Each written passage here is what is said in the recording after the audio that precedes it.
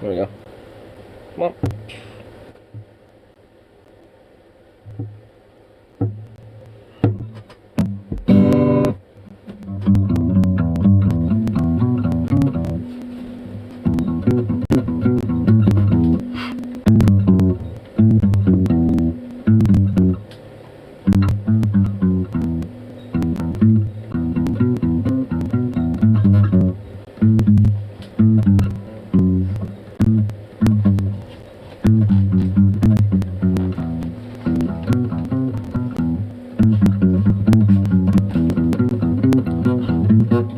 God damn it, what the fuck? I just learned that, really?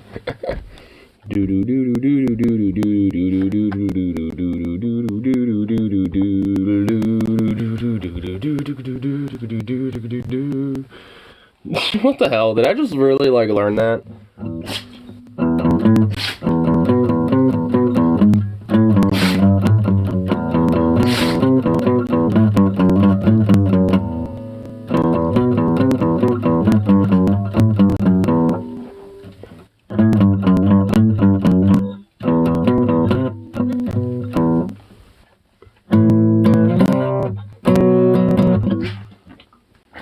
And then it's like dun dun dun.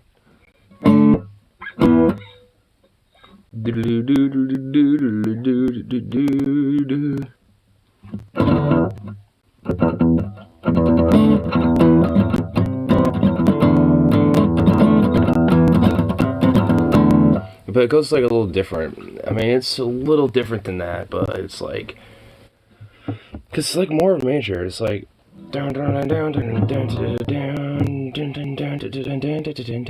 down down down crazy. Something like that. Fuck.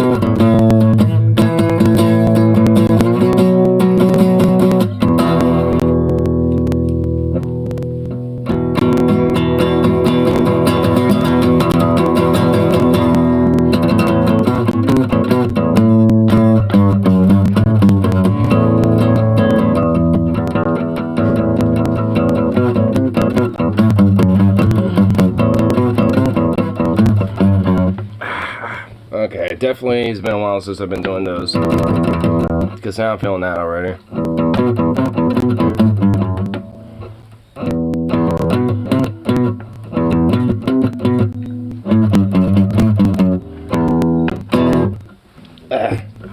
Alright, starting to feel that. Goddamn. Ugh. You know what? Actually, take this fucking hoodie off. I'm gonna realize this is gonna be a little too warm. Hoodie too warm. I don't like that. I don't like too hoodie warm. Cause that ain't cool.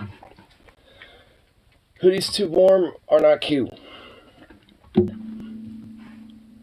And this being on is not cool. There we go. Okay. Gotta do the proper way to take the hoodie off. Sleeves out first.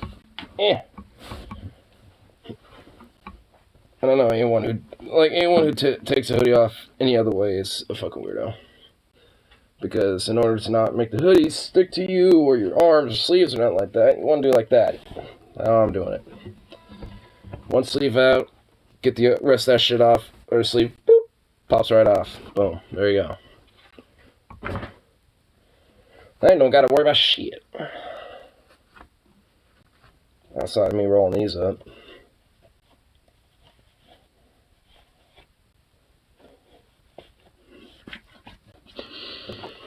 There we go.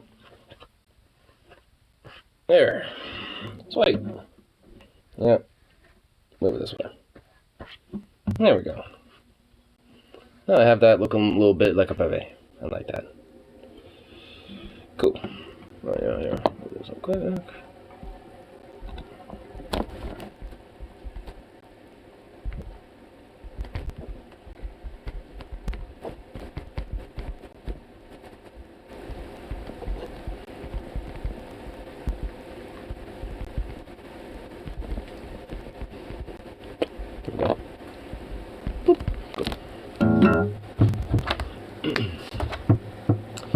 Alright. Here, let me do this real quick. Come here.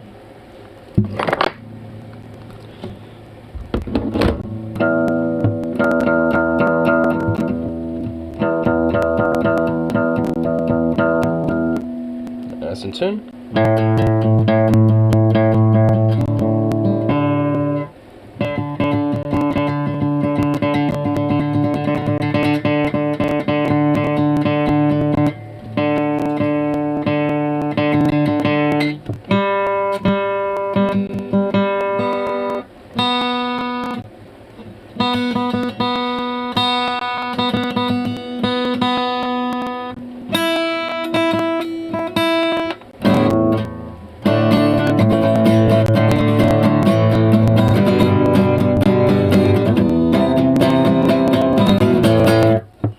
Talking to Roblox Pedrophiles MC. Oh, is there any Roblox Pedrophiles to know about? Because I like that. I like damn apples. I like those apples.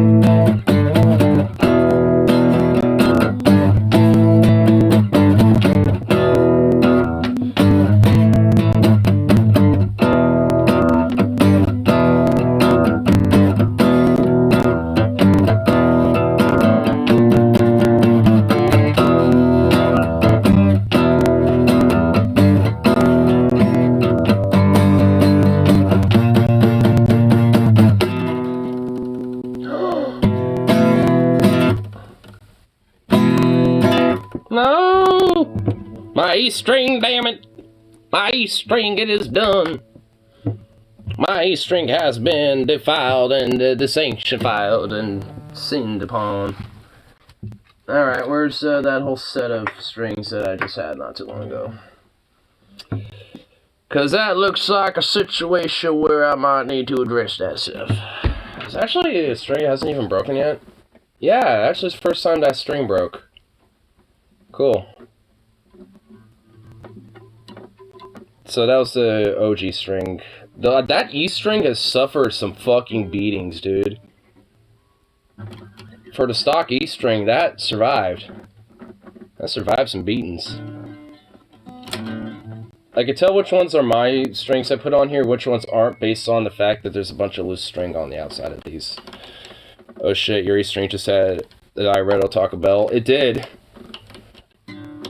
But luckily it's one of the stock ones, and Logan did just give me his new set, which I know I have around here.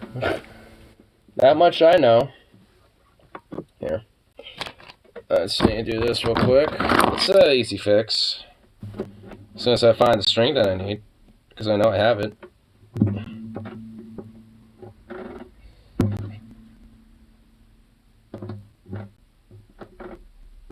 Oh, come on. Come on.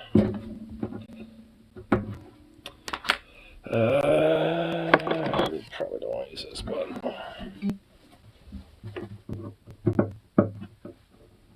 But this will help.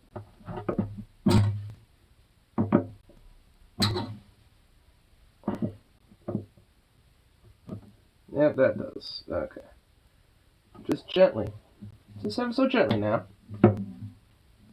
Come on. Pop out of there, you little jerk.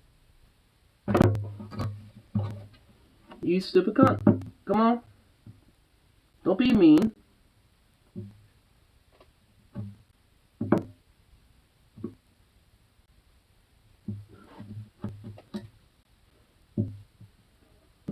Come on now.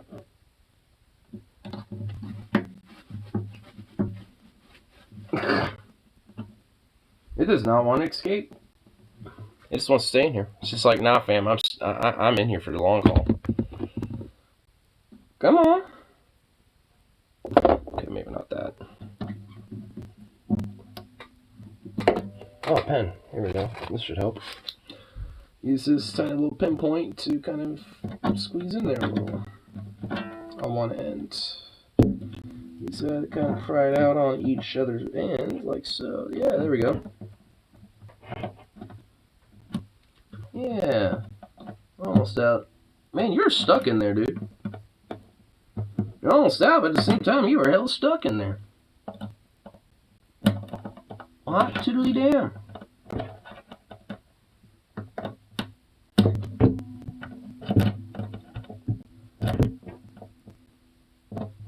Well, I guess to be fair, I haven't had to take this particular little peg out for any reason up until this point.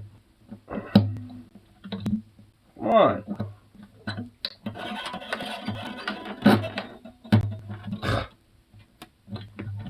Okay. Alright.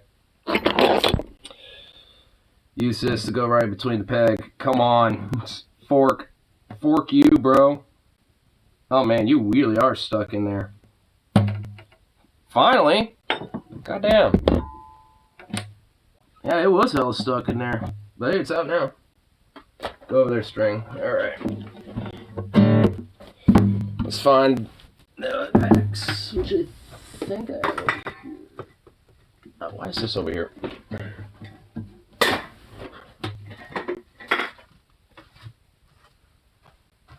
Okay, that's just the A string. Do I have it just chilling over here, or do I have it lying around somewhere else? Because frankly, I really don't want to be going on a fat hunt just for one string. Then yeah, I kind of clean this spot up a little bit. Not even gonna lie, just a little bit.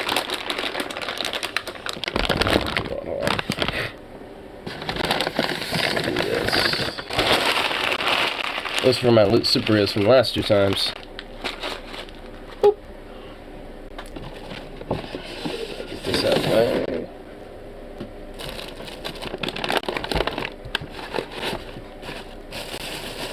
Okay, alright, I need to stop getting paper towels when I go Super Rio, because I'm starting to have my own stockpile of these fucking things. Like, oh my god. I always grab like a decent little stack of them, because I use them to help like clean my pieces a little bit in glass and shit. And, yeah, oh my god, I have too many of them now. I need to stop grabbing them and remind myself, hey, I already have a bunch. But yeah, I don't think it's in this section, so it's probably in there then. Yeah. It is, okay. So it's in this pile somewhere. Fucking hell.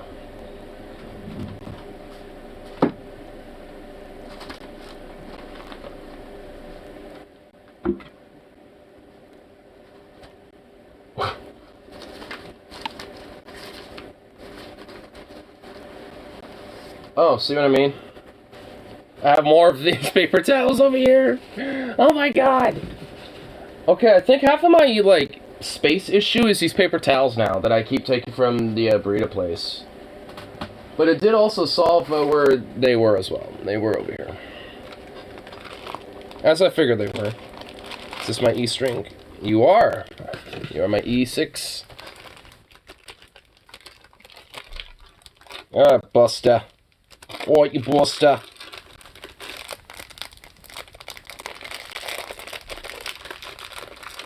There we go.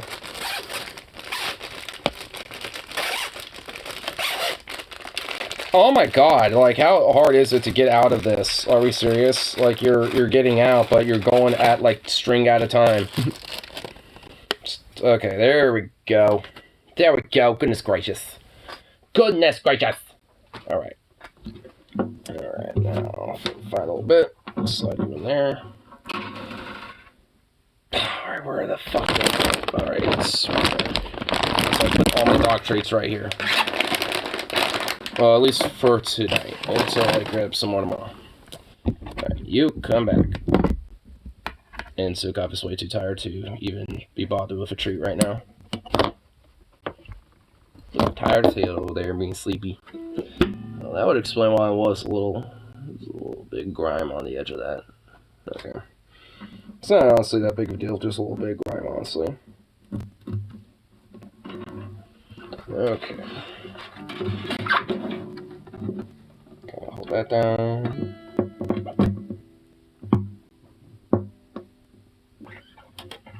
There we go.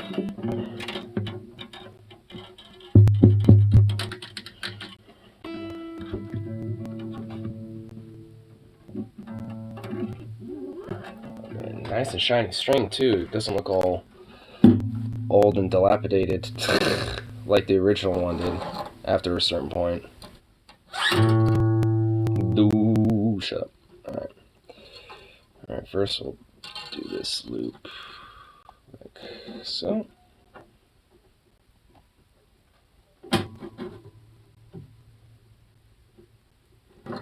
Loop it down.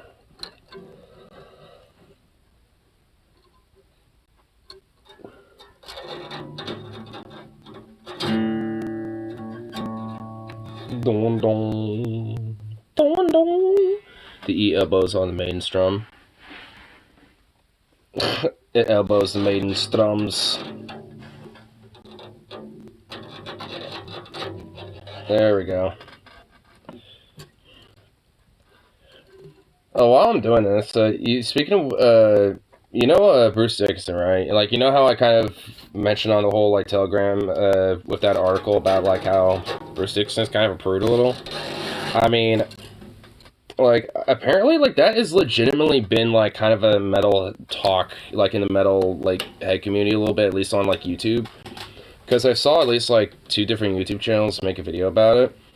And I saw at least one of them because, like, well, you know, if one of them made a fucking video about it, might as well check it out, fuck it. And, yeah, you know, and honestly, all in all, it seems like, at least when it came to one of the shows that mainly got, like, some of the news coverage, which I think was the Anaheim show, it was basically mentions, like, yeah, you know, obviously, you know, that weed has a major impact when it comes to the plan, you know, obviously, and blah, blah, blah. But, I don't know, like, there's a part of me that's just like, I mean, how, like, bad is it truly, though, like, in my mind? Because, like, you see in the shows, like, you know how much, like, those, like, little smoke mist things, you know, and shit, are, like, if all the water vapors and everything, you know, are, like, being, like, expunged out throughout the entire shows, which, obviously, you know, is going to have an effect on, you know, vocals and stuff. So, if part of me is just, like, I mean, if there's people, like, right at the front row, which you would imagine those people are the hardcore fans, like, I would be wondering how in the hell do they have time to light up right in the front row and shit, you know what I mean? Like, when it comes to being, like, up in the nosebleed area and shit like that, I'm just like, how are you gonna get that? Like, it's rising up. And smoke rises up, and if you're already at the nosebleed section, there ain't no way in hell you're gonna be smelling or whiffing it.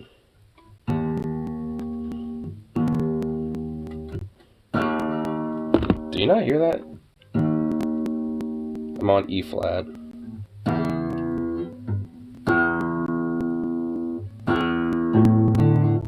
I have it sharp. But I kind of have that purposefully, though.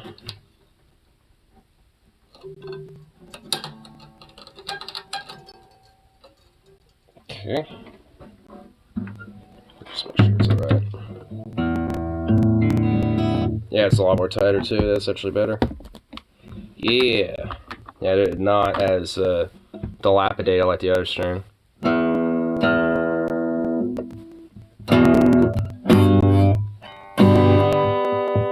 Oh.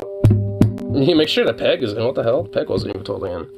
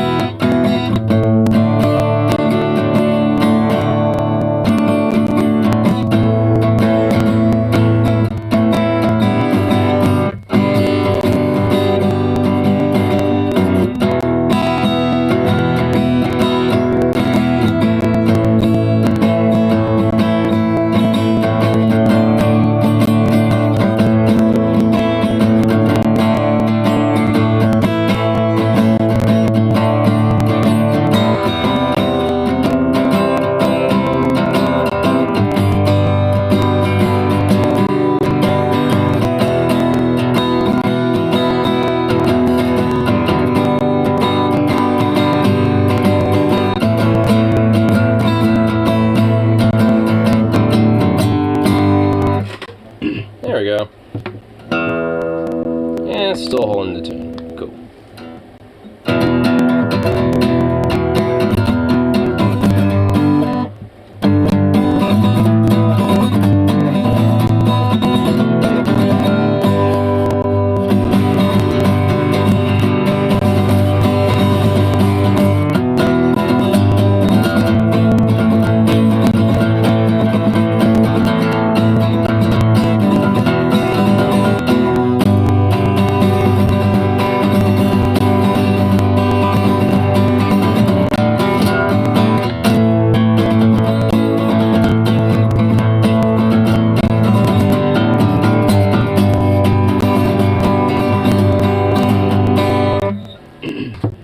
There we go.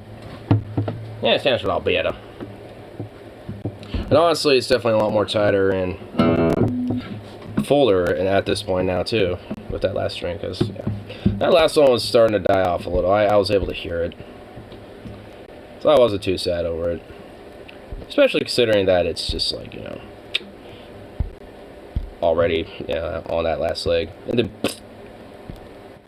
I notice it always breaks like right where it meets with these pegs too, so I can tell it's not directly my playing scraping away the string and shit or nothing. It's just tension wears it down.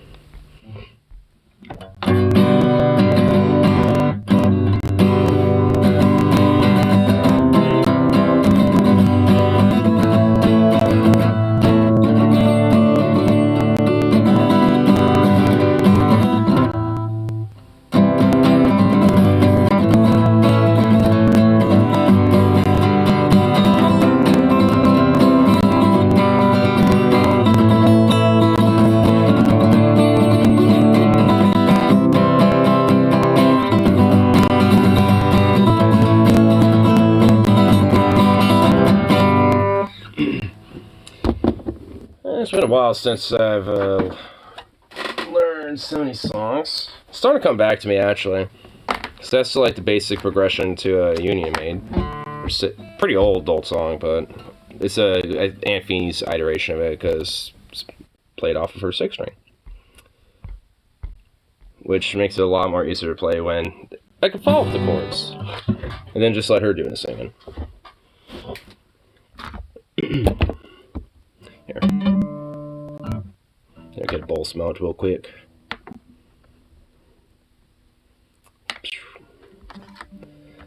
get a little this done out, and here. Let's see how well I can hold the song,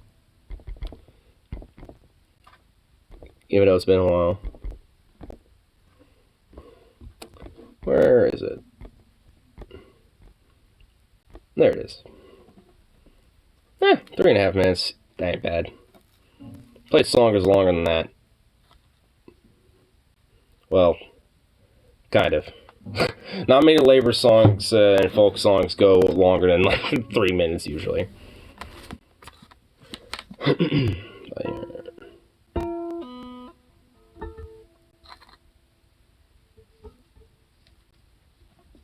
Sweet. Alright.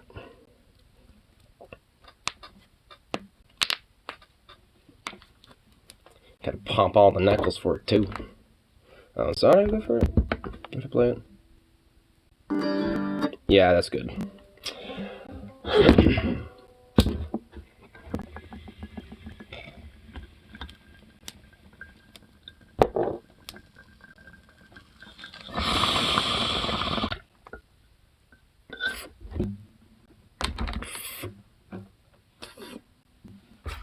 Here, it's a good shot.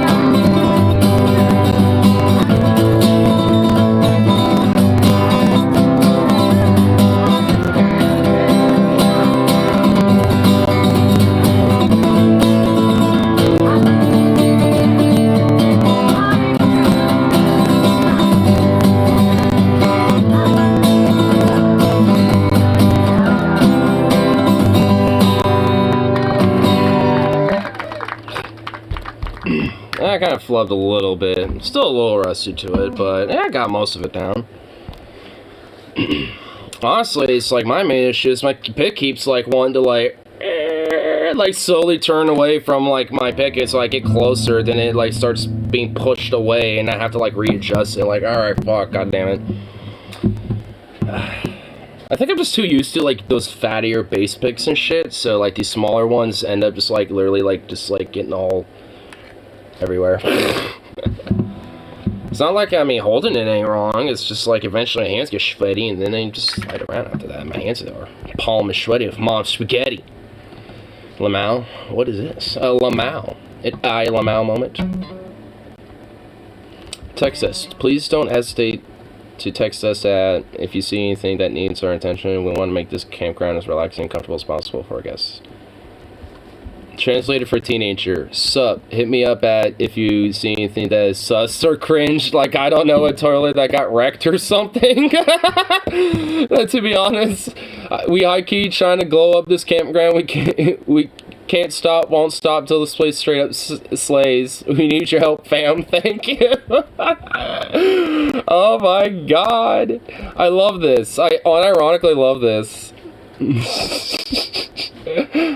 I mean, honestly, just on the virtue that it's just like, you have the regular professional sign, but then there's like, you know, you just have somebody who's like a young guy at the office that's, you know, in charge and make sure the designs are, you know, set up and blah, blah, blah. And you know that they incessantly, you know, just like push this, and it's like, yo, we gotta hit up with the teens, yo. Come on, man. It's like, you think, you know, those zoomies aren't gonna stand all that professional lingo?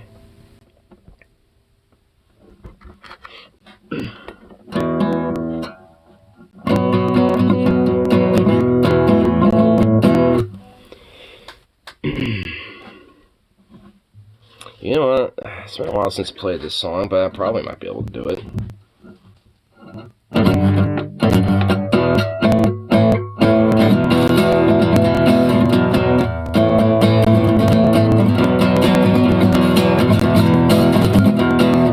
Yeah. No, well, who am I kidding? Of course I could do this song.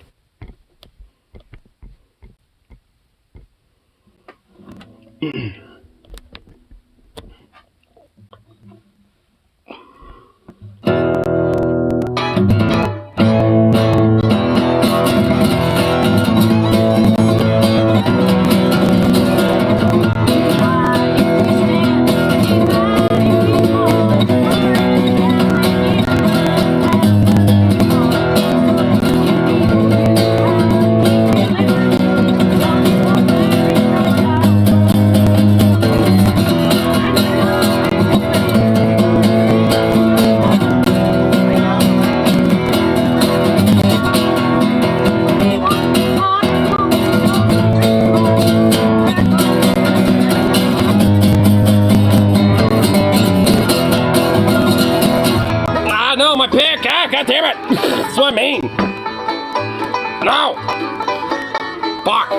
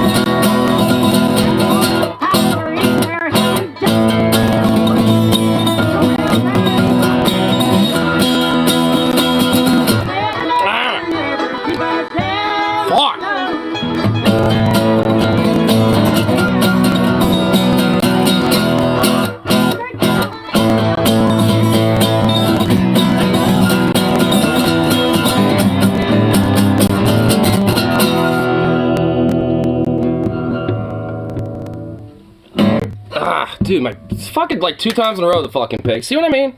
Hands get all clammy, mom's spaghetti all sweaty. Fucking then wants to slip out, like flings out twice. This is why like guitarists have like 5,000 picks on their guitar because of that same reason. And I only got the one right immediately accessible, so I can't just like, oh, grab it, just grab another one. I have to like go fiddle around and pick it up. Ugh. But, I mean, I could tell I still got that with that one, but my hands are all sweaty at the moment. I need to make sure they dry off. I wonder if, like, flour, like, chalk or something would actually help with that. Like, you know how, like, climbers, when they have, like, those little, like, gym rock climb things, you know, get, like, the little powder glove, you know, slide a hand in there, and... I wonder if that would actually help a little bit with keep my fucking pick in my hand. And same thing with the strings, too, a little bit. Like, then, like, if I, like, you know, don't get the tight, you know, like, right on strings, then it just bloop, slides off for a sec. But that's easier to regain control over in comparison to losing a pick on the ground. That's annoying. Because, like, that first time that happened out, and when I was like, God, fuck, no! It's like I felt that groove about to pop in, and then it's like, blink! And I was like, no! No! That gets annoying. I hate that. That's like the bane of like most musicians. It's like, you know, like the piece that that causes the most of the instrument to actually work just bloop, flies out of your hand or something. The U.S. releases Guantanamo Bay's oldest prisoner after holding him 2 decades without charge. Oh my fuck. 75-year-old Saifullah Paracha was detained in 2004 following his capture in the FBI sting in Thailand. So some motherfucker was just like out in Thailand, who I guess was a Pakistani who was probably taking a trip in fucking Thailand, just like, hey, let's visit this country, because why not, fam? You know, I got some money, I want to travel. And then it's like, nope, you're related to Al-Qaeda and Osama bin Laden, you're going to be here for about 2 fucking decades, you piece of shit. You communist fucking terrorist Islamic fucking jihadist son of a bitch. Fucking trying to take America's freedom. It's like, what? It's like, no, I'm having a fucking, like, personal tour trip in Thailand, you son of a bitch. It's like, what? No. But, no, that gets you, like, 2 fucking decades in Gitmo for basically no reason, and then we can just do all the crimes we want to, like, torture, rape, fucking starving you, and who knows what else.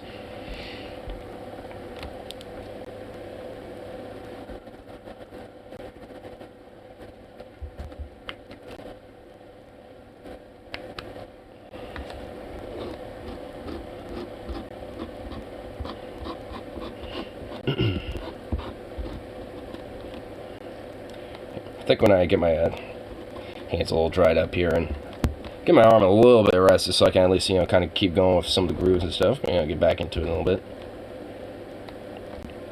Definitely want to give a round 2 for that song earlier as well. Just to make sure I know I still got it without the fucking pick flying out. I really still want to do a more, like, kind of folkier, harder, like, distorted bluegrass version of that song. They'll Never Keep Us Down. Because, I mean, just the song in itself, just like the like, that's like a very, like, rocky punk, like, chord progression. I mean, even though it's all bluegrass, I mean, it's still got, like, that, like, kind of punky vibe to it. And it's like, it just needs, like, a little, I still want the bluegrass there for sure. I still want that folk in there, but just a little oomph of that, like, harder, like, kind of punky fucking shit would just go so fucking well with it. And honestly, I think a lot of labor folk music can, you know, just use a little punk touch, you know, a little touch of the punk love. U.S. government held poor dude without trial, let alone charges for 20 fucking years. I mean, that guy, you know, really needs to just basically be compensated for, you know, for, like, you know, the rest of his life. Like, here's like $1 million for the rest of your life, you know, every year. You have $1 million to survive off every year, you know, like, you do whatever you want with it. Like, here you go, we're sorry. So, like, this isn't going to really solve anything, but hey, at least you could live in somewhat luxury in Pakistan with that. I don't know. Live the last of your 20-something years and shit, you know, to fucking, like, you know, at least make up for it. fifth, sixth amendments are very clear on this. Yeah, Gitmo is allowed to exist anyway because there's no accountability. I mean, forget Gitmo when it comes to that shit. I mean, think about like some of the private prisons and some of the prisons domestically we do to our own fucking people. You know, when it comes to that. I mean, it's like we violate that on ourselves, let alone other people who happen to be foreign nationals and shit, you know, of other countries. I mean, it's like we just do that shit all the time. I mean, there's been plenty of accounts where, you know, like our, you know, people in our own prisons have been like utterly, maybe not to the exact same levels Gitmo, but pretty much have been tortured or brutalized and exploited in similar ways of like the harassment and cruelty that, you know, goes on there. Like I said, not the same level. Like the shit that did come out of Abu Ghraib, Gitmo and shit is just not going to be comparable, but at least when it comes to just like the type of people running that shit and what they can get away with, like, I mean, I'd say there's some analogies that are at least worth comparing. Because at least, you know, despite the most egregious shit, I mean, with what we do know, imagine the more benign shit that they just kind of let off the wayside because, like, well, it's not as severe as this other shit, so... It's like, technically, we do this to our own people, and it's legal anyway, so we don't have to make a report about that type of shit. Like, I mean, you know, there's probably a lot of stuff that, you know, is not, like, declassified entirely. Like, I guarantee you there is some shit about that place that, you know... It'd make anybody's blood fucking boil, really.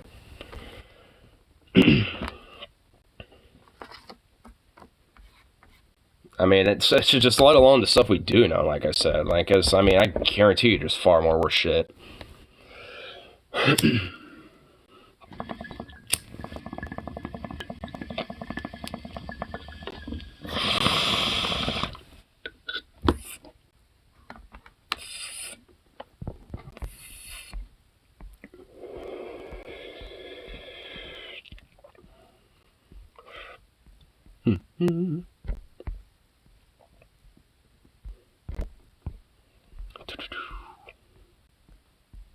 GP, you're so fucking cringe, you're so fucking out-talk. What the fuck's the point? It's just so now it needs repeats hoax that kids are using letterbox in the bathroom. Oh my god. That's just like, it's just a new fucking scaremonger now.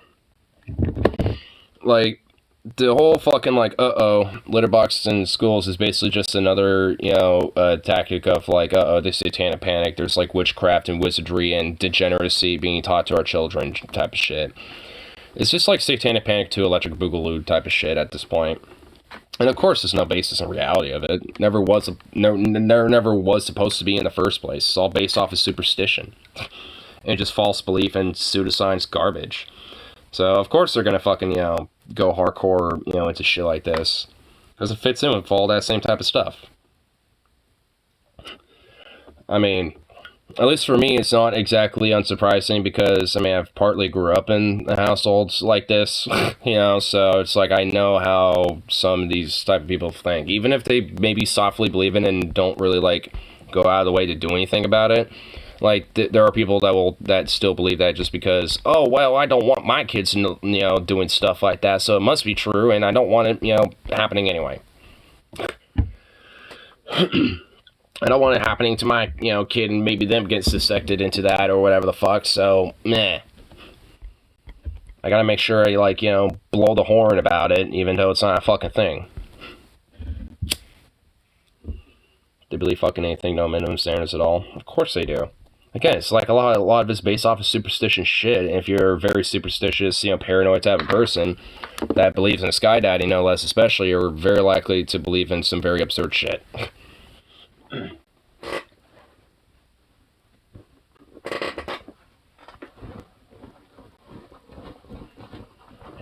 Including, like, unironic litter boxes being in fucking, like, schools, even though that's not happening at all. There's not even, like, a photo of, like, some kids doing a prank of it or anything. There's, like, literally nothing. Outside of literally just, like, you know, one time a fucking, like, mom heard on a Facebook page or some shit, you know, saying at a fucking, like, you know, school counselor's board or whatever, you know, mentioning it. But literally had nothing to back it up, just literally mentioned and murmured it, and then fucking Lives of TikTok spread that around, and just basically it's been a big fucking thing ever since.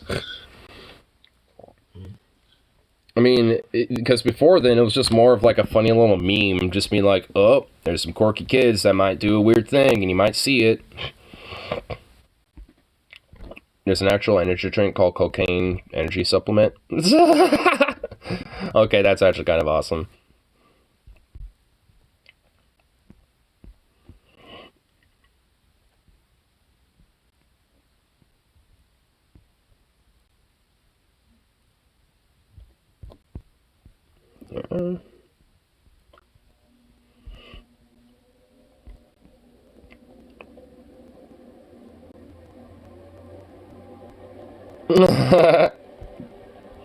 This is a funny little meme.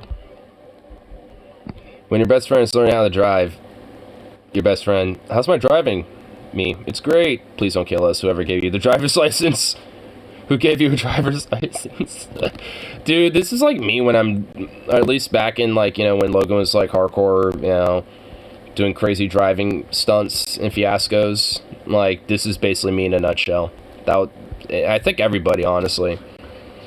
There's like at one point he nearly crashed into a fucking tree, at some point, and to this day denies it because, oh, he had it or something.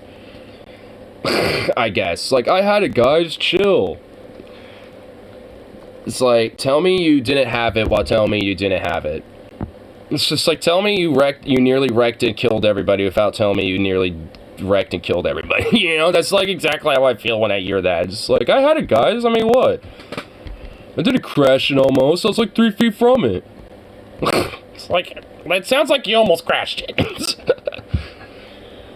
Luckily, I wasn't there. I've just heard the stories from the traumatized the victims of that event.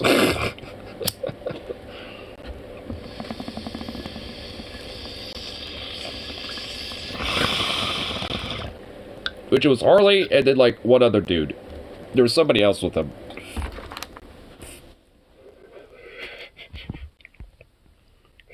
And from what I understand, to this day, he still denies it. It's like, come on, bro. Pretty sure it's okay to be like, yeah, I almost wrecked it. Sorry, guys. So to be fair, I think after that story, I haven't really heard too much of, him having insane, crazy antics. So, I guess in a way, there's a sense of, like, he's probably, gotten better. Well, honestly, yeah, he has. Just mainly on the virtue of just because, like, he doesn't doesn't really drink that much anymore, and, and fucking, if anything, he's kind of, like, iffy about driving around in general. Not enough Fortnite in that meme. Not enough Fortnite.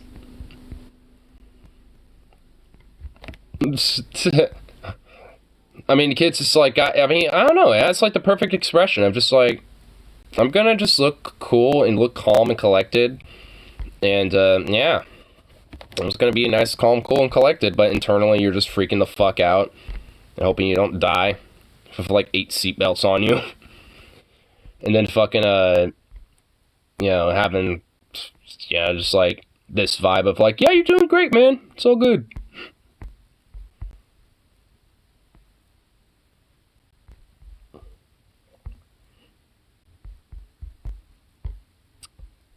Oh, Vosh did a whole fucking, like, stun-like research on Maya, Aztec, and Inca peoples? Dude, fuck yeah. That's cool. I just want to hear, like, what random memes you might have in here. Good portion of last night being highly autistic.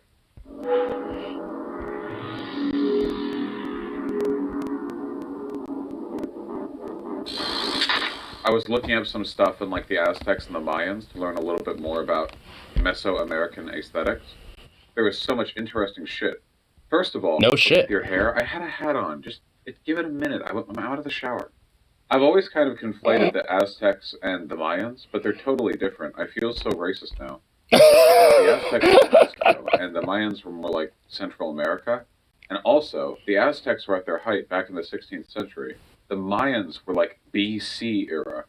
Like totally different. They're just like the two big Mesoamerican civilizations that everyone knows about. That is true. I mean, he's actually totally right. Like, the Mayans have been around for far longer, and their peak and their empire, kind of died off way sooner than the Aztecs. If anything, the main reason why the Aztecs died off was primarily due to the colonialization that was going on. The Mayans will eventually the same thing, but I mean, before that there was different variables to it. I don't know as much about, but there was. I know this much is that there was like the Mayans weren't just like one empire. They were technically like a kind of like how Rome was in a sense, where you had the main imperial state, like Maya in this case, and you had like all these other like more tributary states that were either like essentially like a part as like a province, and it's basically that's autonomous to the Mayan Empire, or were its own independent state, but was partially tributary with very close trade relations or things like that. That were very long lasting and long standing, basically. So there was like a lot of like elements about the Mayans really being more just like a collective of various different tribes that banded together, essentially, really. While there being like one huge like prominent tribe, the Mayans being the big one in that case. Stereotypes about like the Mesoamericans. It's actually pretty cool. I was looking through and I was thinking like, okay, like Mesoamerican history is honestly like fucking awesome. Like, I don't know too much about it, but what I do know and the little I do know about it is really fucking cool. Like in Peru with the Incas, like a lot of their form of writing was actually like string, funny enough. It was like string and knots. So they would have like different colors of string and different types of string to represent like different, forms of communication, basically, of like what the message was. And depending on like what knots were made in that string and shit, it would basically formulate a different type of information. And and basically we're able to have like a legit language out of strings and knots and stuff. It's actually really fucking dope and very innovative if you think about it.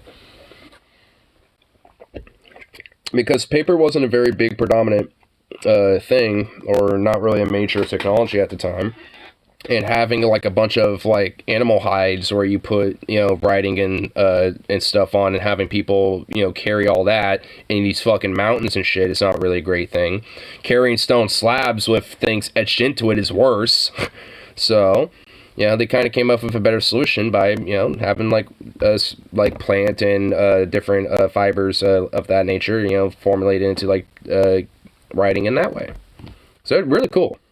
Like super cool about calendars and math and astronomy, and they were like that too inventive with medicine, and they built like incredible like architectural stuff. And they're like, okay, what? And also, we're just now discovering more about like about these people as well, in the sense that we're doing LADAR, like laser scannings of the landscapes in like the Amazon and places in Central and Southern America.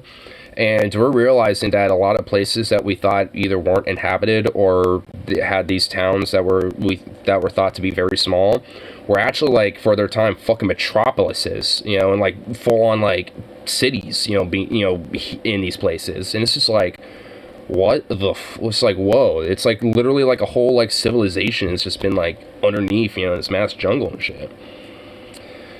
Been a minute, how you been? Pretty good. Kind of exploring this little stuff like Vosh went into about like Mesoamerica and stuff like that, because I kind of have a major interest in shit like that too, because Mesoamerican history is just really fucking pretty dope, honestly. I've just been kind of jamming on guitar off and on in between the two. Really loved war and killing people, and they liked blood, they liked fighting, and they liked it when war led to them killing people and producing blood through fighting. It's like, oh, okay, all right. So humans, the Aztecs took it a bit farther. Yeah, a little bit. They were very They're about like their sun god having like hearts being given to them, and then having those sacrificed humans with their hearts removed, literally pushed down the sacrificial altars and shit. Like there's like a whole massive like ritualistic thing that goes on with it. That's I mean, like, at least when it comes to, you know, like when it comes to like make like a concept for like a metal album or something, sounds metal as fuck. But at least when it comes to like, you know, the ethics of what's going on are obviously pretty brutal as all get out. Because I know a part of it is that the priests or the shamans that usually would also eat the heart as well, on top of the remains of the person's sacrifice. A part of them being pushed down was also like a part of, you know, them going to the next life or something like that, where the people down below would also partake on some that their flesh too as well. It was like a part cannibalistic ritual, like not in totality, but at least in part, and it's kind of fucking metal, honestly. But at the same time, it's pretty brutal, and it's like, oh, whoa, shit, damn, son. Like, in a way, sometimes even like probably just as brutal as like Vikings were and shit, like the Blood Eagle and stuff. Literally blood for the blood godding. What about the Incas then? That's not Mesoamerican, that's South American. And Yeah. They were cool. They were super cool. Well, Jean-Paul Quiller, the Mayans have been around for like ages, but at the height, like the stuff we attribute to the Mayans as a distinct civilization is a lot older. But a lot of the Mayan ethnic groups that were around like 2,500 years ago are still around today. Interestingly, despite colonization, there are portions of the former Mayan civilization and ethnic groups from them that literally are directly like one-to-one today. Like it's the same ethnic group with the same languages and like cultural shit and stuff. Oh yeah. Which is I mean, that's still around even in South America too. I mean, hell, even at least not as much, at least, but in some part, even in North America to an extent. Whereas, like, you still have kind of like the one-to-one thing going on basically with that.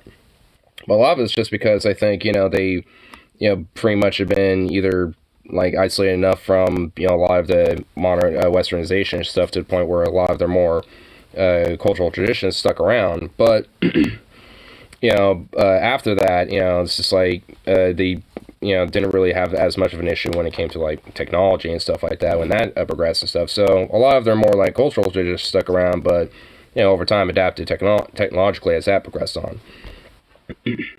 Which is pretty much just like most in Mexico cultures anyway. Yeah, literally. The Aztecs were insane. The Aztecs literally had days in their calendar where they were like, it's fucking war day! Let's do a fucking war! Find a nearby like civilization and just, war day, and they were just let's have a war, baby, let's go. And they would constantly fight with all of their neighbors. They would just do it for literally for fun. It was part of their fucking civilization. So when Cortez came around and the Spanish conquistadors, they were able to leverage everyone else's fucking hatred of the Aztecs. There was never a real like war between the Spanish and the Aztecs. It was like all the neighbors of the Aztecs like saw the tides turning and things got worse and worse for the Aztecs. Then there was smallpox. Also, apparently Cortez held their king hostage for a year. It was a whole thing. Yeah, and also he basically, because of that, was able to essentially like co-opt the entire empire, and that's essentially how it collapsed. Like basically, was Cortez essentially like like promised the king like with exchange of gold, if at least some more diplomatic relations with each other, but obviously that wasn't the case, and was kidnapped and hijacked instead, basically. And with that, essentially left the conquistadors to be the dudes running the shot and calling the shots and everything. Scam. Were the Aztecs the ones who said 2012 was the apocalypse? No, that was the Mayans. The Mayans loved calendar making. Listen, and I think the main reason why they stopped at 2012 was because they didn't really actually continue progressing the calendar at that point. Mayans loved calendars because they were cool and mathematic, because the Mayans were autistic. The Aztecs liked calendars because every once in a while it would be war day, and they would go get to do a war. Hey, let's sacrifice everybody due to our blood god day. Every time a boy was born, they would bury its umbilical cord with a shield and an arrow as a way of signifying to the gods it like a new soldier has entered the world. They started getting trained in warfare. Well, that's kind of like metal as fuck. At 15. They would literally, this is not a joke, they would literally, depending on how many captives they got, not kills, captives, how many living enemies they brought back, they liked their sacrifices, they would give you more clothing and cooler clothing. You would get like a cape on your first capture. On your second capture, you would earn the honor of wearing sandals on the battlefield. Initiates. Oh yes, the great honor of sandals. They have to go like make it through the jungle barefoot, like character building. And if you have like 4 captives, you get like this giant plumed fucking hat. Yeah, it's awesome. This is like return to tradition, right? Like, can you imagine going to a U.S. military base in Iraq and you see some guy with a giant plumed feather hat, and it's like, oh, yeah, that guy killed like 4 insurgents the other day. He's got a giant hat and like a cape and sandals and everything. That was literally just Aztec society. Okay, one other thing. Okay, this is so fucking dope. Okay, so I learned a lot about how Aztec like warfare developed, right? Because there were a bunch of differences between how European war and Aztec war developed. First of all, the Aztecs were like big. They fielded armies of hundreds of thousands of people. Tenochtitlan was, for a time, one of the largest cities in the world. It was bigger than London. Oh, yeah. In the 16th century. And it was also built on top of a literal lake. Like, basically, the whole lore of it is, essentially, is that, like, there's like, these 2 dudes. It's almost similar to how, like, the story of how, like, the Roman Empire, it's almost, like, kind of, like, eerily a little similar about.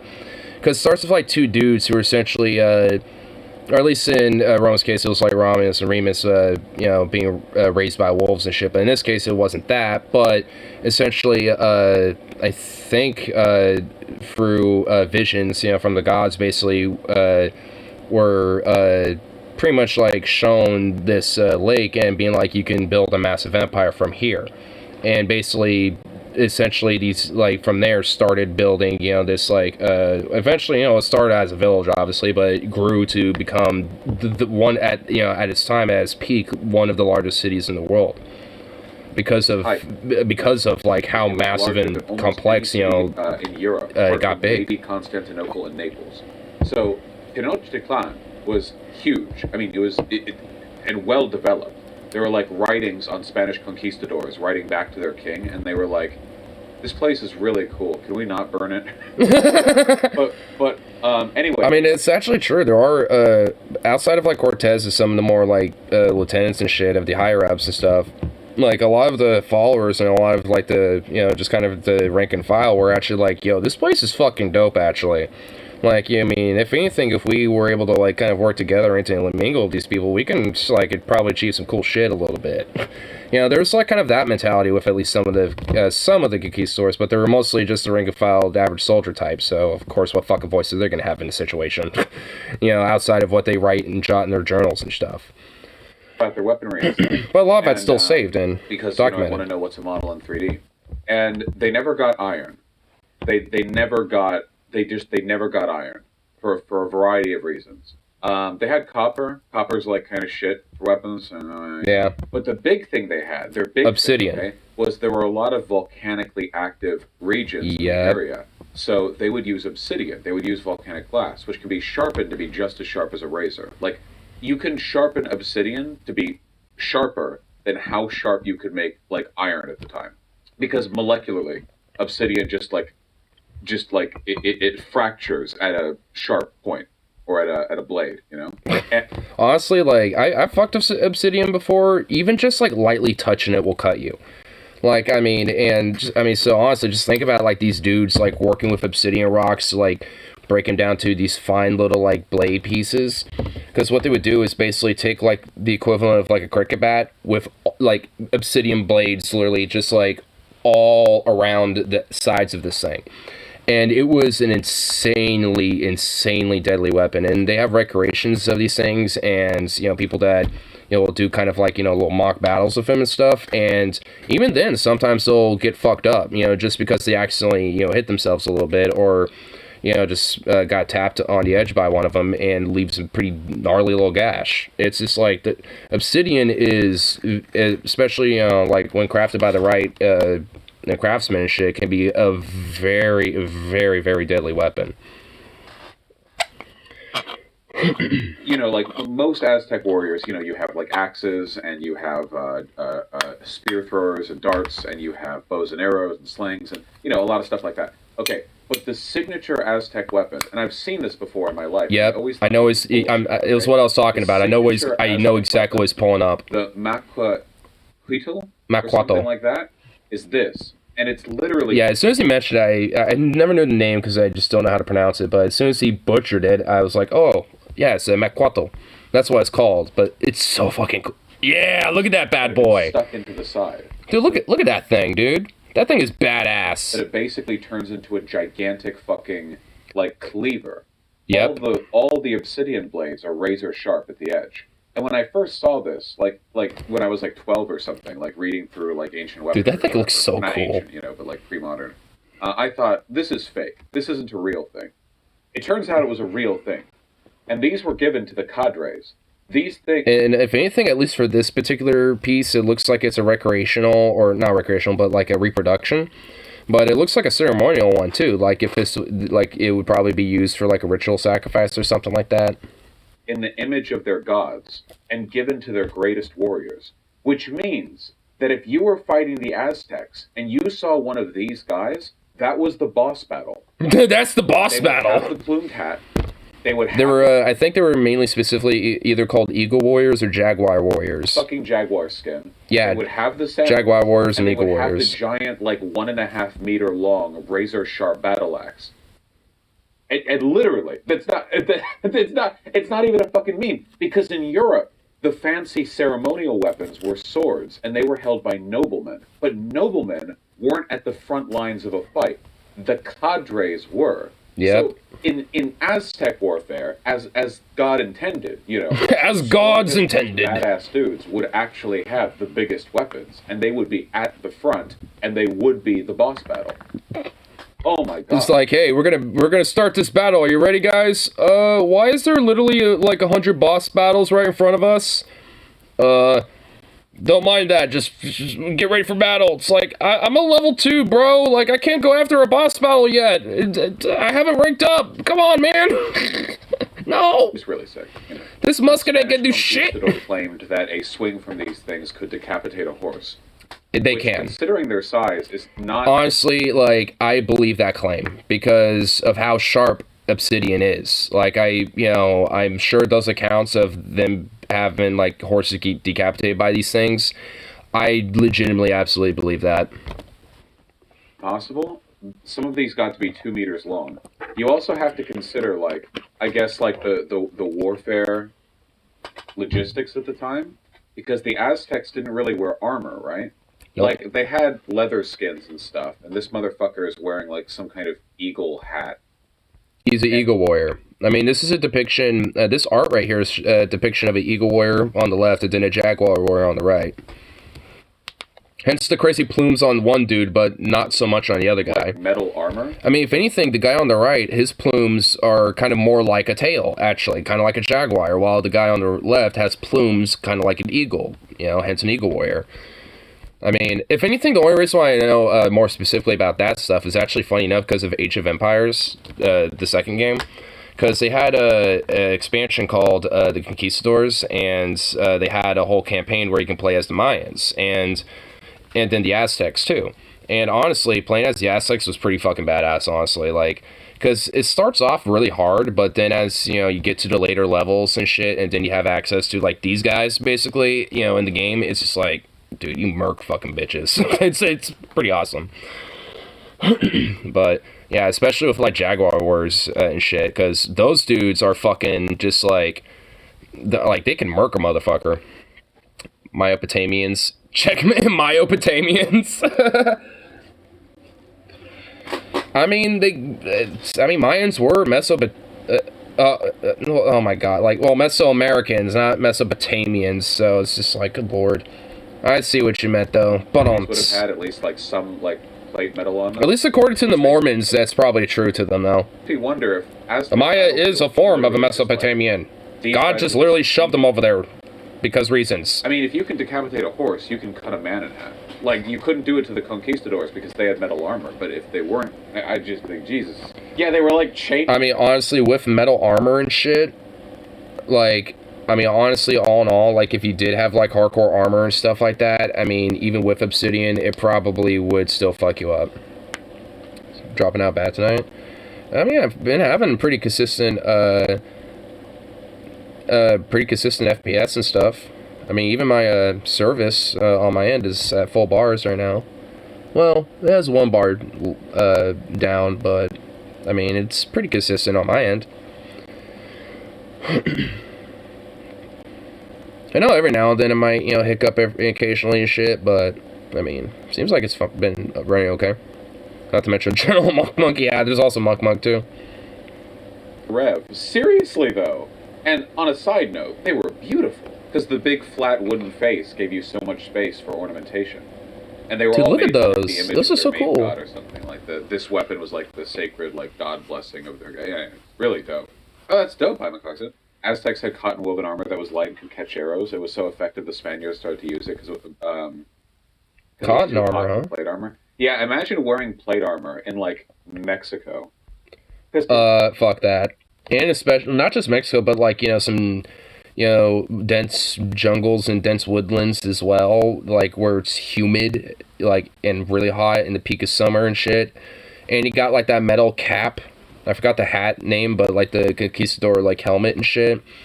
And, like, like, thigh plates, like, fucking shoulder plates and shit, like, I mean, fuck, dude. You'd be sweating balls and borderline heat stroking. And cold water just wasn't immediately accessible, right at the time. You didn't have, like, a nice little ice cold chest, where you could just pop up a nice cold water bottle, you know what I mean? Videos today. That would suck.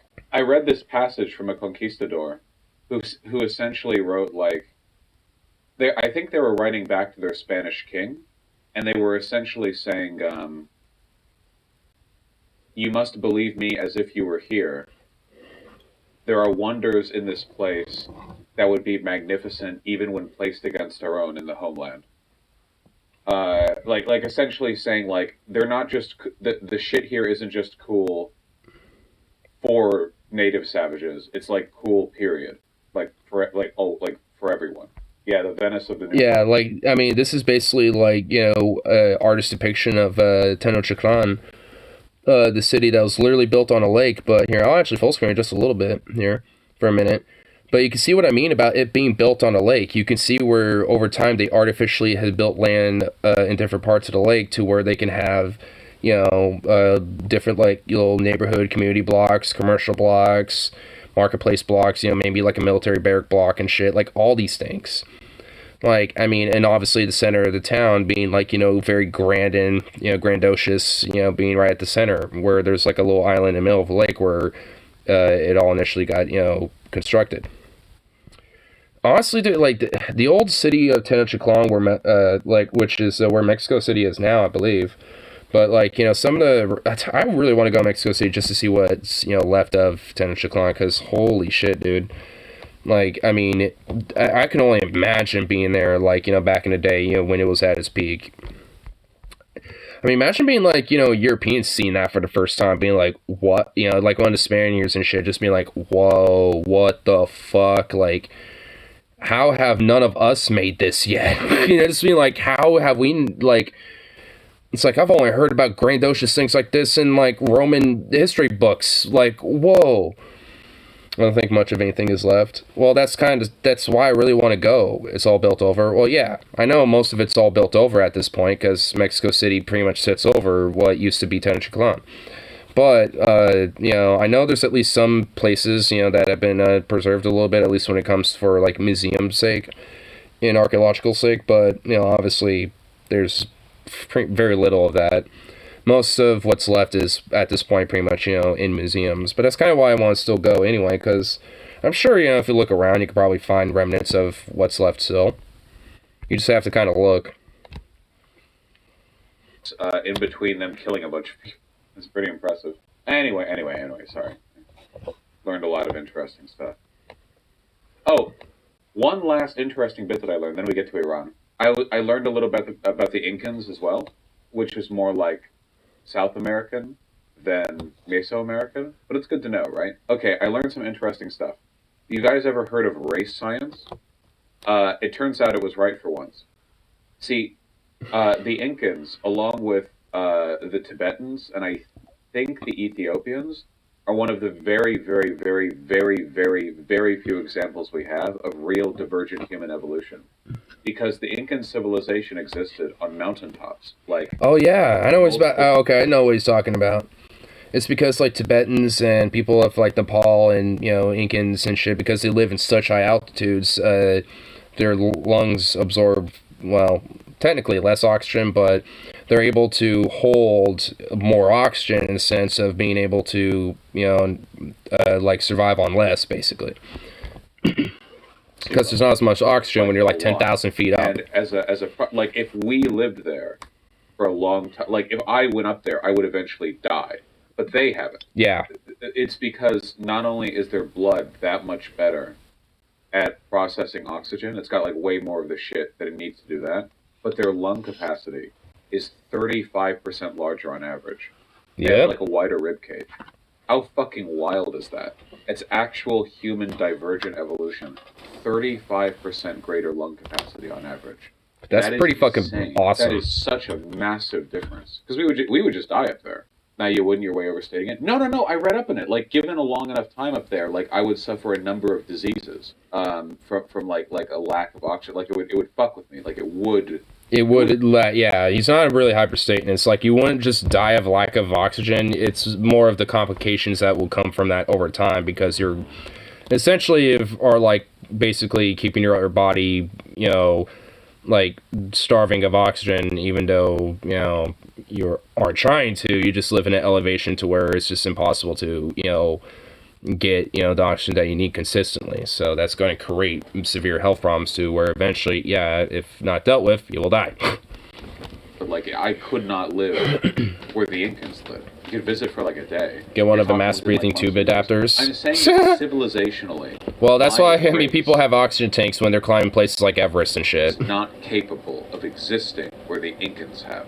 Like, regardless of like individual attainment, or like you could train for it or whatever, like biologically, I'm not designed to live there. You're overstating? No, this is what I read. Wait. Oh my god, everyone's like, no, overstatement, it's like, not necessarily. I mean, honestly, another example of this is also during World War II, when Japan was fighting the British Raj and were like in Burma and doing their campaigns there and shit.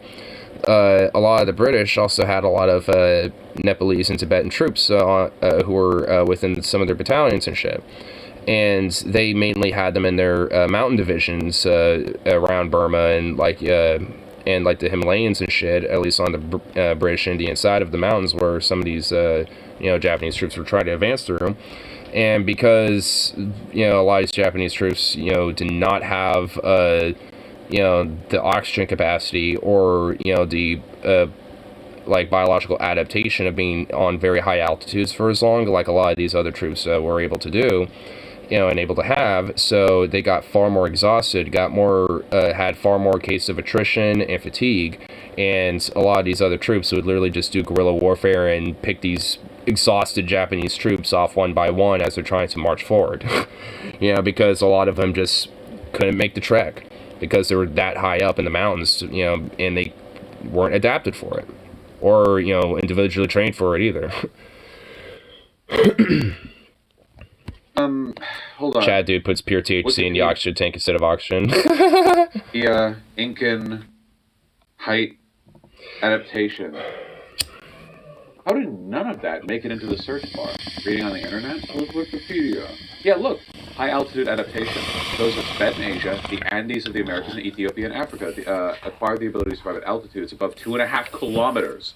This adaptation means irreversible long-term physiological responses to high-altitude environments associated with hereditary behavioral and genetic changes. While the rest of the human population would suffer serious health consequences, the indigenous inhabitants of these regions thrive well in the highest parts of the world. These people have undergone extensive physiological and genetic changes, particularly in the regulatory systems of oxygen respiration and blood circulation, when compared to the lowland population. About 81 million people, about 1% of the world's population, live permanently at altitudes above 8,200 feet, Damn. putting these populations at risk for chronic mountain sickness. However, these chronic mountain sickness. Oh god, that sounds bad. altitude populations have done so for millennia without complications. This special adaptation is now recognized as an example of natural selection in action. The adaptation of the Tibetans is the Yeah. fastest known example of human evolution, as it's estimated to have occurred any time around 1000 to 7000 BCE. Yep. How dope is that? Wouldn't fucking this work based. both ways? If they lived where we live, wouldn't they suffer? No, I think they can live where we live. Yeah, if anything, they would thrive just as fine here, too. Like, I mean, this just means that they're adaptable for highland areas like the Andes or the Himalayas and shit like that, in comparison to, sea dwellers like us. Land, bottom feeders and land dwellers and sea dwellers, or at sea level and shit. Like, we would suffer things like chronic mountain sickness as, oh god, that sounds awesome. Whilst, dog, did you just fart? Oh god, bro, really? Oh, fuck, yeah, he did. Jeez. Pew-wee, bro. Fuck. Goddamn. But then, but like, if they were to come down here too, like, at sea level and shit, I mean, they wouldn't have any complications or any problems. If anything, they'd probably, like, be able to do runs or jogs or, like, do, like, extra work and shit, and stuff, for example, like, like lugging boxes or something like that, for example, and not, use as much oxygen or energy because, of those adaptations. So if anything, they'd thrive just as well, pretty much anywhere on the planet, basically. If anything, they are, dare I say, the Urbemensch, Tibetans, Highland Ethiopians, and, a lot of, indigenous peoples of the Andes Mountains, the Urbemenches. Evolutionary trade-off somewhere, like maybe they need more calories or there's something, like there's always a trade-off. So they would probably, if they lived at our altitudes, suffer maybe some minor thing, but I think they're mostly probably fine. Oh, they're smaller, that's right, they're shorter. People at higher elevations are shorter. That's wild, Henry.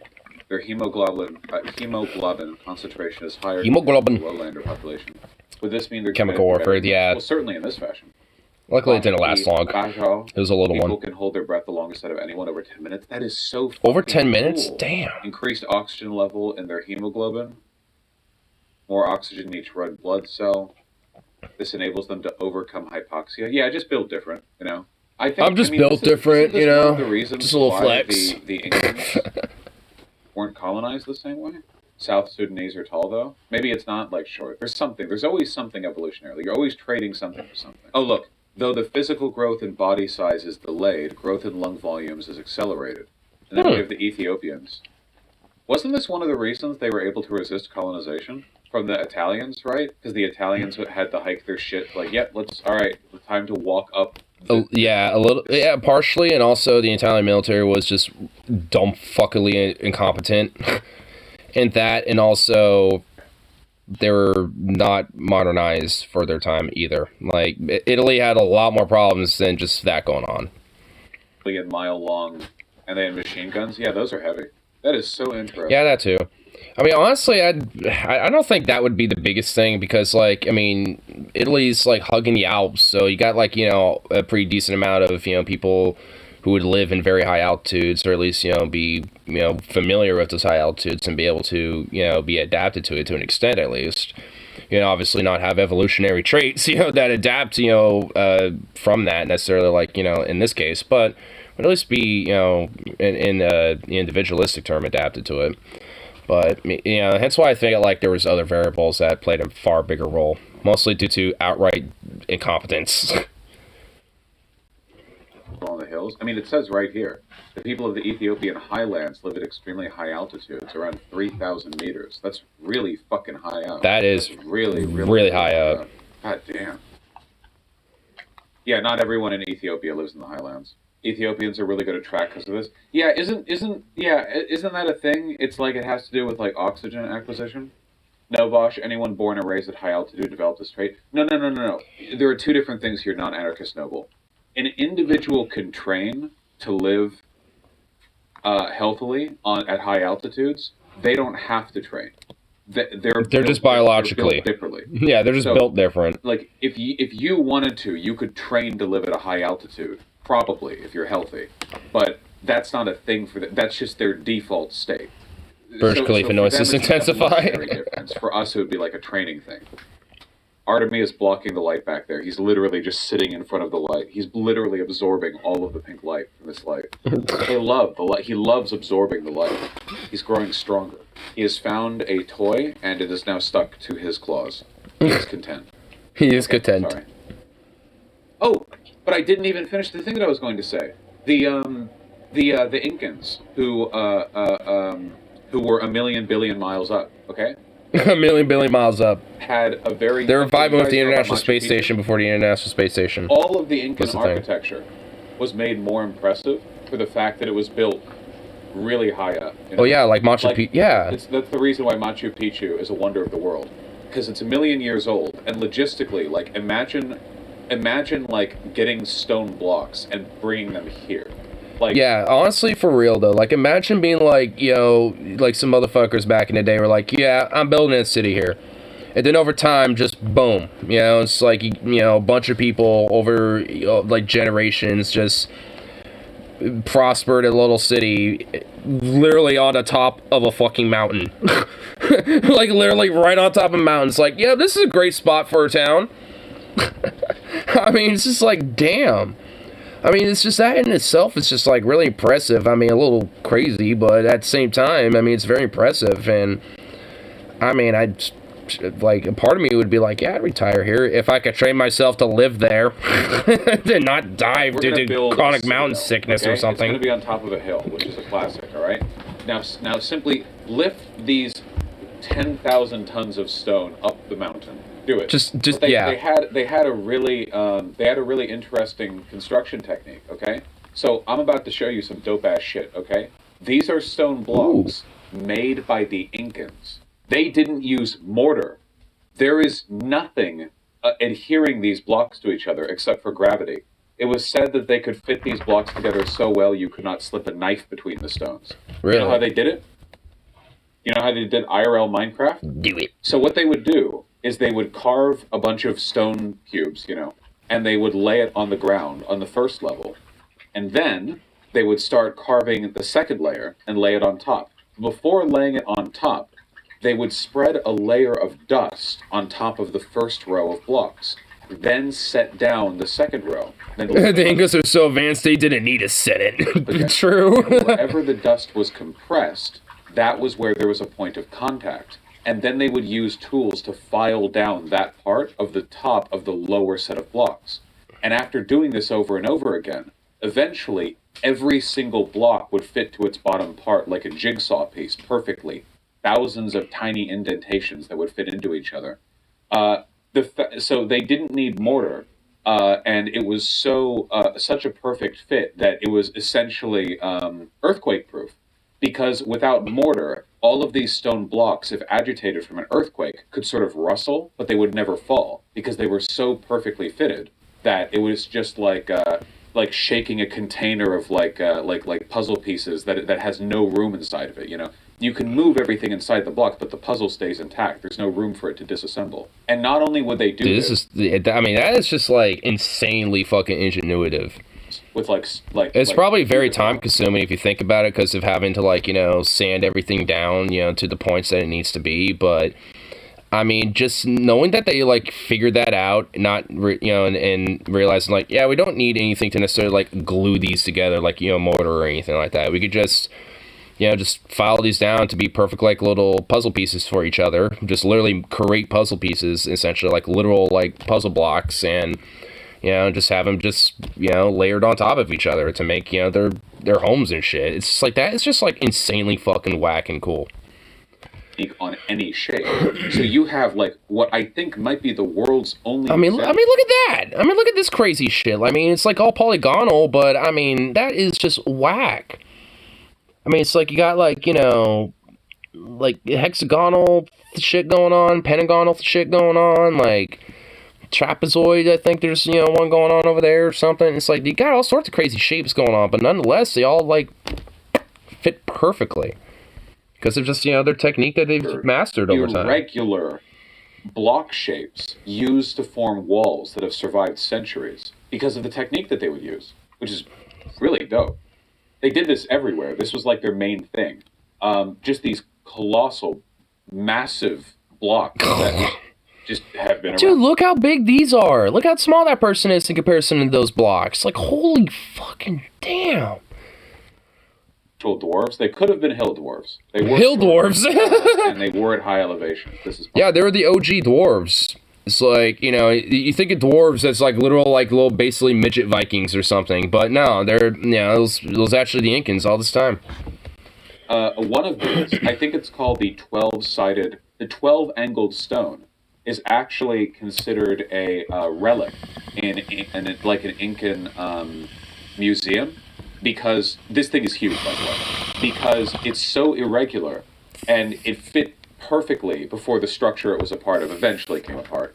But it's like an example of like the fine precision here. We're talking like fractions of a millimeter of precision on stone blocks larger than a human. How do they do the dust thing on the vertical sides?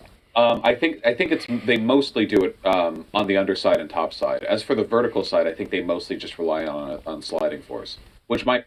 I mean, also, I feel like, you know, that maybe, like, when they have them pressed together, they would put dust in between it, you know, and, like, kind of like a little, like, dust fucking, like, you know, have, like, the low cavity filled with that, and then file it down that way, so it's at least, you know, shaped up enough relatively to where it, you know, won't, you know, or it just kind of stays rustled, but doesn't, like, you know, break off or whatever.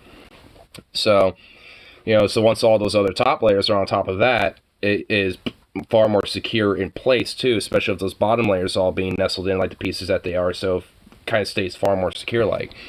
And if anything, I would imagine whatever dust is left over actually kind of creates like a little extra tight seal of pressure too on top of that, you know, including at the bottom and top layers as well. I mean, obviously I imagine over time it dissipates, but you know, it's like, at least for the initial construction, I mean, it's just like, I'm noticing it's like at an angle too, like, that's whack. Like, they did that shit, but they had it at a slight angle, and then just all they did, you know, to fix that was just have this weird little, like, Idaho or Utah shaped looking fucking block, you know, bloop, you know, plopped it up against that to have all those just kind of slide next to each other. Actually, it looks like there's like little water, like, pipes or something like those. It's like that's where water will come out of it or something. Here, let me answer this. No, I mean, it's just like the exterior of the rocks, actually. I thought it was like some shit where it's like, yeah, they kind of had like a little, like, pipe almost, you know, just carved into it, you know, so they had like a little sewer system or something. I wouldn't be surprised if they did that, obviously. But at least in that case, there's an epic party going on at an apartment a few buildings over. Awesome. Have these irregular shapes, because that way it makes it like impossible for stuff to just kind of like slide apart, you know, like this isn't how they do the measurements. They didn't do the measurements. Their system, well, I mean, they had measurements, of course, but like this, it was just done by filing down the top and bottom surfaces. Yeah, I mean, honestly, this is just done by, you know, just looking at it. I mean, that's basically, it's kind of like how an artist will just kind of, like, create something as they go. Like, that's what the Incans did. Like, they had measurements and stuff. Like, you know, they had mathematics, obviously, you know, and measurements, you know, to an extent, or at least had an understanding of it. But they just used it as they went along. They didn't, like, you know, do, like, the pre-planned, like, blueprints, you know, of how they're going to make everything. They just did that as they went along. So they would just kind of look at it as, you know, all right, I want a hut right here, and then they, you know, start the first, like, kind of layer of where the hut's gonna be at, and then they just kind of went from there, you know. And, like, that's essentially, it's like how it, you know, how they do it, you know. It's like they don't really have, like, you know, a sense of, like, you know, doing, like, measurements and blueprint work and shit. Like, they just did that as they went along in their head, which I think makes it even more impressive in my mind. They would leave indentations and layers of dust. Really wild stuff, you know. Funnily enough, the Aztecs are the ones who didn't actually have measurements. The Aztecs were so war-focused, they never had standardized measurements. They would use people's body parts, like, this is a wingspan, this is an arm's length, you know. That was what they did. And somehow they still built Tenochtitlan, so, you know, whatever. I mean, clearly they were doing just fine, but... Yeah, their measurements are just done in body parts, but hey, you know, they still have measurements. The Incans were quite developed. The Mayans fucking loved math, so... Anyway, I just think it's important to learn about stuff like this, because I feel like, especially from a Western perspective, even if you're a progressive, it's really easy to just kind of think like, oh yeah, there were like the oppressed indigenous people, and then like the West came and like ruined everything. But I feel like once you actually get into it, it's like there's a lot of really cool. It's just interesting because it's totally It's like architectural evolution. This just doesn't exist in Europe. This kind of like stone facing. Anyway, sorry for the divergence. I've really been trying to make an effort to learn a little bit more about the history of civilizations we don't know that much about because I feel like it's informative. The It Incans were able definitely to do this is. because of potatoes, which can be dried and preserved for decades and can grow with little water. The Incans had a command economy with a near drought-proof logistics chain. They had stockpiles of weapons and dried potatoes. Fuck yeah, dude. Dude, fuck yeah. Turn to tradition. I mean, And yeah, like, hey, if that's what our traditions are like, hey, let's have a command economy where we're able to fucking, basically have drought-proof fucking, agriculture and shit like that and live up in the mountains. Yeah, like, I'm down for that. I'm just reading the chatter, right? But I believe them wholeheartedly.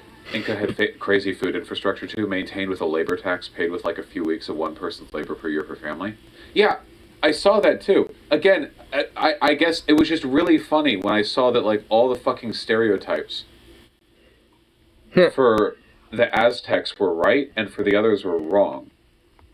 Have you seen that they used wheels only for toys? Because why would you use wheels on mountains? Yeah, the Incans Yeah. never used wheels. They moved these stone blocks that weighed multiple tons without using wheels because their terrain was inhospitable to wheels. But the Aztecs were legitimately fucking insane, so, you know. If you look up Inca mountains, all you get is Machu Picchu. That's like the only thing that you can see. I'm trying to see if I can find like a non-Machu Picchu. Literally, it's just like Machu Picchu, you know. It's like the biggest thing Like, everyone knows about. You can kind of understand why, because I've seen like white supremacists gloat like the Incans never invented wheels. They could have. Well, they kind of did if they had like wheels on like toys and other things, but not for like more necessity things like traversing and the land. Because well, how in the fuck are you gonna have wheels on mountains? Like there's like they knew about the concept of wheels and how to make them. They just why make them when there's not going to be many uses. Like you might have some use like once you're actually in the city like this.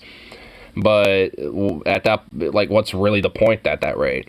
I mean, you're already like a swole fucking like heavyweight fuck. At that point, short as you are, so might as well just log them the rest of the way to where you need to be, instead, because you already logged shit up all the way up these mountains, so like, if anything, that flat land would be chilling. It's like, all right, I get to walk on flat land. No more mountains. Yay, I'm here.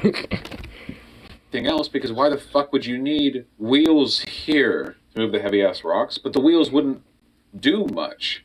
Look at the mountains they had to traverse. No And yeah, what would shit. even pull that? Yeah, llamas. They didn't even have like pack animals. No oxen. Yeah, that's always been one of the most convincing explanations for me. The one that CGP Grey put out. Well, he didn't invent it, whatever, but like he did videos on it. How like one of the big civilizational differences, one of the big like easy versus hard starting locations for civilization was just like, do you have useful animals nearby that you can domesticate?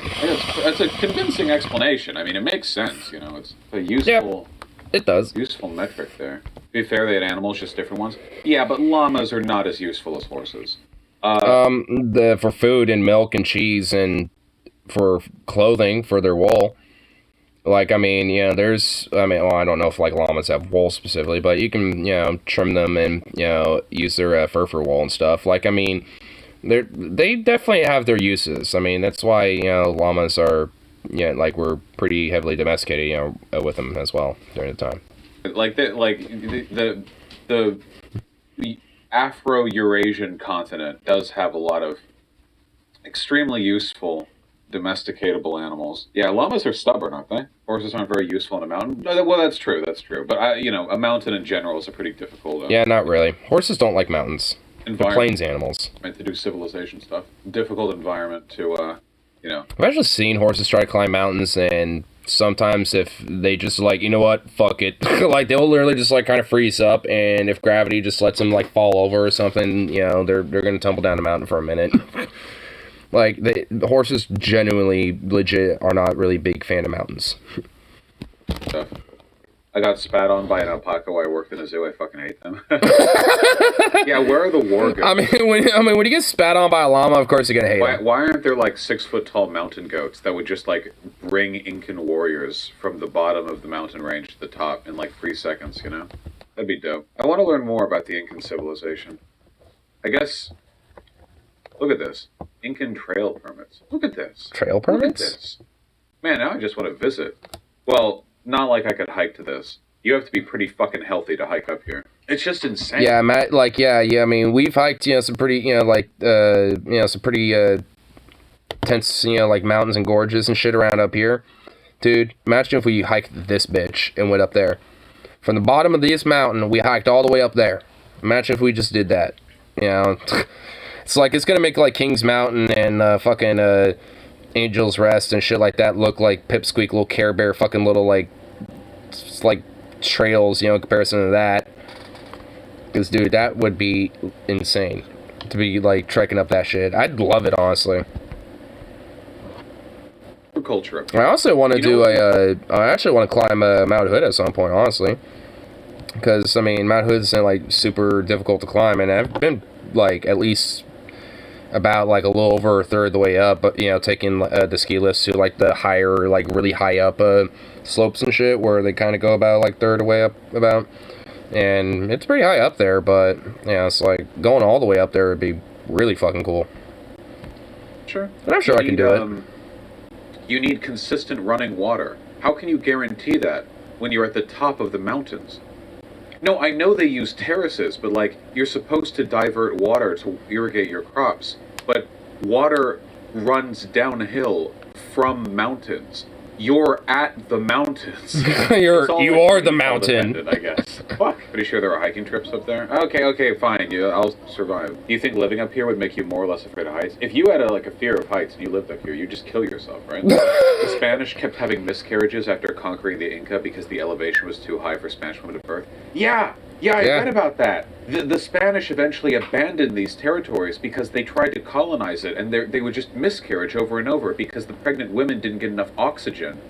This is what I mean by, like, you can train to live up here, but genetically we couldn't live up here. That's all. Yeah, that was kind of what Maj was mentioning from earlier. But yeah, like honestly, that's one of the main key factors as to why a lot of these, especially in South America, a lot of colonies failed there. It wasn't necessarily just because there wasn't really support for them. It was just like they literally could not survive there. Like it was just fundamentally unsustainable for them to try to like, keep immigrating people there because, or like, bring colonists there because every time they give birth to people, they just die. They just have stillborns and miscarry. Individual human can get strong enough to survive up here. Like, we're not supposed to be up here. The Incans were. The Incans could be up here. The Inca built massive net complexes. We can't, but they can. Water. What? That can't be real. Wait. Long enough to survive up here. Like, we're not supposed to be up here. The Incans were. The Incans could be up here. The Inca built massive net complexes that could catch and condense water. What? That can't be real. That's too cool to be real. Incan aqueducts. The Incan aqueducts refer to any series of course. Aqueducts with the Incan people. The Inca built structures to increase arable land and provide drinking water baths.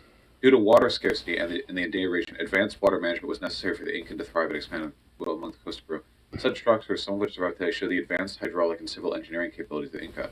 The water came mostly from nearby rivers, also brought down from freshwater springs and mountains. The ancients discovered, Jesus. The ancients. The way, even Wikipedia is like, the ancients have discovered this. The old, ancient knowledge of woe. Amounts of water from rivers, they didn't have to worry about scarce rain and drought. They could also stimulate plants to grow faster with water's time. Workers dug tunnels through mountains? With what dynamite, motherfucker? Yeah, with what dynamite, you son of a bitch? What? Like, what in the fuck? They dug through mountains? They're like, not only do we build on mountains, we're digging through that shit. Dude, these fucking people are ubermensch, bro. Like, what in the fuck? Yo, okay, that is something I didn't even know. Okay, what dynamite do you have? Like, what in the hell? What the hell? See, us white folk had to create dynamite to go through mountains and shit. Like, these people are just like, nah, Giga Chad, I'm just gonna just go through that. Like, fuck you. Like, what? No, like, goddamn. And it was the ancients who have discovered these things. Like, bruh. And these dudes were far fucking ahead of their time. What the fuck? Jesus Christ. That we got it. Dwarf pill confirmed. Dwarf pill confirmed? Oh my god, dude, for real. Like, we always think of dwarves as like the little miniature, like, Germanic Northmen looking like big bearded looking dudes, but that are all like stocky but like tiny guys. But no, they're just the Incans. Like, like the mountain dwarves and like, and all that shit that we think of like with Middle Earth. I mean, nah, they should be Incans, bro. Like, they're the real ones. They're the real dwarves. De Leon, in his published chronicles detailing his travels through Peru, he noted seeing a large wall as he headed east from Dude, imagine the outrage if like all the dwarves in like Lord of the Rings and shit were replaced with like indigenous Incans and stuff as like the actors and shit. Imagine the utter outrage everyone would have. Despite it being, weirdly enough, more accurate. Well, maybe not for the dwarves themselves, and the lore and whatever the fuck. But hey, if we're gonna take like, the real world into art and stuff, then that would be accurate. Fucking like carving their asses in the mountains and shit. Just like, yeah, we're just like gonna make complex hydraulic systems and mountains and stuff. Since like ancient times. Not to flex or nothing. That was based on the Incans, which scholars argue he was referring to the aqueduct at the Picolacta archaeological site. Cieza writes, along this road there's a very large broad wall, along the top of which, according to the natives, ran pipes of water. Wait, pipes? Not a channel? Did they have pipes? No, they must have meant channel. Pipes requires metalworking. Or like hollowing wood. Wood pipes? Did they bring trees up here? Wooden pipes? Stone pipes? Yes! I mean, what the fuck do you think, bro? I mean, yeah, a little bit. Like, bro, if they're like digging in mountains and shit, yeah, they got wood pipes. I know a little bit about water management in Europe and the post-Columbus America. And using pipes to run water was not common, like, long after the 16th century. What? Yeah. Well, aqueducts run water through channels, and oh my god. The ironic part is the only actor I found to be shitty from that series is White, the actor for Elrond was asked. Yeah, I mean, honestly, like, since it's been out, I've actually heard a lot of people have generally kind of liked it, but, outside of maybe, like, certain things about the plot, not being totally lore accurate or some shit, I mean, outside of, like, some legit criticisms here and there, like, it seems like for the most part people enjoy it, or at least they're okay with it, like, it's alright, or I like it. I never hear about, like, oh my god, it's amazing. I don't hear that necessarily, but, it seems like it's at least okay. Durin has a really sexy wife, Lamau. Well, alright. You know what? I might check it out. I honestly might check it out. I mean, I'm not, like, being into it as much, but, like, I'll definitely have to get into it again. Line was where the Incans survived. Holy shit, they were stone. They just, with hand tools, bore pipes through stone. Some of this shit is gorgeous. I wish this wasn't... Most of the issues are plot-based, not acting. That's kind of what I mean. Like, most of the criticisms that are legitimate I hear are mostly plot-based type of issues. Look at the beveling. But honestly, yeah, like when I was saying earlier about like their like how the Incans would have like water systems in their stones. Well, they literally did. It's like fuck, dude. These people were like the Ubermensch before Ubermenches. Of racist bullshit. Yeah, because oh no, we a show's bad and now we have to criticize it. Why? Woke. It's woke. It's too PC now. Got woke. A low-res photo. Look at the beveling. Dude, wow. Look at that. God damn. Some are infuriating. This is a pipe. Look. There's it's covered on the top. This is a pipe, not a channel. The Inca built bridges out of rope. Yeah, I mean, what else are you going to up there, right? The mountain winds are probably pretty treacherous. So this would have been built like 500 years ago. Oh my god, a full it's a rope. Looking bridge for holding up for 500 years. Yeah. The materials they had. Bosh, the Incans are incredible, yes, but to bring it back down a little, you realize they did all this long after the Roman Empire built their cities? Yeah? It's not a race. You know, they did build this, like, after the Roman Empire existed, right? So, like, what does that even mean? Like, the Romans never discovered the New World, you know, or like the, you know, Americas at that time. Like, they were utterly attached. They had no knowledge of, you know, of it. Like, how's that a point? After the Roman Empire built their cities, like, there was still thousands But of that years. was on the writers, directors, not the actors. The actors are working with a bad plot and did a decent job with shit hands. Yeah, I feel like, honestly, that's a lot of actors, I feel like, because, you know, there are legit a lot of pretty decent actors that I can kind of tell are just legit dealt with shit hands and don't have a good director. Shit pile villages. Human civilization doesn't really, like, linearly develop in that fashion, you know? Empires acquire resources and are able to, like, gussy up their preferred areas, but it's always more complicated how this stuff evolves. It's mostly about challenging sort of like the conception that they were, like, savages, you know what I mean? Whenever we think of, like Mesoamerican or Latin American, like, natives or whatever, I think the average Westerner, including to an extent myself, frankly, thinks of, like, people in loincloths. Well, the Aztecs did wear loincloths, you know. Hold on. Frankly, the Aztecs elevated the loincloth. This was Moctezuma, the emperor of the Aztecs, when the Spaniards arrived. And frankly, you know what? Okay, I'm loincloth pilled. Yeah. Loincloth pilled. Yeah, even the king was just like, yeah, I'm just gonna have a fucking you know, loincloth on. There are actually some conspiracy theories that Romans did go for Central America. Oh my god, why am I not surprised? Again? I mean, I suppose there's probably, like, you know, the off chance, like, hey, we're going to make an expedition out to the west of the seas, and, you know, just never came back, you know, but did those people survive into the Americas? Maybe, but wouldn't there be at least maybe potentially some evidence of that by now?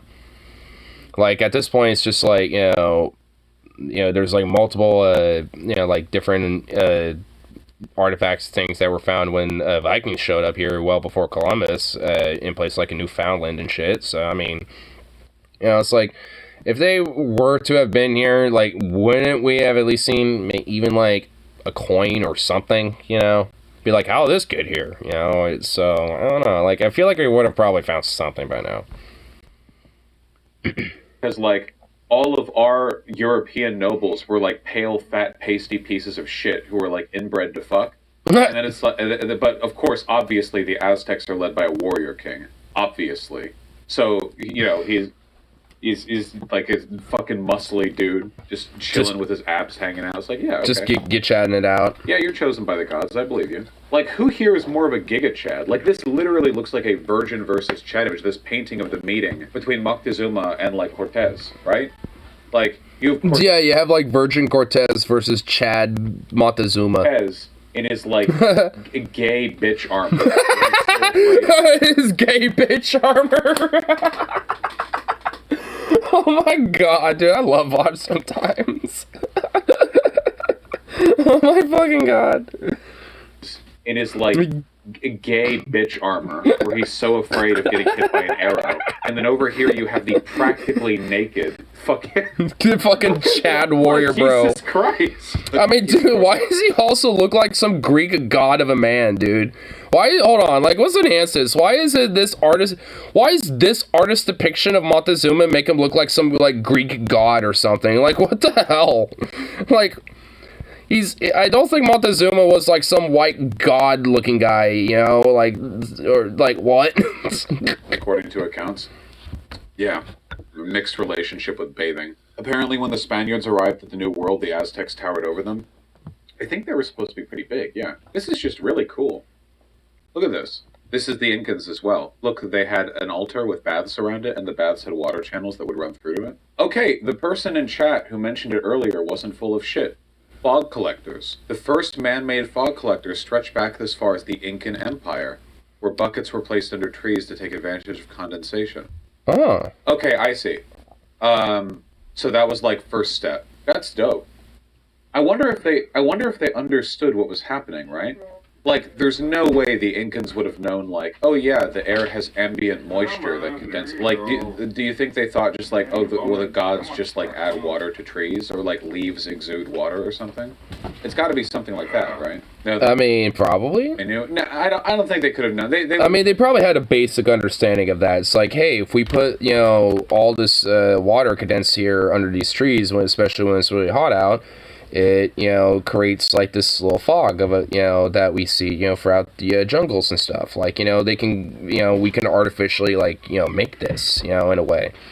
Like, and I'm sure they probably had a religious, justification in their mind because they didn't understand the science or the physics and the chemical, complexities going on. But, they probably at least had an understanding of, like, hey, all this water eventually kind of becomes like this foggy, mist. It's like they probably had at least a basic idea of, like, how that worked, but maybe not, like, the actual science to it, though. Like, they kind of knew. They had an idea. Here's the water and soil answer issue. I mean, that's how, like, a lot of science progresses anyway. It's like, there's always going to be, like, the ancients, that have, like, a general idea. Like, before we knew, like, stars were actually stars, like, we looked up there, like, what the fuck is all that? We knew what they were. We kind of understanding that they were there, but, we, at least before we started, having, like, people really realize what they were and stuff, and actually, put a name to them. Like, we thought they were, like, either, like, gods or, like, spirits or, this or that, and all sorts of other things. But, before then, we just knew they were there. We knew that the stars were there. We just didn't know what they were or anything like that yet. Same thing for this. It's like we had an idea. We just didn't have the comprehension to truly understand it yet. This is so interesting. In the Andes, high cool elevation, scarcity of flat land, and climatic uncertainty were major factors influencing farmers or crop yield.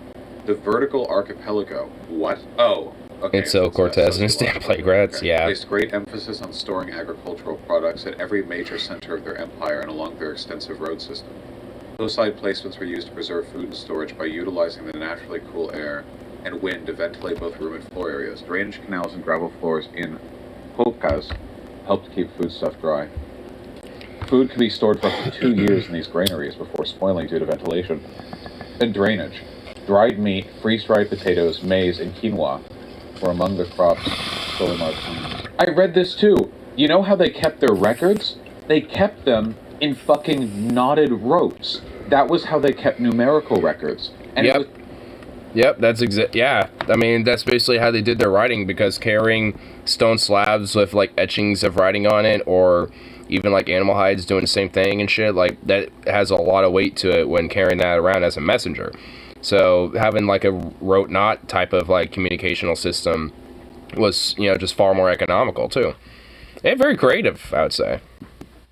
Rope is very easy to store, and it's essentially indestructible. Whereas a stone tablet, like a stone tablet, like, you record it, and it's, like, on stone, so it can break or erode, and it's really fucking heavy. Like, yeah. You can store an enormous amount of mathematical information, just with the ropes, or an abacus. No. The point was storing it. Like you could literally store architectural information on a building in the building for hundreds of years with no change in the recording system.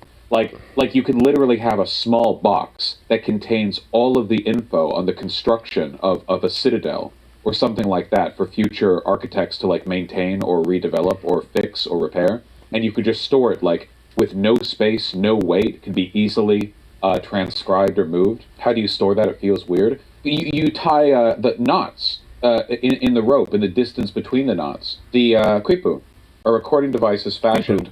Like, look at this. It was like this. It was like this whole. Dude, like, look at that. To us, this is nothing. To them, this is like the Matrix code. The Matrix code. Dude, this is, like, so whack. Here, let me just enhance this really quick. Now I'll see the comment in a sec. But dude, look at that. That's Quipu. That their, like, communicational system. When it came to, like, tying those ropes into knots and stuff. It looks, like, chaotic and looks weird, and it's like, what the hell? But but like what Vosh said, it's like, the Matrix code, essentially, like, because you got, like, Like, because each one of these little strings here, if all represents information, and the knots in them represents something too. Just kind of like sentences, constructed in like a book or something on a piece of paper. I found out that the boomer coworker is a major prude. Also, he's pissed off someone's cussing too much. It's also the dude who calls people he doesn't like libtards. Oh my god, of course. I'm a prude, but anyone I don't like is a libtard son of a bitch. It's like, oh yeah, of course. So let's screw them in their fanny. Rope rot? It depends on the material, but Can't this is cuss, like 100 boo. years old. Stop cussing. This is how they transported kikus. Look at this. The Chasquis were messengers of the Incan Empire. Agile, highly trained, and physically fit. They were in charge of carrying the quipu messages and gifts, so you could transport them up to 240 kilometers per day through the Chasquis. Wait. 240? Transport them up to 240 kilometers per day. Damn. The Chasquis relay system. What the fuck? What? They were not just like 120. So wait, like they're like going fucking like hold on 240. Okay, so that's like 20. That's like 100 kilometers an hour, basically. Wait, like what? How in the fuck? Well, not, yeah, like about, like, yeah, like, because the dude is like, if traveling up to 240 kilometers a day, then that means that dude, that guy could potentially be like, fuck, dude, these guys were like fucking like marathon runners and shit. Like, what the fuck? They were trained to be able to read and translate Ben Shakino. the quipus to each other and higher authorities. Not only were they used to transport oral messages, but also help the Inspector General, the Sapa Inca's brother, keep track of the people of the empire. Chasquis were chosen from the fittest young men and were known to be the fastest runners. They were dispatched along thousands of kilometers. Tambos, or relay stations, were used for the Chasquis to stop at and transfer messages to the next Chasqui. There were different sizes and levels of tambo, and each one was assigned a different use. What the fuck? So again, this is what I mean by learning about stuff, right? Because the natural thought might be like, oh, they used ropes to record numbers? How primitive. But it's like, oh, what other method could you use to carry over like complex mathematical data in a fashion that won't get damaged, is easy, light, be transported without any difficulty? Exactly. Can be kept and recorded for a long time. Won't like get mixed around or anything. Like, oh, well, this is actually a pretty reasonable solution. And they fucking did it. They built an empire off of it. Yeah, exactly. I mean, if anything, I'd say it's pretty fucking damn creative, like, because they could have probably used anything. Like, they could have used, like, like slivers of, like, leaf fibers or something, or, so they could have done, like, anything. But, nah, that's what they did. And honestly, very damn creative and impressive. What are you doing? True! Many of these bridges from 5 trillion years ago are still intact and can be walked across without fear of them breaking because of how durable they are. There are also many races run these paths. Okay, people are still racing on fucking Incan bridges, I guess. Oh, wait, so like Incan bridges from like 500 plus years ago are so durable that people are still like having like little like regional races? Oh my god, dude, okay. I mean, if I saw one of those type bridges where it's like, hey, here's like an old Inca bridge, I'd probably be like, I don't trust that because of how old it is, but, hey, like, you can walk on them still. Was the most extensive and advanced transportation system in Colombia and South America, at least 40,000 kilometers long. And the civilization is just lost. We just don't know anything. Well, we don't know enough. I mean, we see the legacy of the empire, but I bet they didn't have potholes. Of course they didn't. They had like heavy carts and horses and stuff, so they might have actually not had to worry that much about maintenance. Oh yeah, water will fuck a trail up. That's totally true. Well, I guess so. Making it look pretty. I mean, if anything, like the worst they probably had to deal with is just like mild erosion. But considering how they dealt with like building stone, like buildings and shit, and how they did that, like honestly, I don't think they really had much to worry about with that at all. Like, I mean, I'm sure they were able to like make up a nice little slab and add it to a trail that's having some pretty serious like rain or water erosion or something. Like, these people are obviously very, very fucking like complex and mathematical and know what the fuck they were doing back in the day. 1438 to 1532. That is so wild. In less than 100 years, they were just like, yeah, 40,000 kilometers of road, let's go. Have they... What's this? No, what the McFuck? Wait, what? Wait. What? On time punk icon from trauma to the head caused by accidental fall. What? Pelitro? No! No! Bruh! Oh.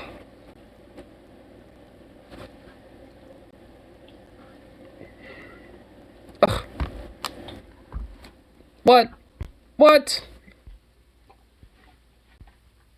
Darren Henley, D.H. Pedro, passed away in Southern police on the scene say that he died from trauma in the head caused by an accidental fall.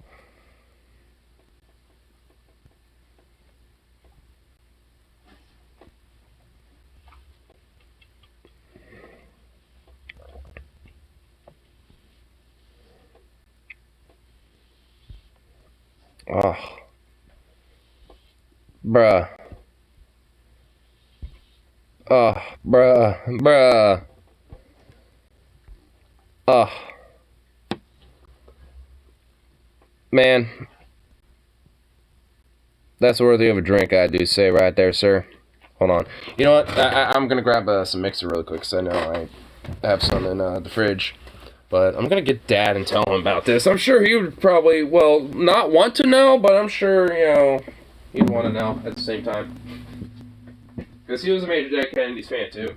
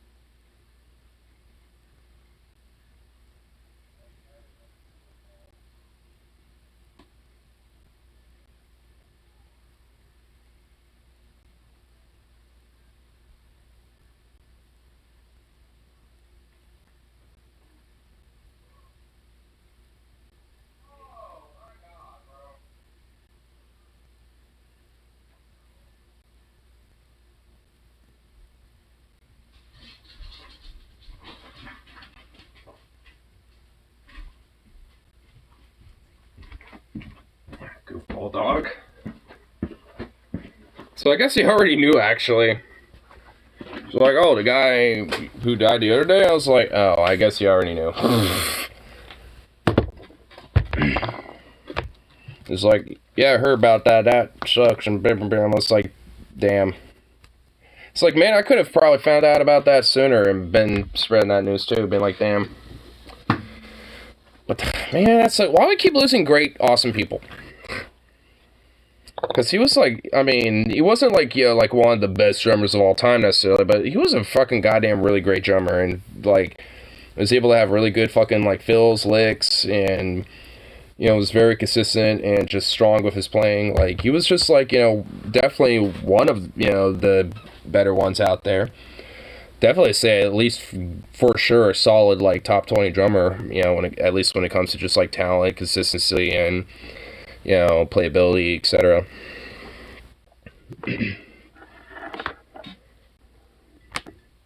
Because, I mean, you know, there's definitely, you know, others out there that, you know, would surpass him, I say, with things like technique and shit like that. But, I mean, despite that, though, I mean, he's definitely at least still very strongly up there. Where it's just like, hey, you know, at the end of the day, like, you know, it's like you can't deny, you know, like the influence, you know, that drummer has. Or at least a musician has, even if they aren't necessarily like the best one out there, like top 5 or top 10, you know, talent or some shit. Because Because honestly, as far as I'm concerned, it's like, well, obviously it's important, to have, like, the skill technique and, having, like, almost, like, a mastering of an instrument or, shit like that. I mean, it doesn't have to be the end-all, be-all. As long as you're good at it and you're good at the playing and just love doing it, that's really what matters. Because obviously I'm not, like, the greatest fucking musician, out there and stuff, but competent enough and, can make it sound good and love playing, and it's what counts. Only the good die young. Well, of course Maiden has a song about that. I mean, honestly, what what topic does, like, Maiden not have a song about at this point? Like, because they have, like, out of all their albums, out of, like, all their songs, like, I mean, it's like they've delved through all sorts of different, like, topics and themes. Some about, like, war history, some about, like, mythology, some of it about, like, social commentary, some of it just about, like, fellowship, all sorts of shit, like, religion. I mean, it's like, what have they not discussed yet?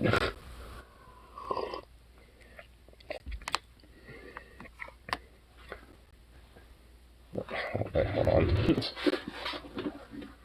Alright, where did he go? Alright, where'd you go? Is he still a dad?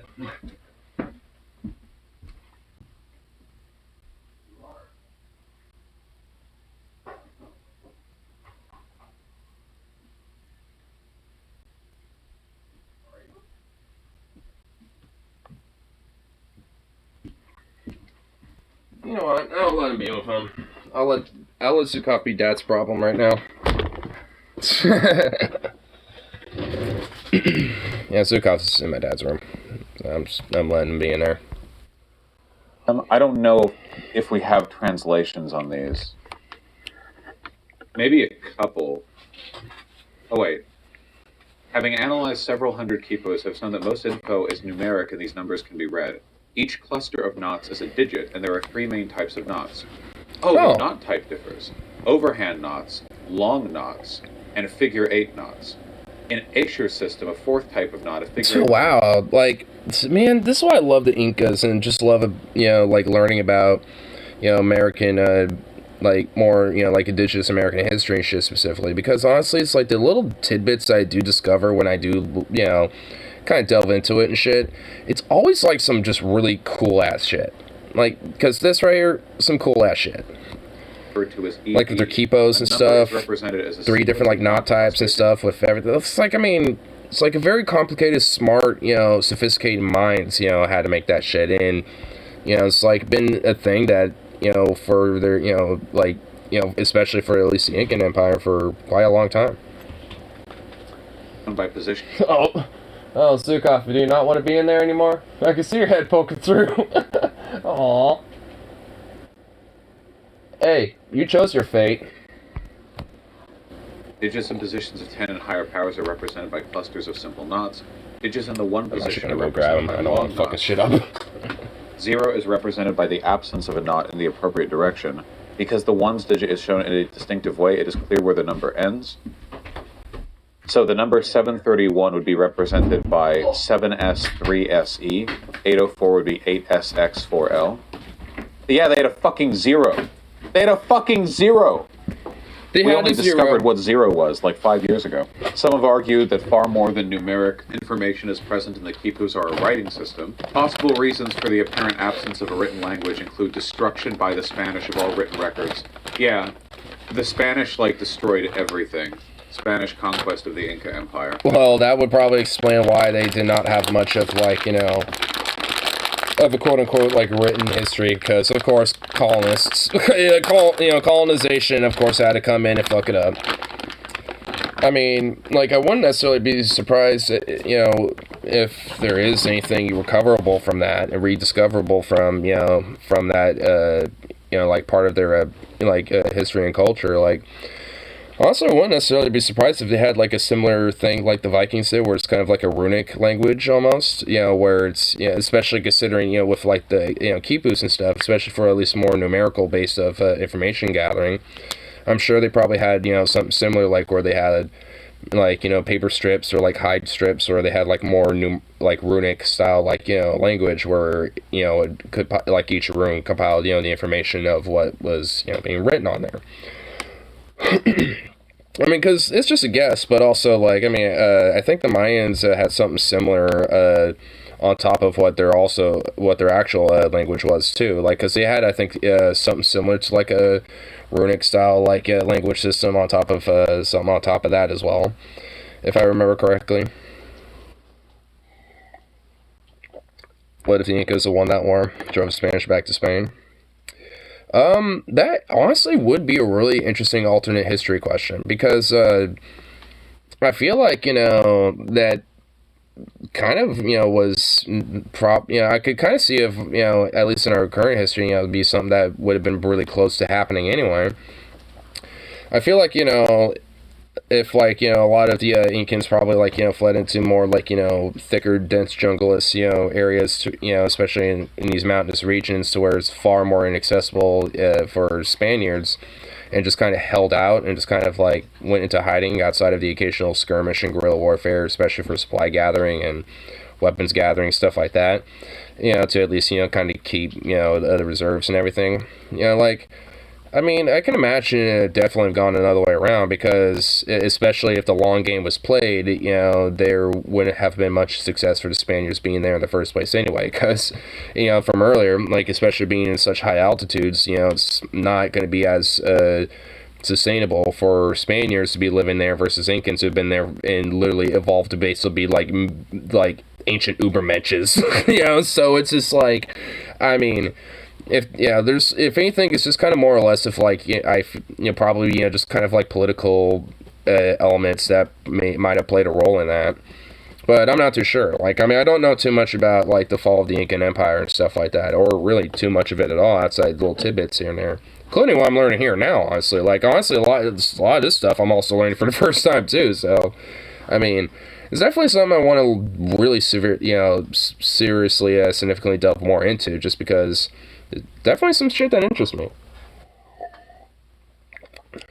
Because there's always just the, and I think honestly a part of it is due to a lot of the stereotypes of, like, oh, they were just the indigenous, and, even on kind of like a leftist progressive area where it's like, oh yeah, they were just the indigenous, and then the West fucked them up, and yeah, but it's kind of like an ignorant way of thinking about it a little bit, just in a sense, because, I mean, there was just far more complexity and shit going on outside of just that, like, especially with those peoples, from the people before them, because, I'm sure a lot of people's minds, indigenous is just like, yeah, you got, like, some, basic hide clothing, bow and arrow spears, and, like, some teepees, tents, or, like, basic little hut, style societies, and nomadic, like, tribal life and shit, but it's not like that. It was far more complex to that. And also, a lot of these indigenous places, also aren't just in the Americas, but places like in India and shit like that, which they've had, like, full-on complex-ass civilizations, too, that were, far more recorded and stuff, because, well, they're more landlocked towards, Europe, too, and there was, like, the Silk Road Trail and all this other shit, so it's like, obviously there's some difference still, but nonetheless, it's like, it's just obviously far more complex. Especially when it comes to people on the right who are just like, oh yeah, they were just a bunch of primitive savages. It's like, maybe technologically, but technologically wise, that doesn't really mean fuck all when you're very sophisticated and intelligent people and shit, and are able to make up for that in far more other ways, and in just, like, in different ways that really prove that and show that. Because you might have had the Aztecs who were definitely cuckoo for Cocoa Puffs, despite a lot of their, complexities and shit, but, like a lot of other, tribal groups and different indigenous peoples of the time and different empires of the time as well, back in South and Mesoamericas, were just far more different than that. I mean, the Mayans loved their astronomy and loved their mathematics and shit like that, and obviously the Incans did too. You're right. What's a bigger insult, Spanish or British? Well, the Spanish and British have both had their time being the biggest bastards for colonization. They just did it in different eras, right? Like, yeah. When I think Spanish bastards, I think 15th, 16th century, and when I think British bastards, I think, like, 17th and 18th century. Yeah. Yeah. Like, that's kind of the thing. Like, which bastard do you want? Who's the biggest bastard? It's like, well, I mean, which one are we talking about? Like, I mean, they both were. It's just like at different times. Like when the discovery of the Americas first happened, it was the Spanish that were the biggest bastard on the block. But once they started crumbling and getting corrupt and falling out, the British replaced them, usurped them basically, and kind of secondary the French too. At that point. But it was definitely, at least predominantly, the Brits at that rate. And yeah, they were the biggest bastards on the block by that point. Especially because they had the biggest fucking powerful navy in the world by that rate. Let's not forget the French or the Dutch. Now we do. The French still hold on to a ton of colonial empires. And they killed Sankara. Now the Portuguese as well, yeah. We don't even have that much info on the destruction of the Incan Empire. The thing that's most fucked up, though, I genuinely can't believe, how, objectively evil the Spanish conquest of the Aztec Empire was. I read through this the other day, literally at 3 a.m. my eyes glazed over, just thinking how Marvel movie can this get? How obvious can the bad guy be, It's important to point out that, the Aztecs weren't the good guys. They were actually, if the Aztec Empire hadn't gotten conquered by the bigger bastards, they probably would be remembered as evil savages. Which, to be fair, they were pretty fucking evil. I mean, a little bit. Maybe not in the traditional sense of, calling, an indigenous, culture savage, but in a sense of, in just, the callous just bluntness of, what they were about, essentially. They had, whole days and festivities literally dedicated to, blood for blood god. It was so, they, pretty much, they were literally living, death metal albums. That's, their existence just constantly, pretty much. It's just blaring death metal in the background, just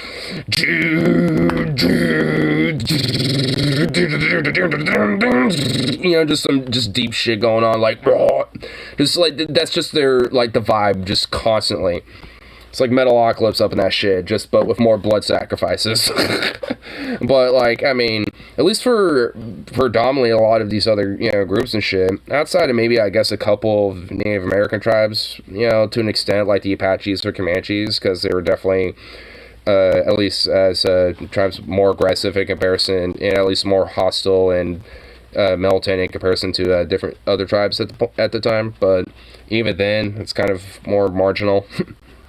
So, it's honestly, out of all the different, indigenous, cultures, especially from the time, the Aztecs would probably be the closest ones, to the, but even then, not even, because, again, look at, what Tenochtitlan Clan was, they obviously, despite that fact, were sophisticated as fuck and literally built the big, at one point that could have at least rivaled fucking, Constantinople, fucking, one of the biggest cities in the world at the time. It's obviously Europe never knew that, and obviously they never knew it, but they did anyway. They weren't savages. They were very, they were very, developed in their fashion, but... Yeah. Oh, the Aztecs. They just held to tradition, They just definitely were very strong about their traditions. Imperialists. And that ended up being their downfall. There's kind of a lesson here, right? The Aztecs were so insistent on warring with their neighbors that when the real bad and also keeping to their traditions. Yeah, I mean, if anything, they're probably more of a modern, and can't be modernly extrapolated as hey, even in ancient times, if you still hold to your more draconian nature and especially be hyper imperialistic, you're gonna crumble and collapse, because that is to a lot of ways how the Aztecs eventually did collapse. It's divided. What are you doing?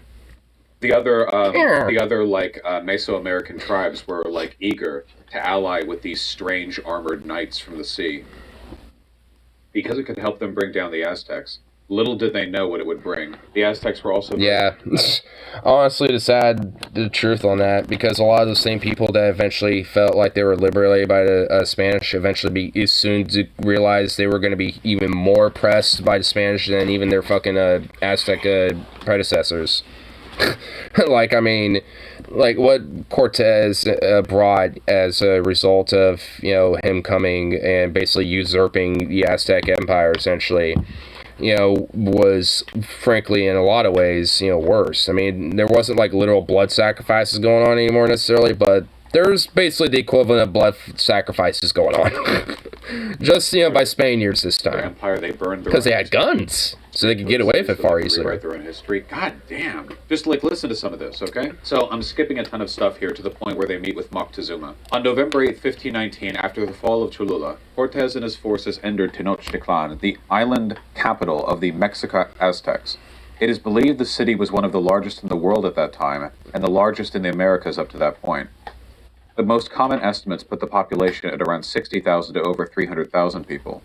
If the population of Tenochtitlan was 250,000 in 1519, it would have been larger than every city in Europe except perhaps Naples and Constantinople, and 4 times the size of Seville. To the Aztecs, Tenochtitlan was the altar for the empire. It literally rivaled like Constantinople and Naples. Like that's how big it was.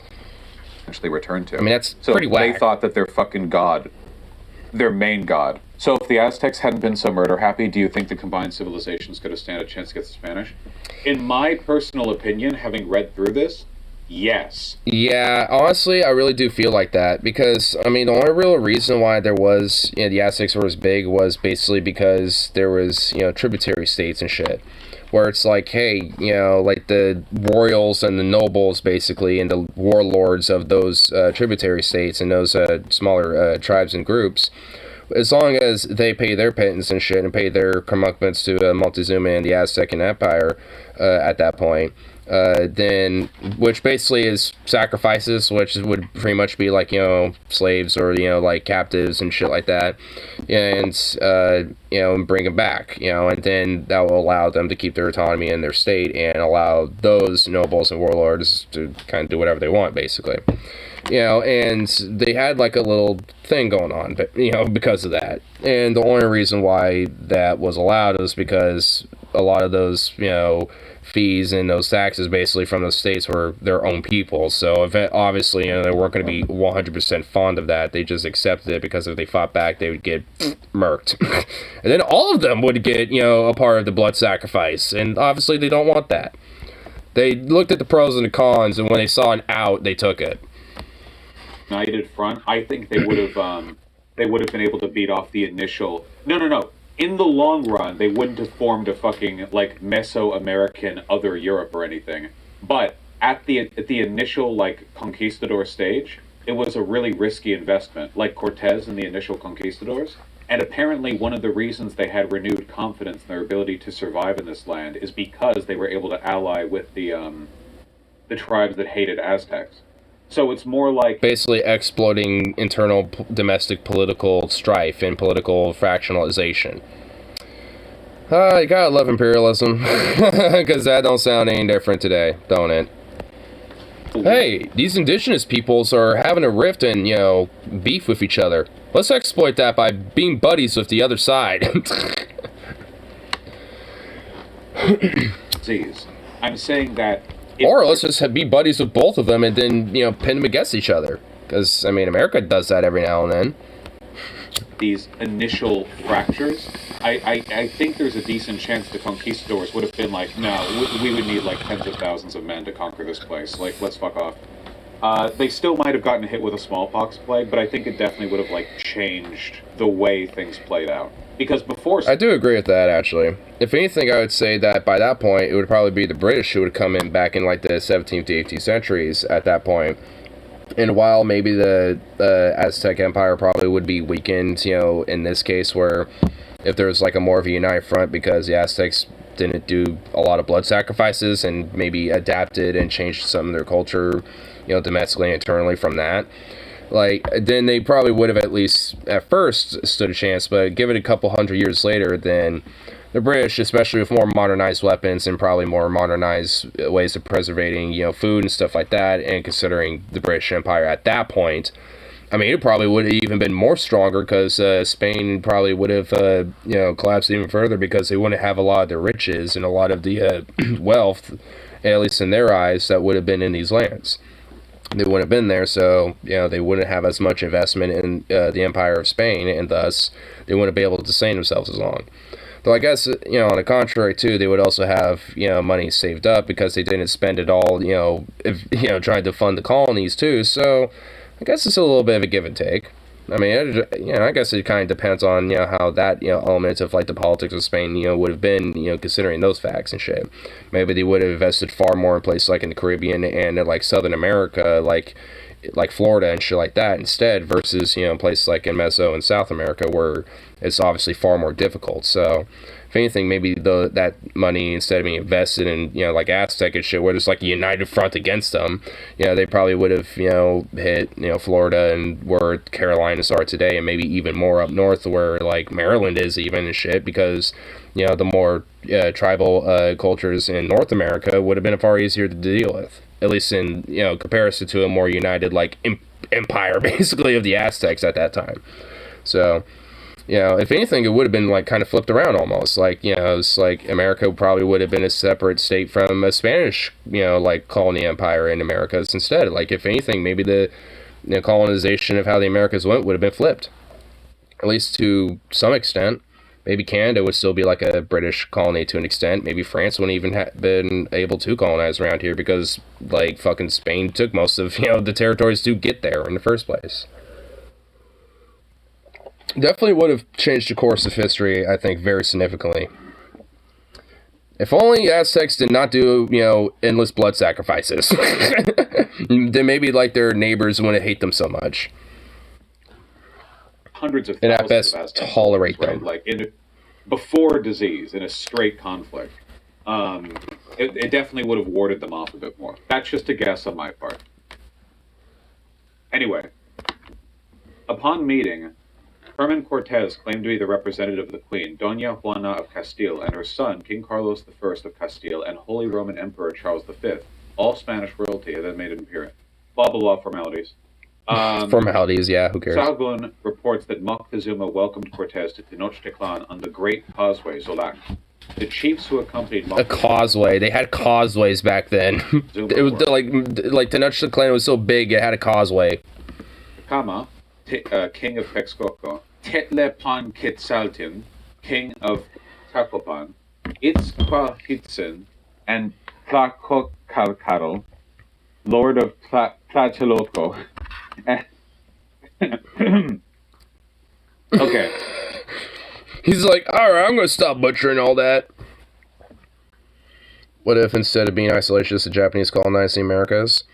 That's another interesting thing, because Japan was most certainly, in its, like, at that time, during, like, the 16th, 17th, and 18th centuries and shit, it was at a point where it could have done that. And, yeah, like, honestly, I think that would have been very interesting. Like, the closest it ever really did that was with, like, mainland Asia, because, well, it's far closer. But, and even then, they never really did that outside of mainly Korea off and on, and that didn't really get, significant up until, like, after, the 1900s, mainly, when Japan, like, well, basically, ethnically, slowly tried to cleanse Koreans. Like, honestly, what they did in Korea was just as fucked up as what they did in China during, pre-World War II and during World War II. There was a lot of fucked up shit during that time Japan did, honestly. It makes the Nazis, like, look like Care Bears, frankly. I mean, even, I think, during the Nanking Massacre, when they had, like, one of their Nazi German ambassadors visit during that time, even that guy was like, what the fuck? Like, what are you people doing? It's like, chill. Like, you're all at, like, not even 11. You're at, like, 21. You're like, you need to go back to 11. Like, we're at the 11. Like, we're the Nazis. We're at the 11. You're not even, like, you're way too, like, gee, like, you broke the dial. It's like, that's what went on. It's like, what the fuck? So it's like, when you got, like, some Nazi shitbag, telling you to chill the fuck out, you are like, naughty, sir. A naughty boy. Doing some fuck shit there, bud. I mean, honestly, like, I would argue that, like, some of the stuff that Unit 731 did, like, if it, like, only due to the fact that it wasn't, I think the only reason why I probably wouldn't is just because it wasn't so widespread, because it was down to a single unit. But, like, a lot of the different atrocities that Germany did, at least specifically when it came to war crimes directly, it, like, Unit 731 is honestly fundamentally worse than any of it, like what the Germans did. And the only reason why I probably would argue that not so is just because it's based on more of one unit versus, like, a whole, like, systemic fucking thing. And at least the reason why it's at least, you know, specifically technically like that anyway is just because a lot of what, like the Holocaust shit are crimes against humanity, not specifically war crimes. So, I mean, that's also, like, the other thing, too, a little bit. Like, which Japan also did quite a fuckload of, too. It's just that, like, they also did, like, a shitload of extra war crimes on top of war crimes within war crimes, you know, like, more so than the Nazis did. It's, like, what made them somehow worse than them. It's just, like, it's, like... I mean, a lot of reason is because they, like, they even somehow saw, at least especially Chinese people, literally, like, as... even lesser than how Germans saw Jews and shit. Like, they, you know, I mean, that was a part of, like, how they, you know, they were able to so easily and callously be able to do what they were doing and shit in comparison, because it wasn't just like, oh, they're a lesser person. There's, like, no, they're not a human. They're, like, a different entity entirely. Like, it's okay. Like, that's how fucked it was ingrained, you know, into a lot of those people and shit. Especially with, like, the staunch hierarchical society they had at that time, too. Which they still kind of have today, a little bit. But just luckily not like that anymore. Now, if only they would quit denying the war crimes. And actually just kind of admit it.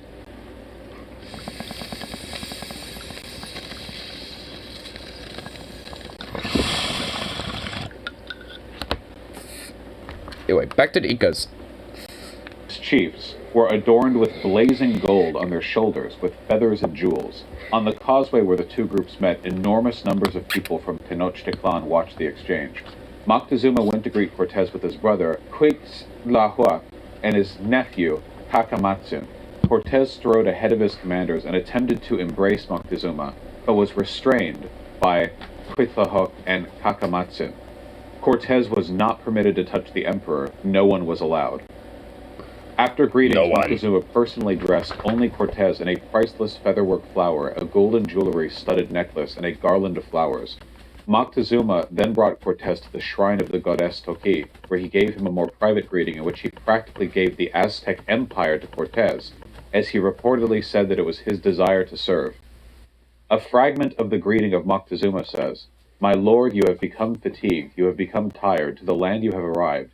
You have come to your city, Mexico. Here you have come to sit on your place, on your throne. Oh, it has been reserved to you for a small time. It was conserved by those who have gone, your substitutes. This is what has been told of our rulers, those who governed our city, ruled this city. That you would come to ask for your throne, your place, that you would come here, come to the land, come and rest, take possession of your royal houses, give food to your body." Moctezuma had the royal palace of Axayacatl. Moctezuma's father prepared for Cortez. It's pronounced Mexico. I'm not going to pronounce this shit correctly. Don't even try. I'm trying my best, but don't try to correct me.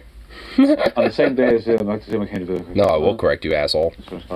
Went on Pronounce to it right. Of what the Spanish expedition represented in terms of Aztec tradition and lore, including the idea that Cortez and his men were the return of characters from Aztec legend. Was this written by Cortez, though? A lot of this has been disputed, but I think it's well-regarded historical record that there was some kind of religious significance given to the arrival of the Spanish conquistadors, and the conquistadors leveraged that as a way of undermining the empire internally. Like, keep in mind, Moctezuma may have been like a king, but what are royalty if not dumbasses, right? He was like an ultra-religious, zealot, like, warrior king who presided over a warlike empire. Like, we're not talking the height of wisdom here. Listen to I mean, yeah, honestly.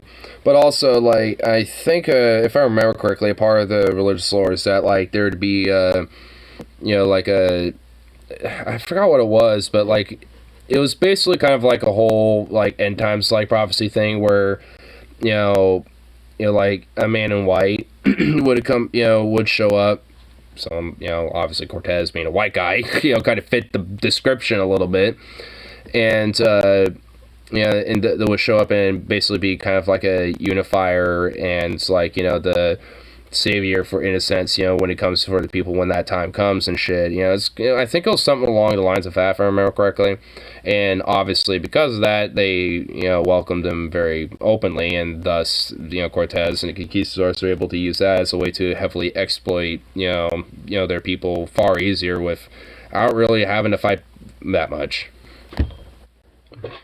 Xiacatl Palace, the conquistadors discovered the secret room where Moctezuma kept the treasure he had inherited from his father. The treasure consisted of a quantity of golden objects, jewels and plates and ingots, Diaz noted. The sight of all that wealth dumbfounded me. They found the secret gold room. It's like a fucking video game. Fucking Cortez in 1519. My life is like a video game. You like that reference? Thank you. Cortez later asked Moctezuma to allow him to erect a cross and an image of the Virgin Mary next to the two large idols of Huiquibolos and Tezcatlipoca. After climbing the 114 steps to the top of the main temple pyramid, a central place for religious authority. Moctezuma and his papas were furious at the suggestion, with Moctezuma claiming his idols give us health and rain and crops and weather and all the victories we desire.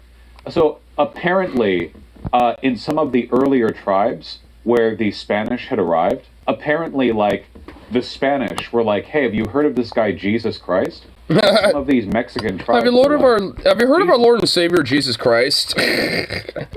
Christ? That sounds like a cool god. And they added Jesus Christ to their pantheon of gods. Like, this thing literally says, like, it's impossible to know whether these tribes understood Catholicism, but they simply added the... yeah, they're just like, another deity to add to our pantheon. It's like, all right, Jesus is one of them. Roman behavior right there. Where is that? It's somewhere here. Here, listen. Legends say he convinced the 4 leaders of Tlaxcala to become baptized. A bunch of names. Received the names of Don Lorenzo, Don Vicente, Don Bartolome, and Don Gonzalo. It is impossible to know if these leaders understood the Catholic faith. In any case, they apparently had no problem adding the Christian Dios, the Lord of the Heavens, to their already complex pantheon of gods. Dude, new god just dropped. Yo, we just have a new god that just dropped. His name's Dios, man. Yo, you gotta, check out some of the shit he's about. New God DLC just dropped. New God DLC. That is kind of based. It's very funny. Okay, but hold on. Okay. After Cortez's request surrounding the question of raising the cross and image of Virgin Mary, the Mexica then killed 7 Spanish soldiers left on the coast. A lot of complicated stuff happened. Okay. But basically, after a couple of the Spanish got killed... Well, that's a short way to say that something fucked up and tensions rose and some people died. 5 of his captains convinced Moctezuma to come quietly with us to our quarters and make no protest. If you cry out or raise any commotion, you will immediately be killed. And then the conquistadors held Moctezuma captive for 1 year, believing the Spanish to be envoys of some like Aztec prophecy.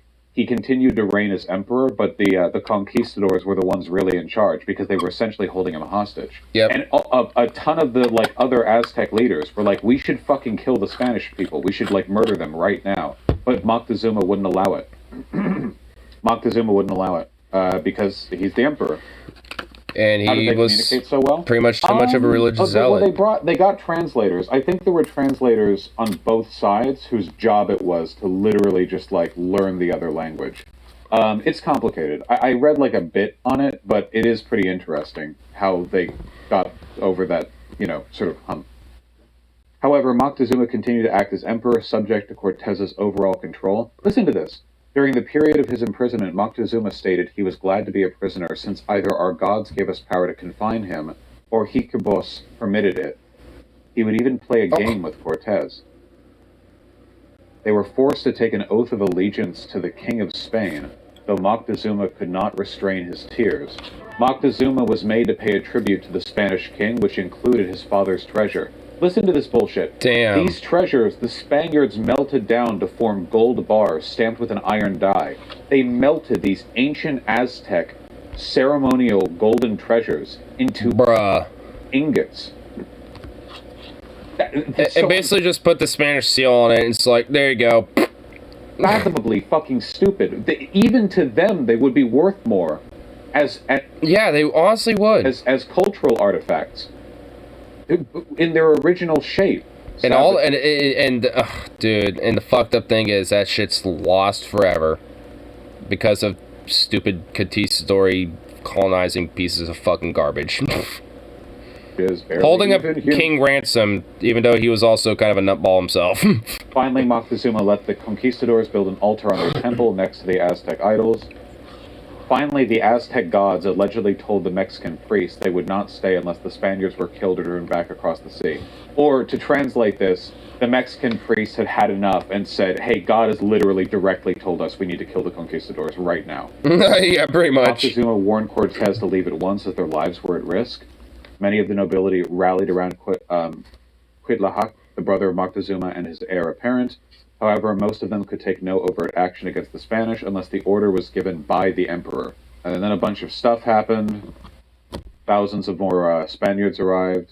Cortez arrived back to Tenochtitlan later and found that his men had attacked and killed many of the Aztec nobility in the massacre in the Great Temple.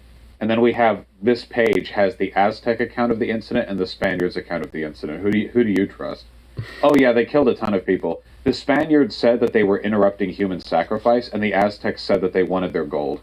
Frankly, I trust the Aztecs on this one. Yeah. Because honestly, I bet the Spanish allowed the fucking sacrifices to keep going to a degree.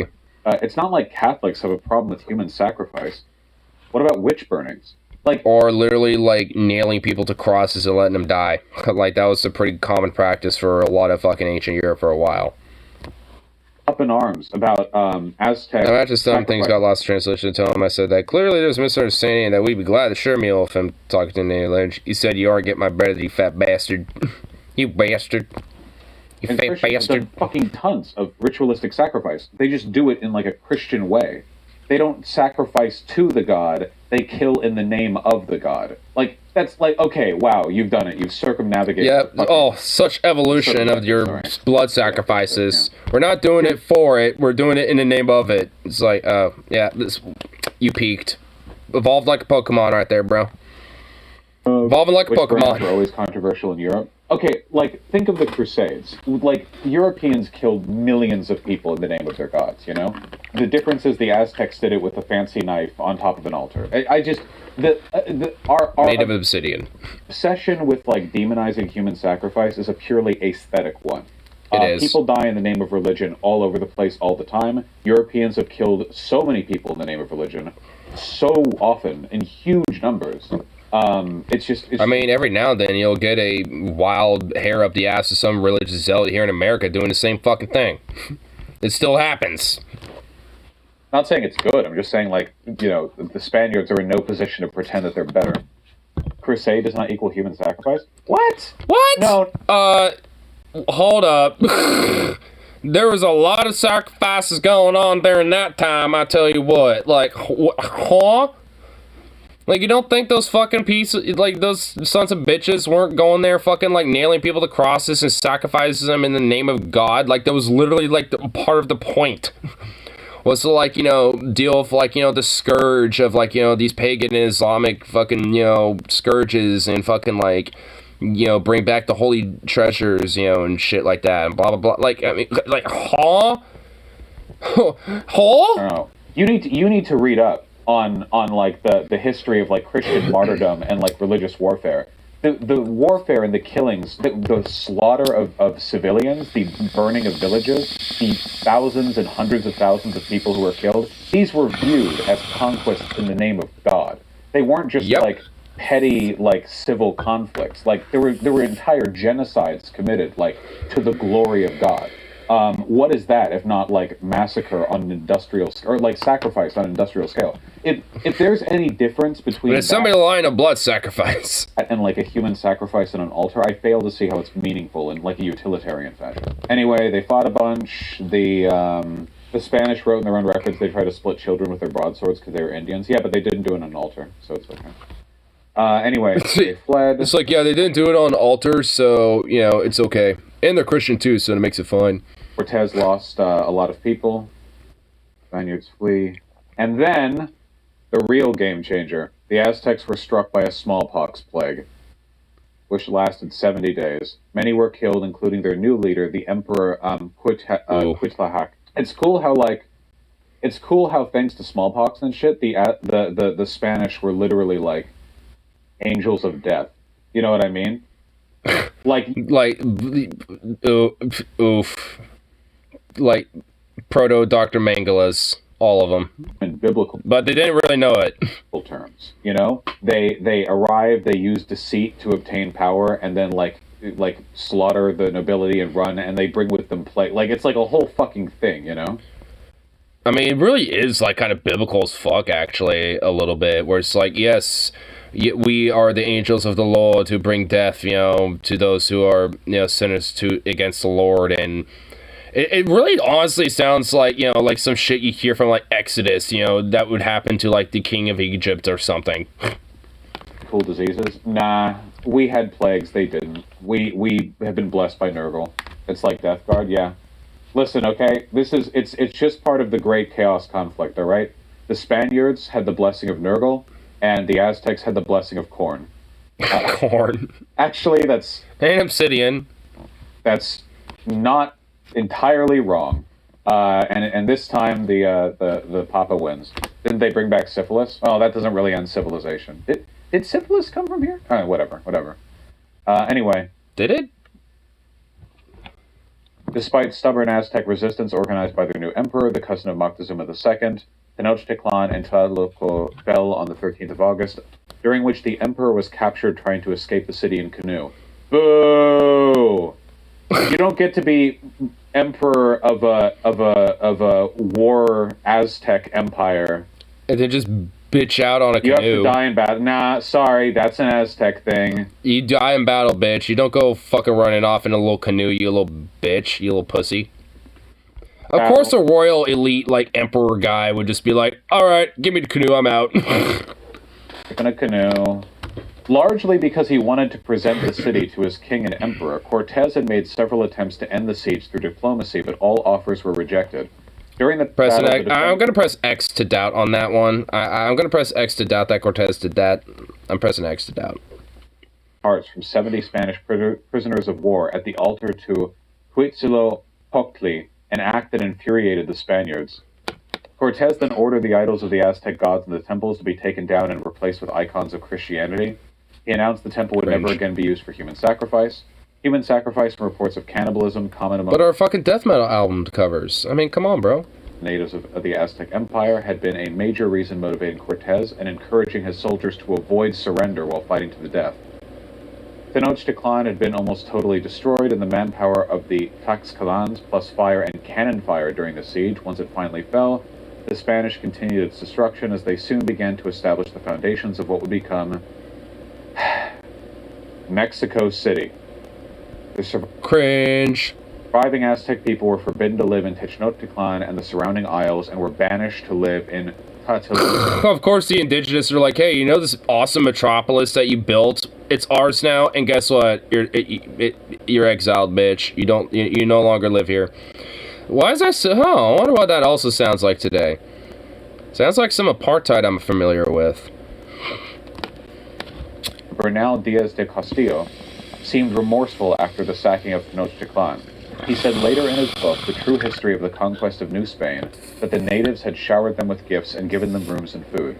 He was dazzled by the gardens and the canals that flowed around the city. When I beheld the scenes around me, said Diaz, I thought within myself, this was the garden of the world. All the wonders I beheld that day, nothing now remains. All is overthrown and lost. So that's not good. Damn. So the account of one of the Spaniards at the time, essentially, who took part in a lot of that, legitimately, it's like, had a sense of remorse. Probably because, honestly, it was probably, one of the more lower ends of the, conquistadores and shit, so he didn't have much of a voice or, to enact, when it comes to, like, decision-making. So at that point, what can he do, really? But, like, so, I mean, especially considering, like, how, like, Tenochtitlan was, especially with its, accounts of history and depictions in art. I mean, it's like, You know, I mean, it really just kind of comes down to like if only Cortez, you know, wasn't such a greedy fucking like Weasley little fucking piece of colonizing shit, and you know, exploit the fucking people. And I guess in the same time, you know, if the Aztecs weren't so like blood sacrifice thirsty at the same time too, I guess that you know, I guess that you know could have also been addressed as well. Aztecs and Ahimars, yeah. Time traveling back to 1516 to give the Incan Empire and the Aztec Empire HIMARS and javelin missiles and javelin. fucking AKs and vaccines, yeah. Aztecs under Spanish rule. Smallpox vaccines, AKs, javelin missiles, just give them everything. Whole thing. You should read about the actual fall of Tenochtitlan. There were mass rapes of Aztec civilians by the Spanish and their indigenous allies. It was brutal beyond comprehension. Yeah, I kind of figured that. I mean, it's Spanish conquest, and the Spanish were mad because the Aztecs were putting up a fight. Yeah. It tracks, you know. I mean, honestly, just because there's like one or two people that felt remorseful and kind of saw what really was like, you know, like bestowed to them and shit, you know, doesn't necessarily mean that all of them felt that way. You know, yeah. None of the politics in modern day Latin America can be explained by the Spanish colonization. That's the reason why, in so many instances throughout like Latin American history, you can see political divides, and it's like, why is 2/3 of this country brown, 1/3 white, and the white people have all the money and power, and also sound really suspiciously like Christian conservative Western Europeans, you know? Funnily enough, modern day Spaniards like Bolsonaro. Though I guess for him it'd be Portuguese. Like more progressive than the remnants of their colonization in Latin America are. They literally had a race system. I mean, yeah. I mean, you know. Yeah. Spain is pretty good with LGBT rights, yeah. Spain today, of course. Spain is a literal fascist state. Not currently. Not at present, I don't think. But you know. I mean, it used to. I mean, used to at least under Francisco Franco. Then after his fall, it you know went for massive changes. And I know in recent history, it kind of went through more of a fascistic phase again. But I don't think it has at this point. There hasn't really been a lot of shit about like Spain, especially with especially I know with at least the Free Catalonia movement, at least back in like the mid 2010s about like I know there was like a lot of police brutality and shit going on when there was kind of a uptick in the Free Catalonia movement. So I mean in that way I guess I can kind of like see to an extent, I guess maybe for a period of time, maybe, but I don't know. I haven't really heard too much, like since that time period. So I imagine like at this point, Spain's, changed hopefully for the better at that point. But, who knows? Maybe there's something like darker, serious, sinister building up in there. Who fucking knows? I don't know. Which historically been used as a racial and social identifier in the context of the Spanish Empire refers to a now discredited 20th century theoretical framework which postulated that colonial society operated under a hierarchical race-based caste system. Yeah, dog. Yeah. This is where you hear, like, mestizo, mulatto, like, this is where these terms come from, yeah. Categories of mixed race. Look at this map of LGBT rights and look at South America. Hmm. Worldwide laws regarding same-sex intercourse, unions, and expression. Oh, that's quite nice. Oh, shit. Could be. Damn. Here, let me enhance this a little bit. I think I've seen this map before. The dark red is basically you are literally going to be killed. And orange is like you're going to be imprisoned and or killed. And like yellow, I know is like basically illegal. And then anything beyond that is like either, no laws or it's legalized in some way, shape, or form, or like civil unions, etc., etc. But it looks like outside of like a couple things mostly in the Caribbean and one country, I think, British Guiana, I think, or something like that, or French Guiana. The country that's right next to Venezuela. Like, basically, it's all legalized. It's like, yep, gay marriage, totally fine, who cares? Based South America. I'm giving this a like. I like this video. It's awesome. The dark blue is the good one. Yeah. Yeah, dark We'll blue's lose it good. soon. Soon America will be like a light blue on this map. Anyway, wasn't this all interesting? Hopefully not. To Iran now? Yeah, the only reason I allowed this stun lock to go on for so long is because I felt like it was in line with the general attitude of a research stream, you know? It felt, it didn't feel like a divergence from the intention. This video explains how they translated. I'm going to look through the videos that I was linked, and then I'm going to quickly catch up on a decent number of donos, and then we're going to get to Iran. We'll have enough time for it, don't worry. Did you know the Spanish Empire literally invented modern racism? I mean, yeah, they were one of the big architects. I mean, they definitely were one of the... I mean, the whole, like, Costa system and shit was a part of that. World that actually had worse... And then America adopted it, pretty early on, and then, like, the Nazis were like, oh, we like that, yeah. That whole manifest destiny and that whole, like, racial caste system America has, oh, that's good. Because we took it, from basically, like, the British, at least a little bit, but it's because the British took it from the Spanish. That like, America was in parts of Latin America. I think this had to do with the nature of the crop cycles, something having to do with the way that, like, cocoa is farmed. It's complicated, I don't remember. Yeah, in parts of Brazil, where, like, I think it was, like, more or less in America, like, obviously they would rape and kill slaves all the time, but generally you wanted your slaves to, like, live.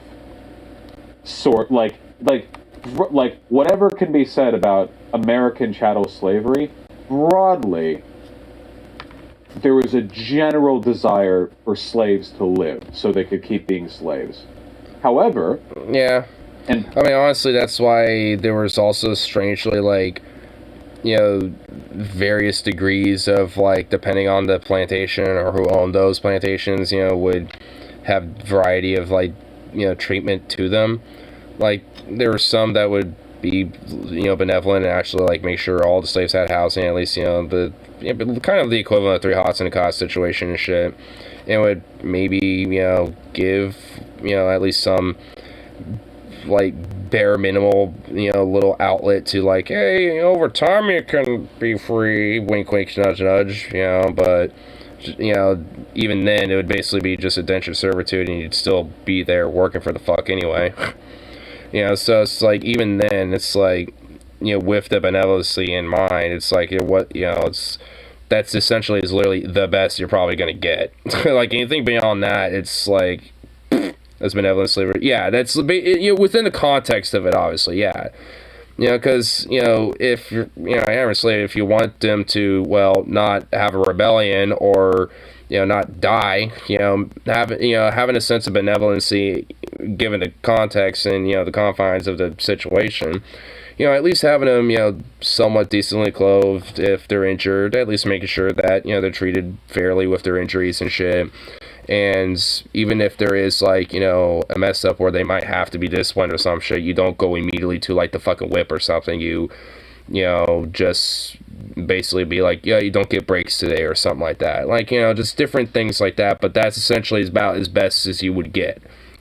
I mean, that's not exactly a good life no matter what, but... I mean, nonetheless, like, there were probably, different people who owned them. They're like, that's probably a better idea because then less likely for them to run away. And I don't want to have a bunch of hired gun thugs, try to run them down. Because then one of them might get the hair up the ass to shoot him anyway. And then I'm going to have to fucking, go buy another one. I don't want to do that, So it's like a lot of them. It's not like, because they're doing it out of benevolency's sake. A lot of it's just because of economical reasons. They understand, spending more money on just, investing in some basic, care into, the treatment of them is, better long term for their profit margins of what they get out of it versus, having a bunch of fucking hired guns, to try to catch them and keep them inside and shit, because, like, while, yeah, you can do that.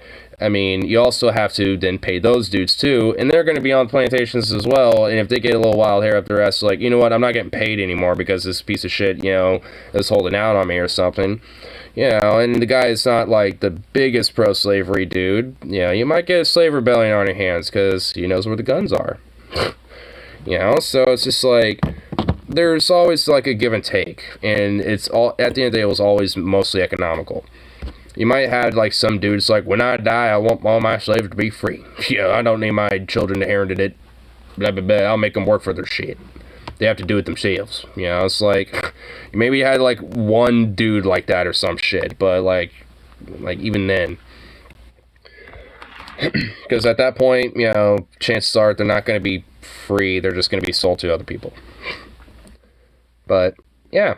Gotta love slavery. It's just like, oh, you know, it's like, do I want to be ethical? Well, the economics of this seem like it would be better. I don't know, I'm pretending I'm looking at a watch for that, but it's like, the economics of that seem like it would be better, so it's like, well, I don't really give a fuck about being benevolent. The investment into that's a little better, yeah. But, hey, people like John Brown and people like me don't give a fuck. We'll still arm those slaves. We'll still make them rebel. It was like a human pleasure. Yeah, it's just like gun thugs, aka police. Yeah, because a lot of the, especially original American police, were fucking slave catchers. Only the working conditions were so bad that people would be broken down after a couple months or years of work, and there wasn't really a way to avoid it, so they were just like, yeah, we'll just bring more slaves then. Tens of thousands died, hundreds of thousands. Yeah, it was literally like probably up to 1 million. It was so. I think like you could argue it was maybe like the actual worst working conditions possible. Like it was as bad almost as it can get. Brazil was the last country in the West to abolish slavery in 1888. Jesus. Oh. Yeah. I don't want to do like an oppression Olympics or whatever. Were the Aztec rulers considered god kings by the people? No. The Aztec rulers were envoys of gods, but they were not themselves the gods. They're a polytheistic religion. They were not god kings. They were warrior priest leaders basically. Only 10% of African slaves were sent to America because so many were sent to the Caribbean and Brazil, and they needed to be replaced. Yeah. That's not good. Slavery in Brazil began long after. Brazil imported more enslaved Africans than any other country in the world. An estimated 5 million enslaved people from Africa were imported during this time. Fuck. Gold, diamond, sugar. All this attached to the Atlantic slave trade too, because I'm sure like a lot of captured slaves that, you know, were taken from Africa. I mean, I'm sure, like, honestly, a lot of those boats were just doing pit stops in a lot of these places. Like, all right, we're going to drop off, you know, this load of captured people in Brazil, and they're, you know, which is probably going to be like half of their boat.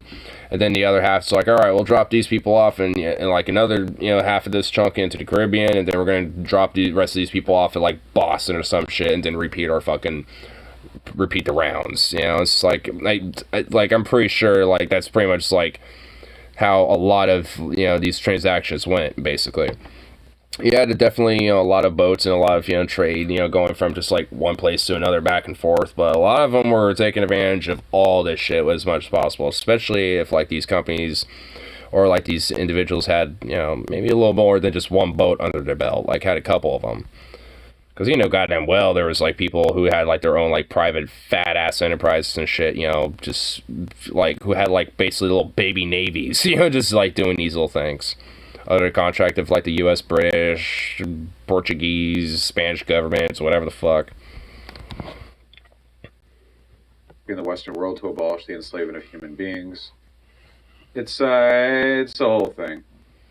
There are letters by the English telling the Portuguese to calm the fuck down with the slave trade. All right. No wonder the British abolished it so early. There's like, yo, like, cut it out. This is you're all going way too hard on this. We're the reason, like, us abolishing it. You're the reason why. I wanted to peek out really quick. This one's only 2 minutes. When European sailors reached the New World, they soon came across the native peoples there, and these people had no idea of a Europe existing, let alone any idea of how to speak to a person from there. But as you'll know, contact was made, and in many cases, complicated arrangements were negotiated. I hate this art style. Between Europeans and natives. Yeah, they look like little Roblox characters, and it annoys me. But given that there were no interpreters... Okay, I'm not making any statements about this channel at all. I'm only saying, like, when I talk about the value of researching these civilizations, this is what I mean, I guess. Because from this image, I would think, like, the Aztecs were savages, right? Do you know what I mean? Like, they did wear loincloth stuff, but, like, if you take a look at, like drawings and paintings of them at the time, like, they were in rich regalia. You know what I mean? So, like... Because pretty much everybody was, like, you know, rich in some way and had wealth and established. Off-the-cuff impression. And also, they didn't have, like, the same mentality with, like, gold and jewelry and things like that in comparison to, like, how conquistadors and Spaniards and Western European people did. It's like tribesmen or whatever. These aren't Aztecs, those are Taino? You know, I get that, but is that a distinction you think the average person would make? Do you think that I knew what the fuck the Taino were before, like, 24 hours ago I started doing a bunch of Googling and stuff? That's what I mean. It's like, what impression do you get, or like, what ideas do you have about, you know what I mean? Oh. Yeah. Natives. But given that there were no interpreters when Europeans first arrived, this raises a question. I'm not saying that there's anything wrong with this YouTube video. Yeah, but you're not really up in world knowledge. Okay, I don't think the average person knows about, like, the Taino people, or, like, the specific... I mean, I sure shit don't. I mean, fuck, I didn't even hear about them until Vosh just said something. Isles of the Aztec Empire, you know, okay, okay, Taino people. Okay. I'll have to check them out, too. And no, the pictures you show were not of average people. More knowledge, more growth and knowledge, I shall learn. No, yeah, because I shall learn the ways. King, but hold on. I should know their people. At least the Wikipedia's glance worth. Fashion. Why are you guys pushing back? Or a couple of Wikipedia articles worth. This? I feel like what I'm saying is pretty straightforward. If you take a look at Aztec fashion here, like, I guess the only point that I'm making is that, like, I think for a lot of people, including myself, I'm not leaving myself out of this, if they think, like, oh yeah, what were the natives in the Americas like? It's like, oh yeah, loincloths. And it's like, well, they had a fucking civilization, right? Look. I mean, damn. Honestly, yeah, he mentioned the loincloths, but let's just zoom in. Dude, look at that drip. Dude, look at all that drip. Got, like, ponchos, like, different robes, like, all sorts. Dude, like, I mean, straight up, though, like, there's some drip going on here. Like, that's some cool looking shit. Like, and really kind of, like, colorful art designs and stuff. I mean, it's like, they had some drip. Straight up. Cool shit. Look at this Oh, shit. hell yeah. Dude, look at that. Look at that shit. Obviously, that's probably like a noble type of, you know, regalia and stuff. But, I mean, that's some drip. I mean, that looks fucking dope, dude. But it's like... I mean, I don't know what's going on the left. I mean, that almost strangely looks like a business suit, almost. Like, because it almost looks like a business, like, blazer vest. And then just, like, you know, but, like, a black shirt and then, like, the black business pants, but they're, like, skinny jeans almost. It's like, I don't know. It just almost looks like a reverse colored, like, business, like, attire almost. I don't know how, but it just kind of does a little. Still looks fucking dope, though. On the Aztecs. Very drippy. Very JoJo. They love their capes. Dude, who doesn't? Dude, capes are awesome. I'm in favor of their capes. I, too, am in favor of the cape. Why can't we walk around these days in a cape and loincloth with a gigantic wine goblet? I mean, no, for real, though. I mean, true. Hey, if you're in Portland, you could probably do that and get away with it. We need to return. Loincloths seem cold to me. Must be a warm area thing. I mean, it was in Mexico, so, you know. Well, hey, during the summer times in Portland, hey, I mean, if anything, I mean, I'm borderline dead-ass, like, you know what? I need to tan up anyway. I need to stop looking like a little, like, reflective mirror of sun. Like, you know, so, you know, like, you know, hey. Maybe I need to start, you know, going in, like, you know, cape and loincloth drip attire and shit, you know, just, like, return to some, you know, just return to some traditions, man, you know, that's all.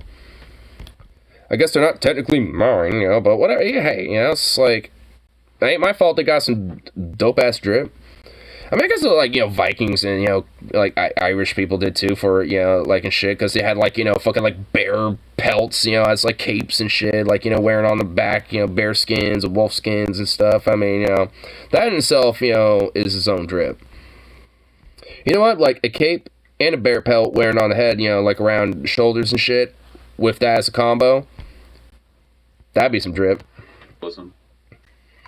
How did they communicate? How did European explorers talk to natives? So, generally speaking, when a culture makes contact with another, there's normally people along the way who can be used as interpreters. When colonising Africa, Europeans would often bring Arabic-speaking peoples with them to translate. This was because sea trade had linked North Africa with the South for centuries, and in the larger kingdoms there would be people at ports who could speak Arabic. However, with the Atlantic Ocean and those living on the other side of it, there was none of that. So how did, say, Christopher Columbus communicate with the natives he met on Hispaniola when he arrived there in 1492? Well, for this, they used the only correct form of communication. They used signs. Now, this was mostly sign language, like pointing to things and saying its name or acting something out and then saying the word for it. But they would also make crude drawings as things became more complicated. This covered most of the basics, like food, shelter, Jesus, gold, and boats, but any complicated discussions would require a full translator. Yeah, this is why the Mexicans were like, oh yeah, Jesus Christ? What a cool new God. We'll add him next to the 73 other altars that we have. He's like, no, this is the only God.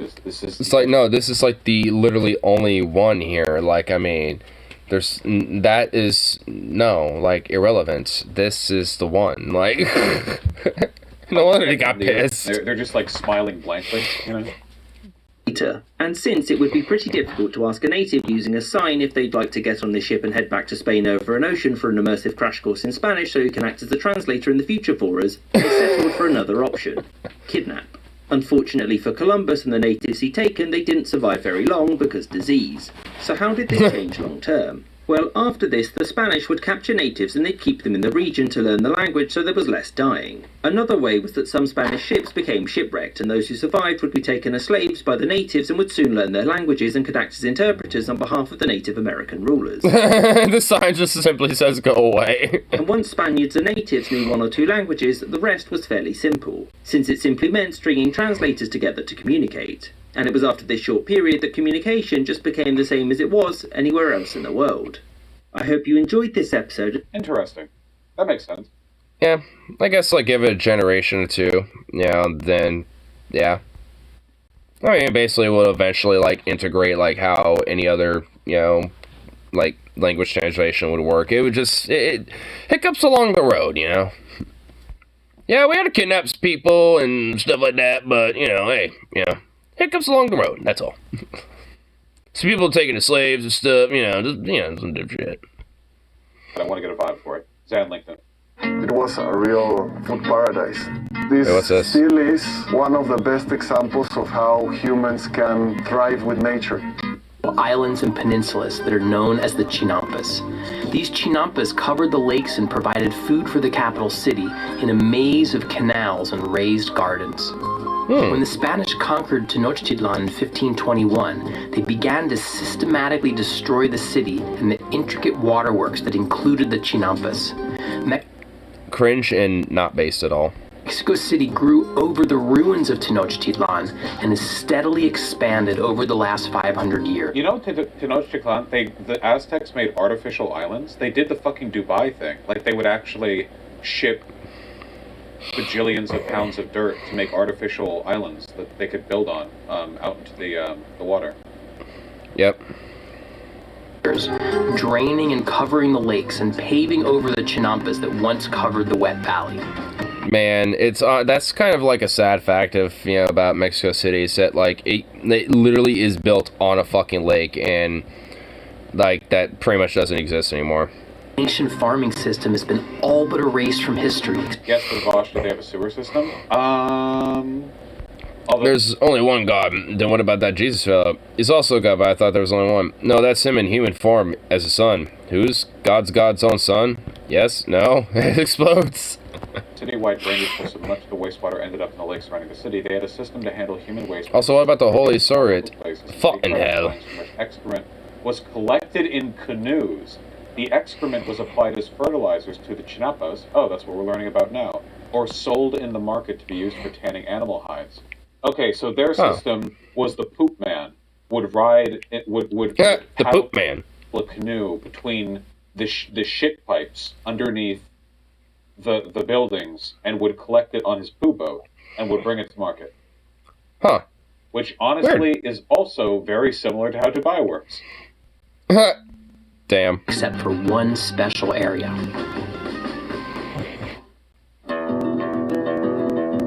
So this one special... See? There are still remnants of Tenochtitlan left. Hell yeah. Apparently, Tenochtitlan was healthier than many European cities at the time, though, even though it was pre-industrialization, because of the more widespread open air city construction planning, and the fact that people were generally healthier.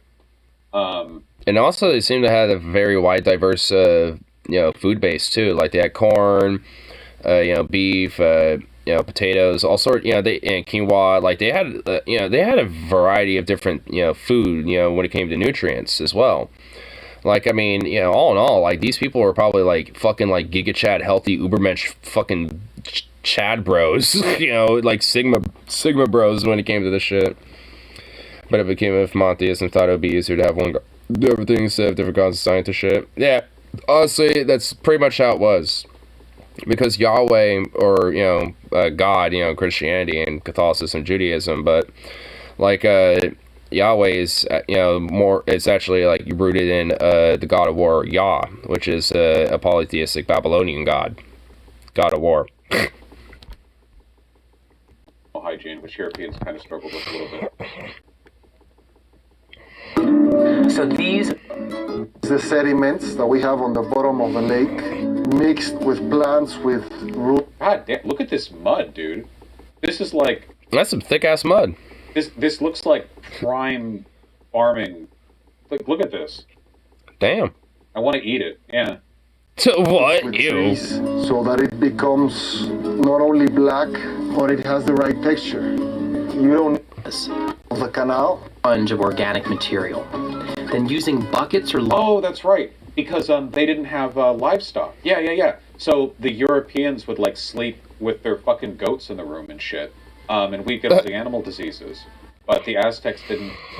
Hold on. Aztec domestication. Do they have any... I think they had some animals that they domesticated? I think they had a couple, but not like to the same level as like in Europe and Africa did when it came to like cattle and shit like that. Like I think they had mainly with like things like llamas, and I think with like a couple other animals. Duck. Whatever. Any animals that they domesticated? The dog, the turkey, and the duck. Turkey, dog, and duck. Okay. Well, not llamas or anything else like I was thinking, but hey, well, man, there you go. Can't really like pull carts with those. I guess you can with enough dogs, but that's not... Yeah, make them mush. The Aztecs didn't even have the wheel. No. The Aztecs were aware of wheels because they had toys that had wheels, but they didn't use it for anything else. I think wheels just become less useful when you don't have like cattle. If you think about what wheels were used for in Europe, it was all like wagons and carts and stuff. And by horses and oxes. That was like and the thing they did with that, Yeah, like the only time you really see like wheel-drawn carts being drawn by humans is like places like in Asia, like in Southeast Asia and shit like that. But honestly, I can't really think of any other like cultures where that's kind of at least very predominant.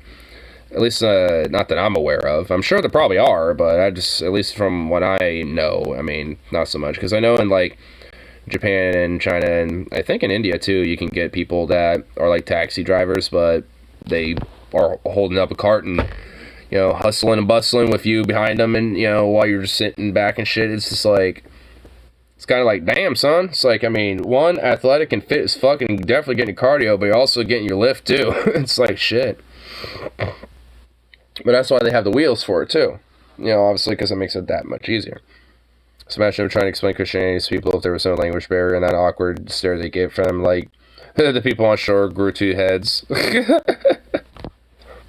human pulling a cart, and I can imagine like if it's just like human powered, I can understand how they might prefer systems of just having humans literally fucking carry it.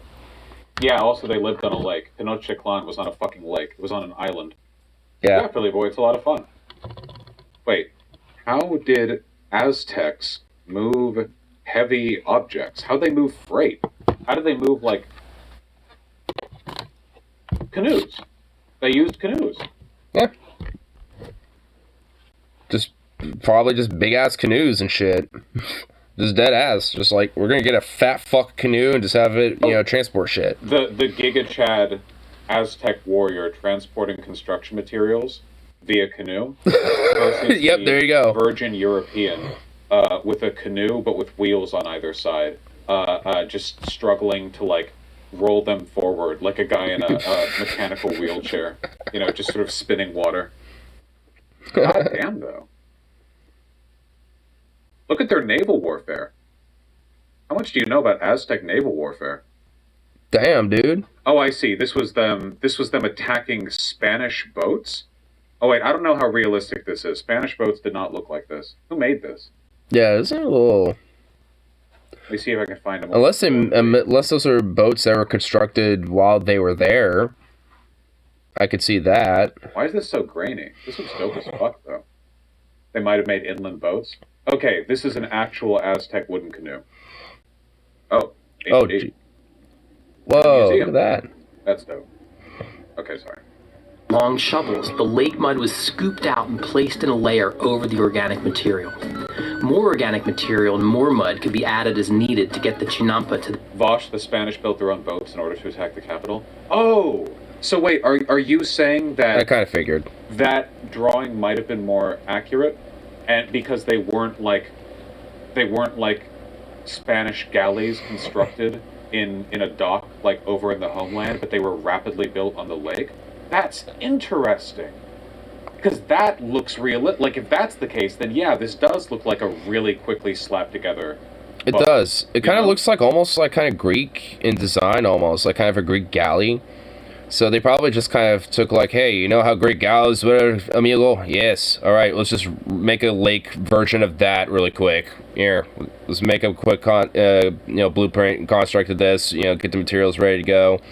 Go to the side of the lake and just rapidly get it made up and shit, and then off to the lake you go and ready for battle and shit with all these canoes, charging up on you. A bunch of Spaniards on the far side of the lake, like, hastily putting together a boat as the Aztecs line up their fucking canoe. Jesus Christ. Damn, bro. That's a crazy shit. Imagine being one, like, the Aztecs on that, imagine being one of those dudes on that canoe just, like, charging up on that thing. That'd be crazy. Look, they have the rows. They're fucking row smacking each other.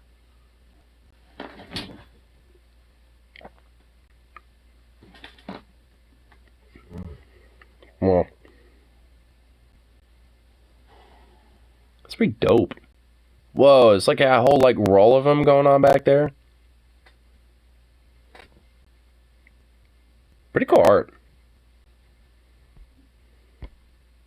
Aztec death whistle. Oh, Zan linked this saying, like, hearing this from the fucking jungle. I love these things. Fuck, okay, I wasn't actually ready for that. Fuck. Okay, I actually was not ready for that. Dude, but that's why I love them, though.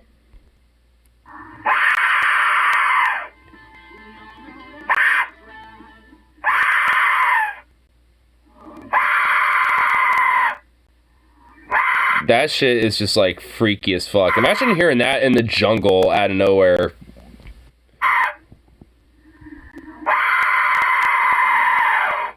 Sure, dude. That's great. That's a Aztec death whistle. Cool. I mean, that skull thing is a Aztec death whistle, and that's essentially the equivalent of what the noise makes. The literal shit on my friend boy's on the toilet with this. Cool. Well... we learned lots of interesting stuff today. Awesome, cool, informative shit. A whistle? Yeah, it's like some war whistle or some shit. These cops just learn about Aztec death whistle?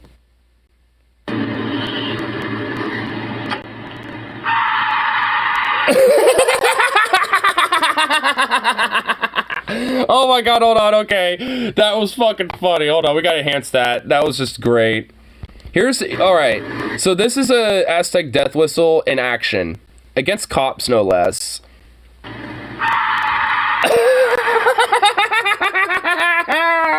Hold on, one more time.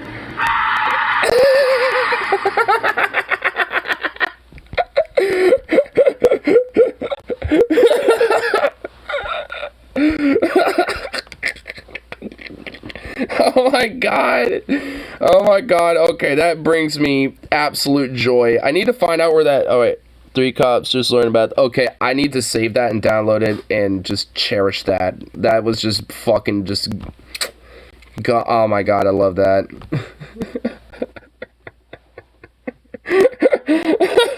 The heart of the Aztec warrior lives to this day. It lives on, bro. The warrior spirit persists. I'm pretty sure they believe that it housed the souls of those you killed to scream out in torment. That is so fucking metal. That is just carrying that shit fucking around, metal, like, dude. Yeah, this is my Aztec death whistle. All the men that I've killed, their souls inhabit it. When I blow into it, they get really angry and scream. It does sound like it, you know? Jeez. Yeah, a little bit. Actually, I think they made it from... Like, no, they made it from souls. That's real. Yeah, they made it from literal souls. Desktop. Nothing. Hey, Bosch, in Colombia, there was a tribe where they just dumped all the gold into a lake because it looked pretty. Fuck yeah, dude. That is the apex of human civilization right there. Imagine being an indigenous tribe and you find a fuck ton of gold because your land is just naturally bountiful, and you're just like, this is really shiny. We should honor our lake with it because our lake gives us life. Let's honor the lake with just gold. Blonk, just dump the lake full of gold. Lake proceeds to raise like 3 feet. Fuck yeah, dude. Absolutely. Why not based? Hell yeah. Honestly, that's what happens when we turn to magicians, you know? It's like, hey, gold, let's honor our life with it by just, like, sprinkling gold on our lake and just dumping it into our lake. Because it's nice and pretty. And gold was that valuable. It was just because of how shiny it was. It is very funny to me how gold was, like, objectively useless for anything practical outside of, like, conducting electricity in the recently. But, like, for thousands of years, humans have loved gold anyway, purely because it's shiny. And pretty, shiny, literally, shiny. Everywhere in the world, like, all civilizations everywhere, with, like, no practical use. We just collectively agreed upon, hundreds, thousands of different people, you know, this is good because it's shiny. Pretty, shiny, shiny. And it doesn't rust. Yeah, and it doesn't rust. Like, that's basically, it's like what we saw on that. It's like, hey, gold, pretty, shiny, value.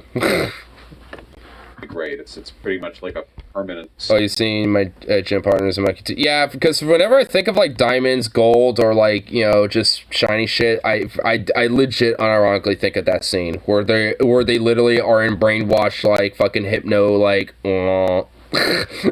just over diamonds and shit. Like, that's literally us when we look at gold. That was like, that's like, I mean, honestly, I think that was a part of the social commentary of that too, was, yeah, we literally are not different than that when it comes to that. Honestly, I have not thought about that show's name in fucking forever, and honestly, now that I'm thinking about it, it has some, like, kind of some basic social commentary going on. It was in the show, was a glass doorknob. Yeah, it wasn't even anything valuable at all. It was just literally a glass doorknob. But I think that's what adds to the whole commentary of it all. Shiny, let's be real. If you think that's funny, think about how the Spanish dumped tons of platinum in the ocean because it was worthless to them. They called it unripe gold. The fucking Angloid brain, right? The Angloid brain, bro. Yes. Oh no, it was that's French. You know, it's gold. It is the wrong color. Fucking yeet that shit. Yeet that shit in the ocean. Yeah, this shit's not done ripening yet.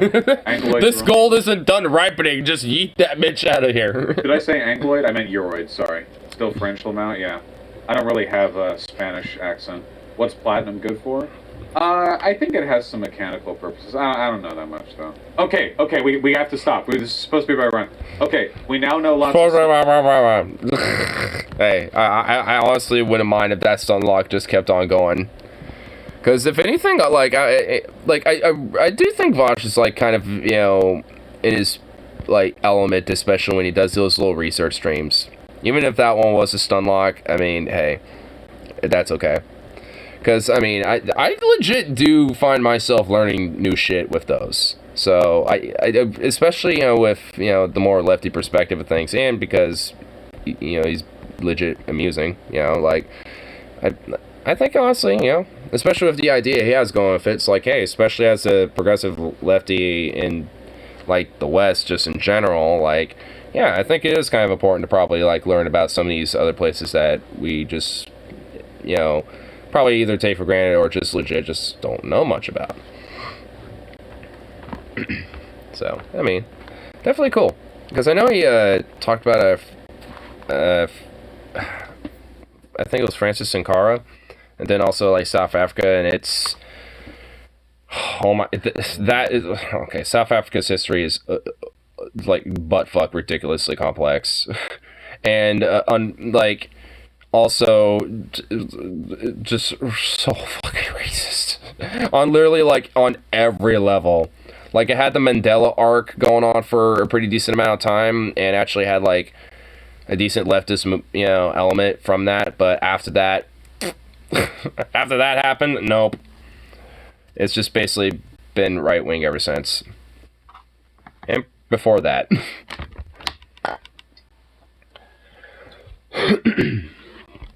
Which is like, oof. And then also like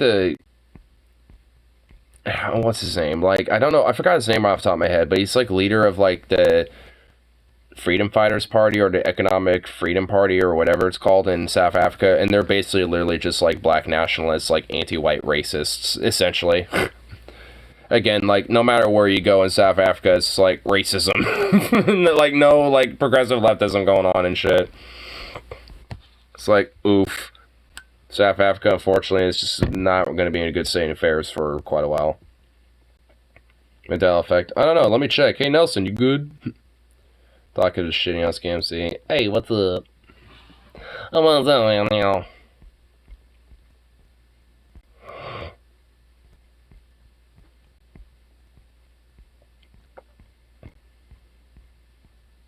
Here. Okay. See if there's other little fun things to potentially tap into. Just woke up, Lamau.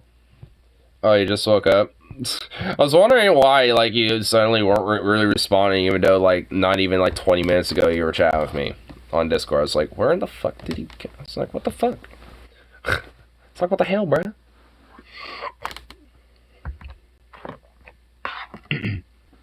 Yeah. I'm gonna go on for a pretty decent amount of time, though. But oh no, it's gonna be a chillin'. I had another string break though, but luckily because I actually have a set of strings, I can replace it now. So I have an E string again. I'm old, now. I need my sleep. I need my naps. Hey, if you're an old man, then I'm fucking middle aged. Like, don't give it that nonsense. Oh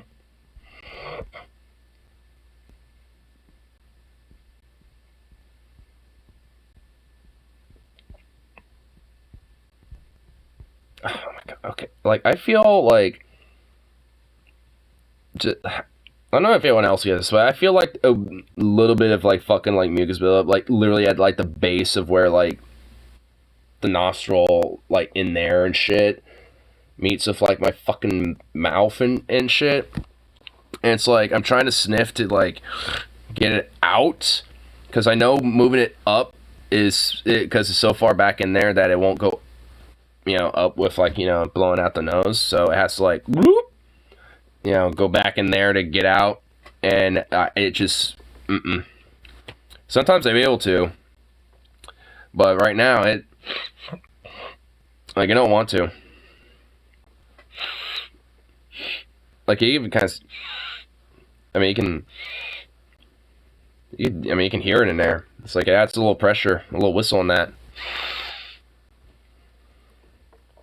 I could tell it wants to jog all the way out of there, but it doesn't want to. It's like, I hate it. I know there's, like, a way for me to, like, make him, like, weird-ass little face and, kind of jostle the, the cavity in there or whatever the fuck, whatever's going on there, and, like, kind of maybe help loosen it from there, but... Oh, did I get that? No.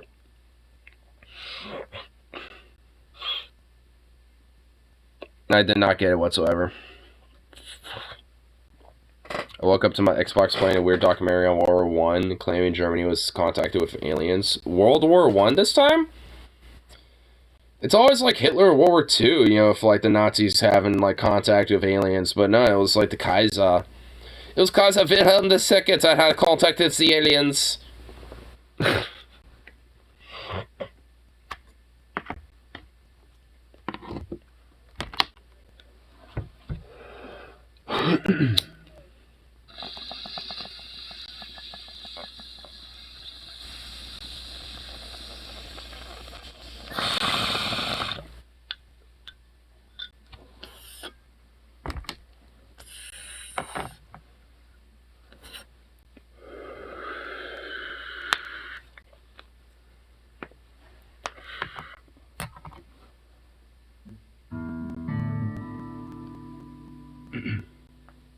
Where did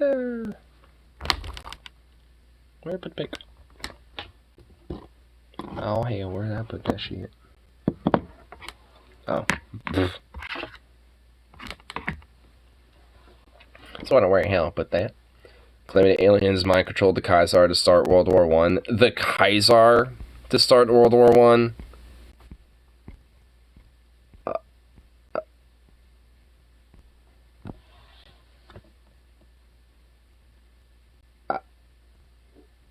What? Huh? Germany didn't start World War One. That... What? What? Oh my god, this meme. When you see neighbors putting up Christmas decorations before Halloween. What's funny, I saw somebody do some face paint to look like a skull, but they also had a Santa hat on. You know, I looked at it, I was like, you know what?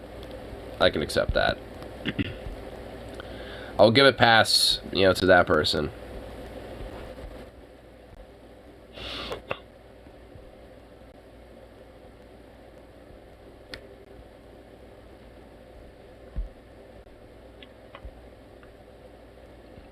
Me this month, me next month. Hey, we gotta make room for Thanksgiving, okay? I need to engorge myself and shit. Alright. Oh god, what did you just sent me? Oh, you sent me this before. Yeah, I have this saved. Management, don't use the laser engraver for non-work related purposes. Me, uses laser engraver for non-work related purposes. Management, surprise Pikachu face. That's a good one. I love it. Gotta love it. I wish there was a way for me to get away with something like that, but unfortunately I can't really do that. But I have my own methods of doing so.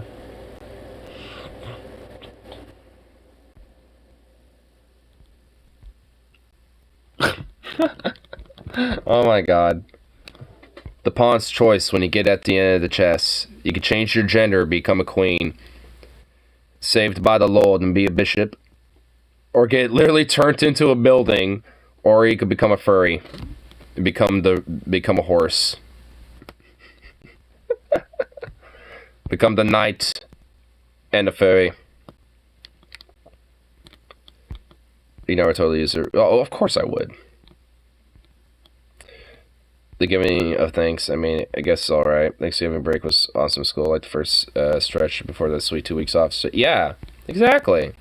And plus, the stuffing, all the turkey, you know, like, I mean, because let's be honest, like, everyone, you know, when, at this point, outside of, obviously, colonialism and Columbus, I mean, besides that, though, I mean, what do people think about most? The food, the dinner, you know, the coming together is to feast and, you know, just engorge ourselves in food, you know, it's just like, that's what people are kind of thinking about, you know what I mean? So, it's like...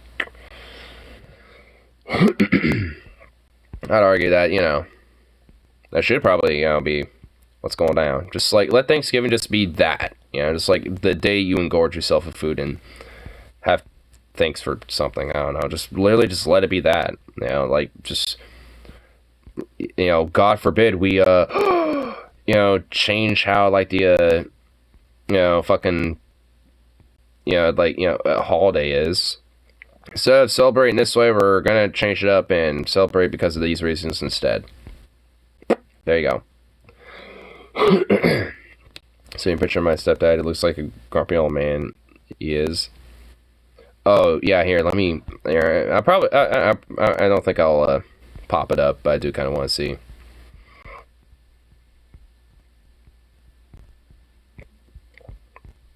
Besides, to get there, I need to scroll through some bullshit anyway. Where is it anyway? Fucking hell. There it is. Here, let me zoom in on it. Dude, he literally looks like some retired old sheriff that just really desperately wishes that he had that hat on again.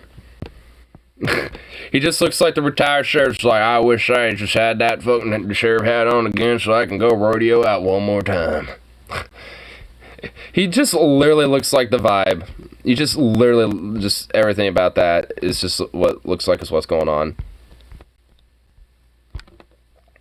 And surrounded by kitties. All the kitties. And a pup.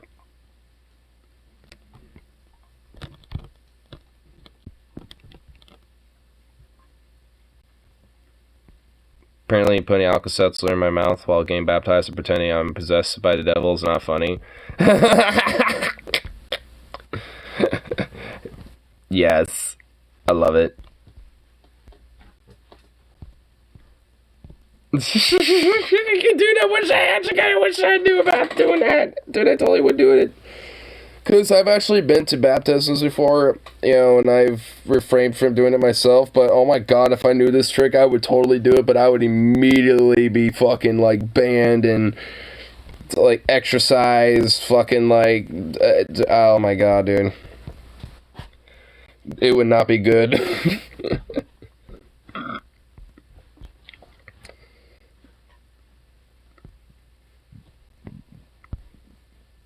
Like, honestly, I mean, I probably could just do it at a church. Be like, hey, I want to come here to have a baptism. So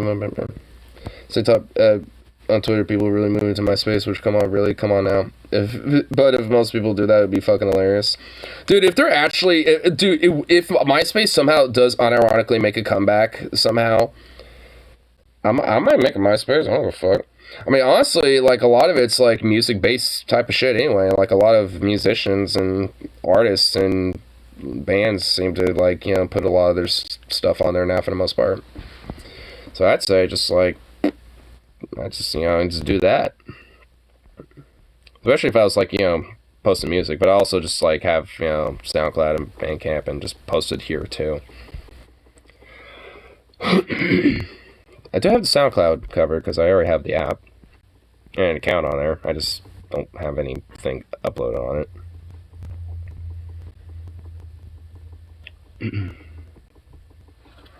But I don't know. Ugh. Give my little legs a stretch. Ugh. Ooh. Get my tea over here. Alright, what the fuck you sending me now? So my dad tells me you're anarchist, right? Hold on. Is there a way for me to... Yeah, there we go. I don't want this meme to be absolutely spoiled yet. Ah, shit. Okay.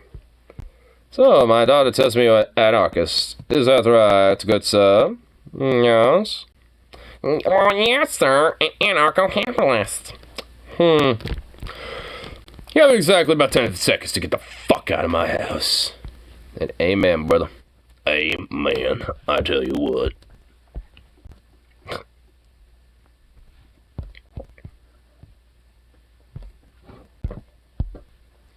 Weirdly enough, speaking of which, have any of you seen the, like, Hassan's, like, new, like, clothesline thing, like, or at least, like, for the ad that he did for it? called like Fimbo Fitness, but honestly, like, I legit unironically like kind of like it. I kind of love it. Because it just feels like so America.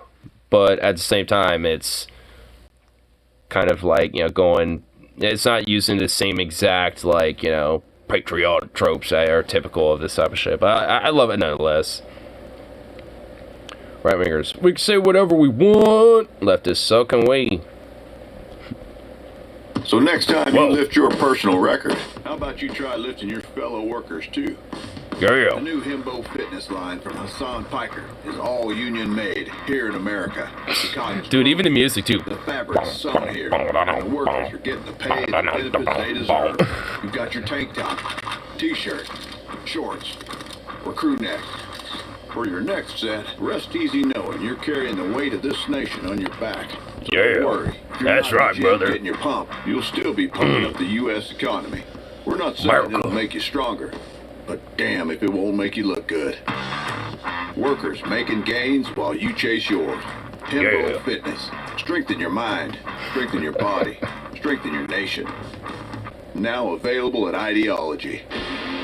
I mean, you just got like these big schwole bros, just like, yeah, brother. It's more than merch. It's apparel. And it's the way apparel should be. Not gonna lie though, it's actually a legit pretty good ad. I legit actually like it. I doubt this, but if Elon is smart, he's gonna put a cap on stock shit faster. It's gonna end up accessible. Nobody will want to deal with. Yeah, honestly. Because I've already seen, you know, the shit, and we all know, where it's like people have literally spammed N-word, you know, like all sorts of other shit. Like, people are just seeing if they could just get away with it at this point. Imagine if some shit happens through Twitter, and then legal shit comes back on them. Oh my god, dude. Man, it would actually be kind of funny if this somehow leads to, like, Elon Musk having, like, a little bit of a downfall and got taken down a peg because of it. That actually would be kind of fucking hilarious. I would actually fucking love that a little bit. I mean, not the cesspool shit, but, I mean, if he gets taken down a peg because of this would be kind of funny. Alright, Abby Shapiro meme.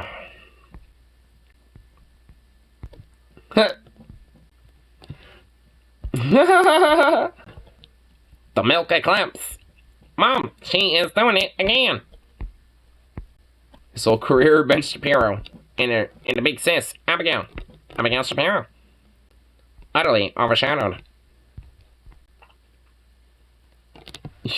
Wait, was it YOLO Swag Studios?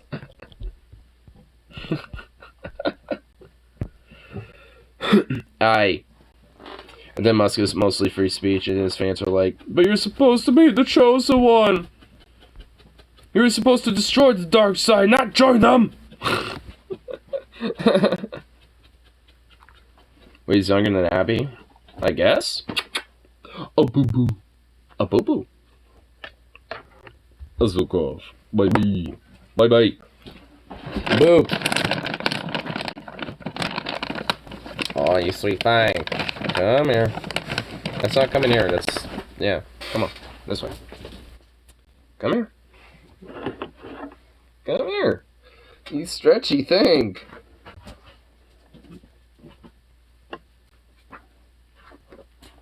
Come on. Oh my god, you're having issues. Hold on. There we go. I'll move that out of the way for you. Get the fuck over here. Come down. Get back up here. Come on. Jesus. Oh, okay. Hi. Oh my god, you silly boy. Goof. Oh. Get your ball. Oh. You jerk. He's like, I want that. Hey, patience. Stay. You gotta learn patience, bro. You can be here. You just need to be chilling. Good boy, you're chilling.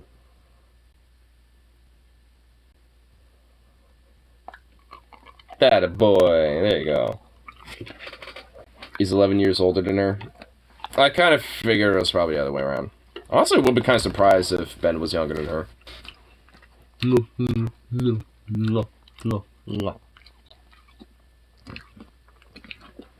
You silly boy. You stretchy thing. Look at you. You stretchy thing!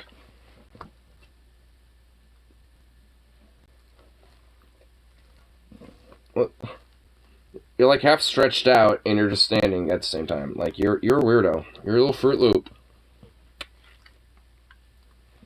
Blop, blop. Alright, there you go.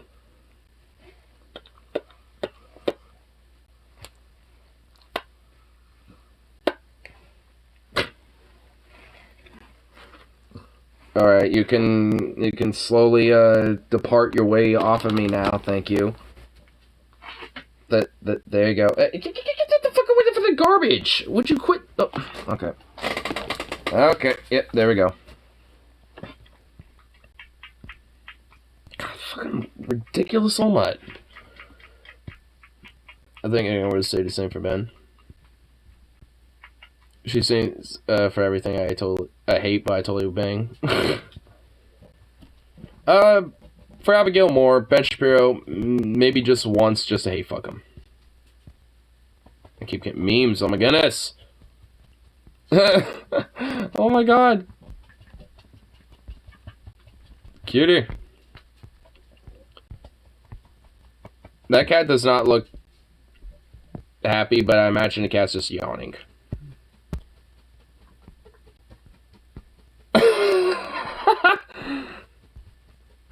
Hey, everyone's heard about Pocket Sam, but what about Pocket Fentanyl? Pocket Fentanyl! Yeah, I want to make sure I got that one saved too. Memeception. So many memes, all the memes. Whoever names frogs got 100% right. Those things are frogs.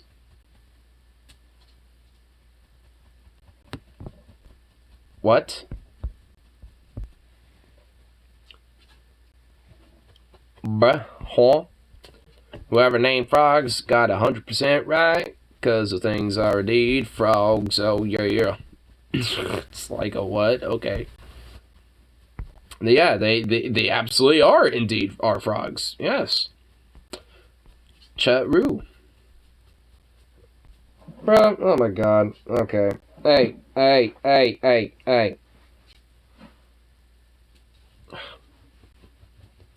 Well, let me send not any memes.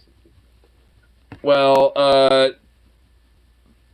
I'm kind of glad I ain't letting you at the moment, because I don't want to click a meme and then just, like, have the screen up and just be like, oh, fuck, and panic, you know, to get it off so I don't get banned or something. This is your god now. Dude, if there was, like, a galactic, like, being, like, god creature, and this is like what it was that manifested before us, I would actually, you know, let it be my god. I'll create an altar in the name of this son of a bitch. It looks like a benevolent and malevolent being, like the, you know, the velvet glove on the Iron Fist approach.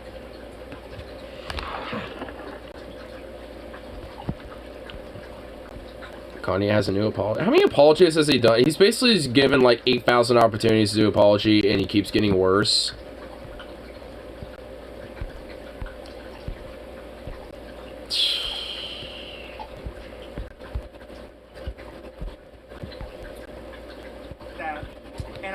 And I question the death of George Floyd. It hurt my people. It hurt the black people. So I want to apologize. So what? When I said that. And I question the death of George Floyd. It hurt my people. It hurt the black people. So I want to apologize to hurting them, because right now God has shown me by what Adidas is doing and by what the media is doing, I know how it feels to have a knee on my neck now. Oh my god, dude! He did not just fucking. Oh my god, bro. I was already like rolling my eyes and just being like, oh my god, this fucking shitbag. But then he just flexed that shit out there like, nah, I got this up my sleeve, bitch. Like, It's like, now I know how it is. Like, oh my god. Like, what the like, you do not know how it's like, you son of a bitch. Because, hey, you're alive. You're not dead. Like, what? Like, what? Yeah, I mean, yeah, it's like, the whole questioning thing in itself is already bad enough. But, like, you know, but then, like, to throw that out there, like, dude. We're not even 30 seconds into this. Oh, my God. Yeah, Can't dude, stop. Won't stop. I don't even know if No car pop. stands. Can't stop. Can a No, Kanye won't stand stop. that's, like, still a stand, I guess? Like, explain to me. Like, do you think that this is a good apology? Like, he's basically saying, like, I apologize because my money was taken from me, and, like, that's God punishing me.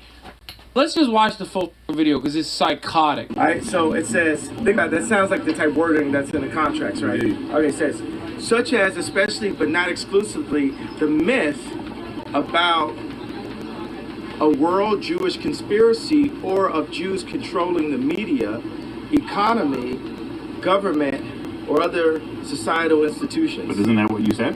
That Jews run everything? Yeah, but that actually is considered to be anti-Semitic.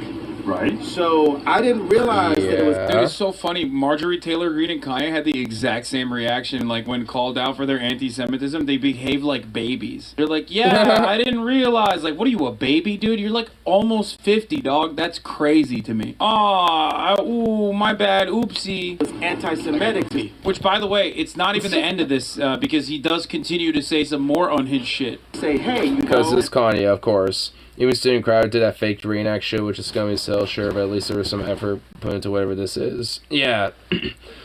Yeah, because at least this is just, like, unhinged mania and fucking just absurd bullshit. Like, at least Steven Crowder is just, you know, doing it, like, while malintensive purposes and for fucking scummy-ass purposes, I mean, it's still at least, like, put fucking effort to it, I guess. It's still, it's trying to be creative, even though it isn't.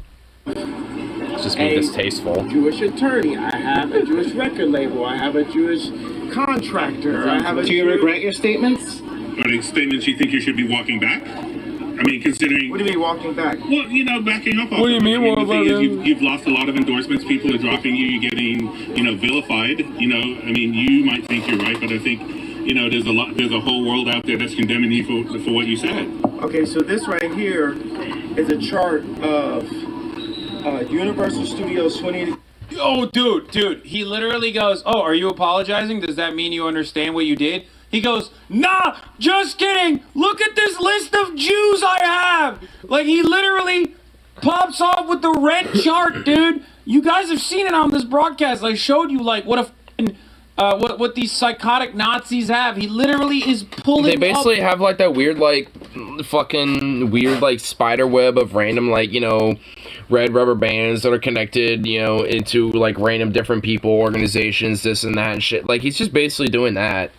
Dude, he goes, nah, watch me pull a fucking Joe Rogan from my meme folder. His meme folder full of anti-Semitic conspiracies. Oh no. 20th Century Fox, ABC News, CBS, CBS News, Columbia Pictures, Warner Brothers, ESPN Sports, Fox News, Washington Post, Metro Goldwyn Mayer, MTV Music Television, Nickelodeon, I'd see someone die being like, you're objectively what I'm privileged. taking away from this is that Kanye now understands what anti-Semitism is and accepts yeah, it's like, I feel you, bro, even though you're far more exploited and oppressed, you know, than me being a billionaire, well, I guess not anymore, but, like, you know, a rich-ass piece of shit that's like an anti-Semitic Nazi fuck, while you aren't, you know, hey, I feel you, bro. I understand how you is, you know, I understand how you feel, even though I question what happened to you in the first place. Like, such a fucking suck. It's like, I would say a goon of tire armor would probably be necessary, but it's like, that would be a little overkill, so a goon with just a wooden bat. I guess it would still hurt, but hey, it's not like a tire iron, you know, it's not like that lethal. I mean, just like one good, like, whop with a wooden bat. Yes. He literally said, I apologize for offending people by being anti-Semitic, and, like, here is the direct conspiracy. Goon of a rock. Yeah, just a rock. Just whomp. Be stoned. Declared anti-Semitic. and then followed it up and said, no, I'm not apologizing, actually. Here are all the Jews. Comedy Central, NBC Entertainment, Google, what else do we have? Disney, ABC Kids and Family, YouTube, Los Angeles Times, Discovery Network, Paramount Pictures, Facebook. Are you telling me everyone doesn't have a list of every Jew they know? Or like, just a list of Jewish people? Just in general. You know, famously, that has always gone well. When you like put an Excel spreadsheet of all the Jews, that's always good. Nothing bad happens after that, for sure. Totally not. Huffington Post, Yahoo, Marvel, Hulu. Very rational and reasonable, consensus usually comes out of people that have big lists like this. Yes. Metropolitan Time, Touchstone, Associated Press, Pixar, Miramax. It's like giving a list of your black friends. Yeah, but I don't even think he's necessarily listing his like friends in this case. I think he's literally just listing off like different companies and groups and shit that are, by the Jews or whatever. New York Post, LucasArts, MSNBC, DreamWorks Animation. Now the thing is, I skipped over maybe about 5 of them because it was just unclear on this list. The red are. What does unclear mean? Like, he looked at the Excel spreadsheet and was like, are they a Jew? Are they not a Jew? I don't know. Kind of unclear to me. The list doesn't specify. Also, half of those companies are owned by the same person, bro. What the fuck are you talking about? Like, half of those companies, he literally wanted to, whichever Nazi that made this wanted to spread it out so hard that they were literally like, he mentioned like Disney 11 times because Disney owns 11 of those companies. Yeah, I heard Marvel, which is definitely Disney owned. LucasArts too, another one. Are Jewish. And Disney itself. At these companies. He's so, look at him, he's so happy. He's like, he nailed it. It's like this list right here, all this, Jews. It's like he has encountered a hidden truth or something. He's checking his list twice like Nazi Santa. No, Nazi Santa, oh my god. Checking his list, checking his twice. I'm not continuing that. I thought some lyrics up, but nope. Seen that meme before, bro. If you are someone who watches right-wing psychos and Nazis and shit, you have my god, I'm really, oh man, it's bad. I will not share it. I'm just keeping this one to myself. Who gives a fuck if an executive is Jewish or not? What are you, a fucking Nazi? Why do you care? People do not operate on some fucking Nazi creed, like being, people aren't operating on the basis of being Jewish, okay? They're operating on the basis of capitalism. If there was a group of individuals that control a larger percentage of like the media and a government and anything like that, it's white Anglo-Saxon Protestants. We live in America, but you don't ever hear those motherfuckers shit on white Anglo-Saxon Protestants in the same way because they think that's who should run the fucking media. Half of these fucking companies are owned by like two families. And that consolidation of power is not happening as a consequence of some anti-Semitic conspiracy, but instead happening as a consequence of capitalist corporate consolidation. Which is the main reason why that list is basically like owned by like half of it essentially just like the same company basically because of that same capitalistic, takeover of, and conglomeration and shit. Like, and this is, like, this sad thing about, like, a lot of Nazis and shit. It's like, I do think there is at least some Nazis and some, like, anti-Semites that know that their shit is bullshit and know what the kind of real root of the issues are, but, understand that, especially for what their just personal ideas are outside of that. Like, when it comes to, like, just being anti-Semitic or being, not, just, racist and white supremacist and being Naziistic and shit with their ideas, and what ought to be done with undesirables and yada yada. Like, to them, it's like, well, even though that isn't the reality, I'm still going to push it, nonetheless, because it's a means to the end of, me governing power and control. And also, it's just, a way to just, continue to boost propaganda as well anyway, because then, especially if you have someone like Kanye pushing it, then you get it, out to, just that much more people. Because even if he isn't necessarily the one doing it directly, well, I guess he is in this case, the media will report on it, and they will quote a lot of what he said, and a lot of people read that. So, at that point, they did their job. I mean, I guess, it kind of succeeded even with me doing it here, even as small as it is. Because, commentating on it here, obviously not so much in the sense of, successfully, winning over with that outreach, but at least just the outreach itself, at least with that part. But that's what they want, because then that means more people might, listen to that. Which have. There have been people that have listened and heard that and have made the responses from that. I mean, also, just look at the fucking Elon Musk thing with Twitter, too. Like, I'd say, that's, in tandem with this, too, to a degree. Because, there's motherfuckers, now, probably saying, like, Kanye was right about, instead of saying Jews, like, I'll say, like, a flying kite. I'll say that instead of the word, so just think of, like, having a kite at a beach or something like that. Just like, the good winds and stuff, I'm thinking of that instead, because it rhymes, but, yeah. When they heard what you said, is that what happened? Well, what I said is, hey, I've had experiences where it felt like I was being teamed up. Can you imagine a different universe where Kanye West, in his fucking unique state of mind, instead of reading like 4chan poll memes or whatever the fuck, he decided to read Lenin? I mean, I'm just saying, dude. And I kind of remember a little bit of my point now too. A little, like, I mean, that's kind of my thing too with some of those Nazis as well. Like, there's a second point that I wanted to make. Like, to the ones that are legit, not like the smart ones that know it's bullshit. To the ones that don't, it's like, if only they were just open-minded enough, or just disenfranchised with the idea enough, or weren't impressionate to it in the first place. Potentially just like read a Lenin book or something, just like, or even, someone who's more contemporary, like Zizek or something. Like, cause, I'd say, Zizek as a contemporary, especially since no one really knows some of him as that much, but at least as a Marxist philosopher would be, I'd argue a fair introduction. At least, to, a more modern contemporary sense of it.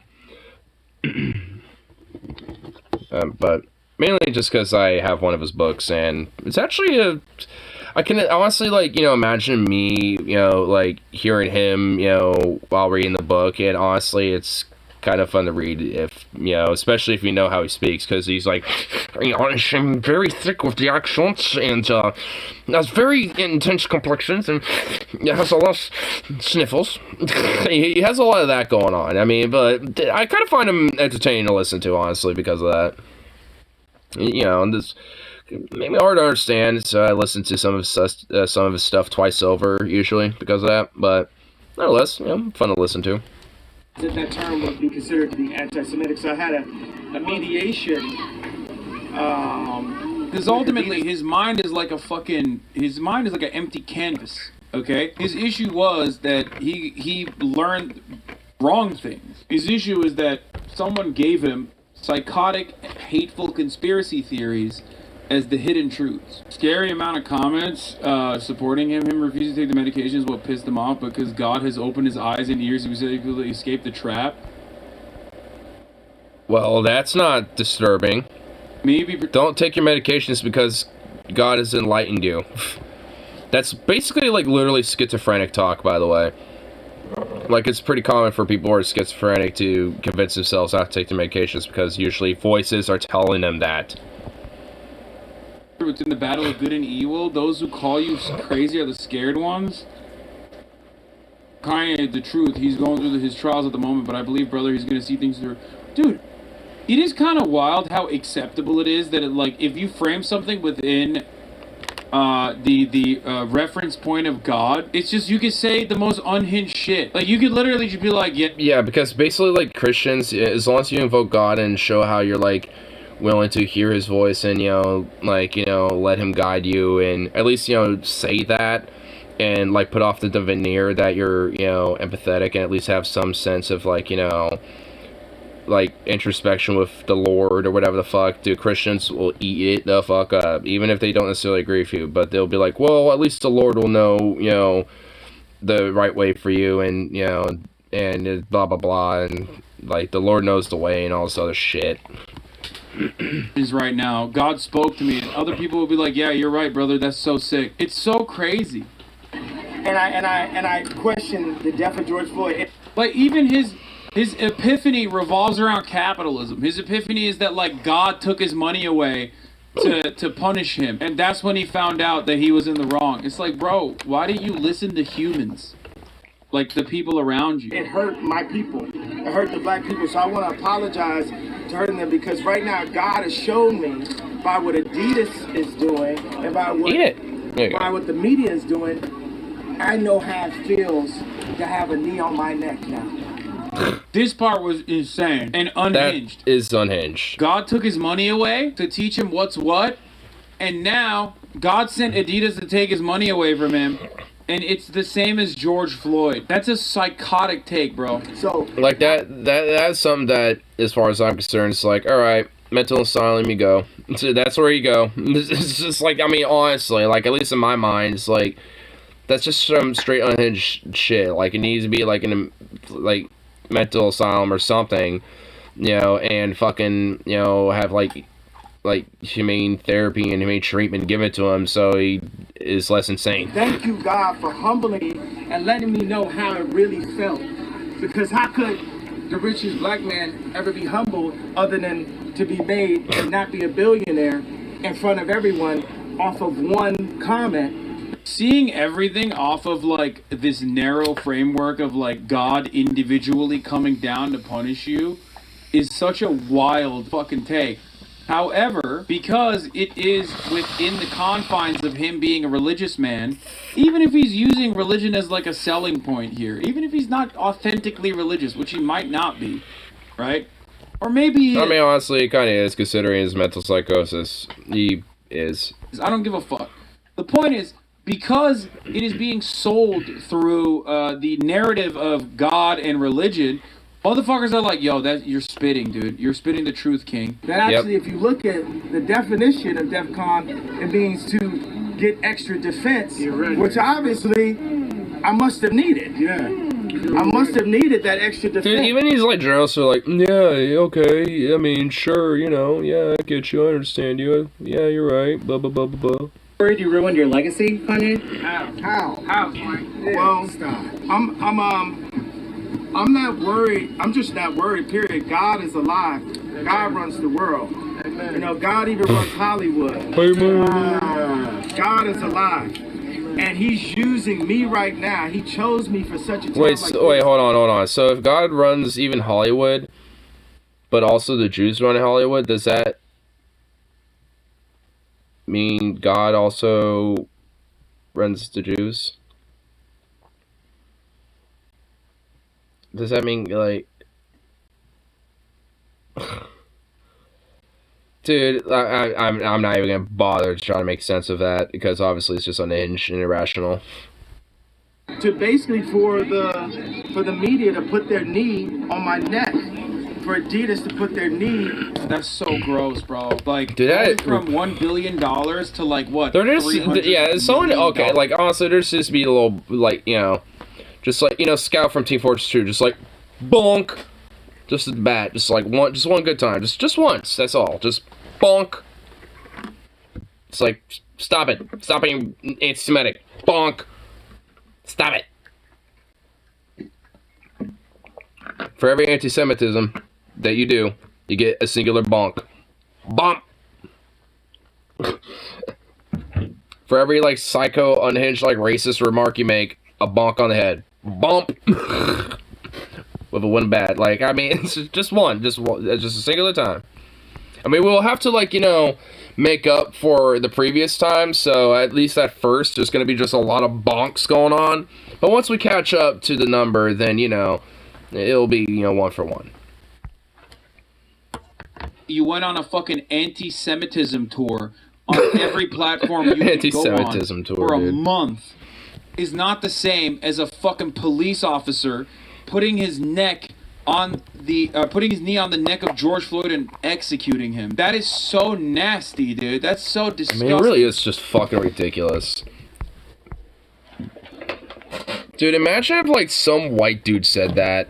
You know, like, imagine if, like, you know, there was, like, you know what, I bet, like, one of these, like, Trump rallies, there has been, like, some sad white Karen fuck that's actually unironically said that. Like, I have a feeling there's, like, a guarantee that it's at least happened at least a few times. Maybe not recorded, at least not that I'm aware of, but I'm pretty sure it's out there. If not, it's bound to happen. It's like, yeah, I'm, you know, basically, you know, like a white Christian Republican, and this woke liberal agenda is basically making me feel like how George Floyd was. Like, I guarantee there's some, like, drunk white Karen bitch out there that's, like, gun-ho MAGA Trump or something like that, that's who has that as a take. Just, like, I guess dissatisfaction guaranteed or your money back. Guess it would normally be satisfaction guaranteed, but, you know, not in this case. Anyway, it's about to be 4:20 here, so I'm gonna take the 4:19 to have a minute here and just set myself up for a moment. Bloop. Bada bing, bada boom. Shbang bang. Clean this out for a freshie. A freshie Betsy. Don't know what that means, but that could be up for the interpretation. Alright. Now we are into the full 20 hours, so smoke if you got 'em. 'Cause I found a show to do.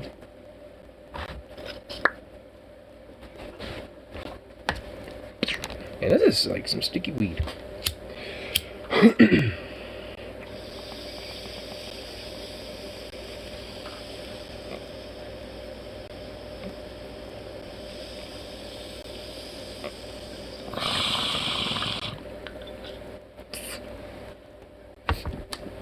Nice.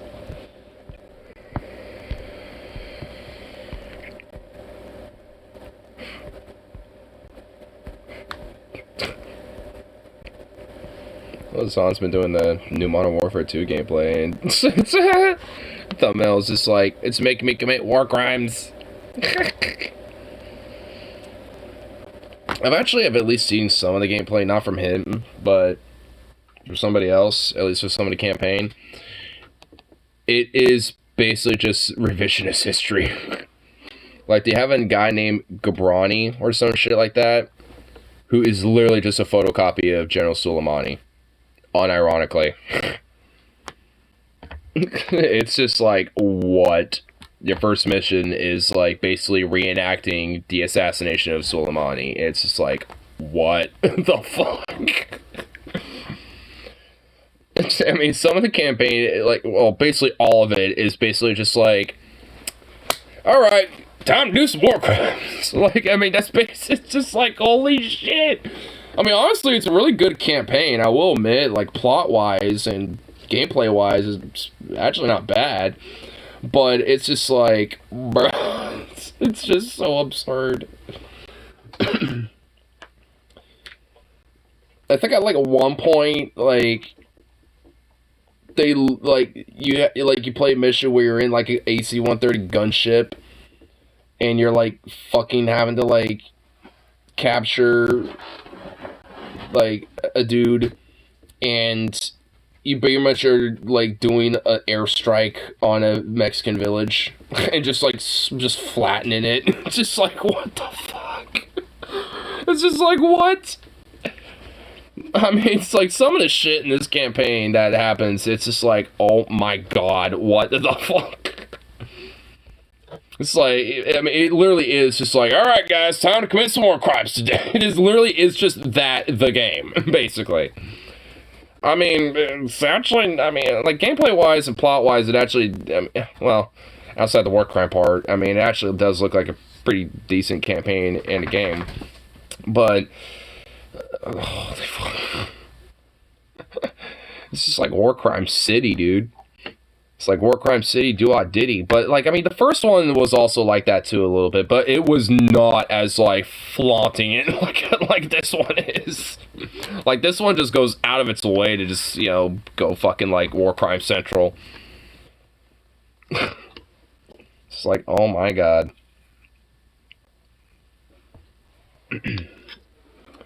But I do kind of like how they, like, kind of redid some of the old Modern Warfare characters, like Soap McTavish, Ghost, Shepard, and shit.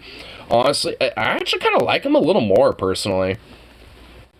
Because, I guess they just kind of feel more realistic. Especially General Shepard. He just literally reminds me of, like, a Mad Dog Mattis type of dude. I wonder why.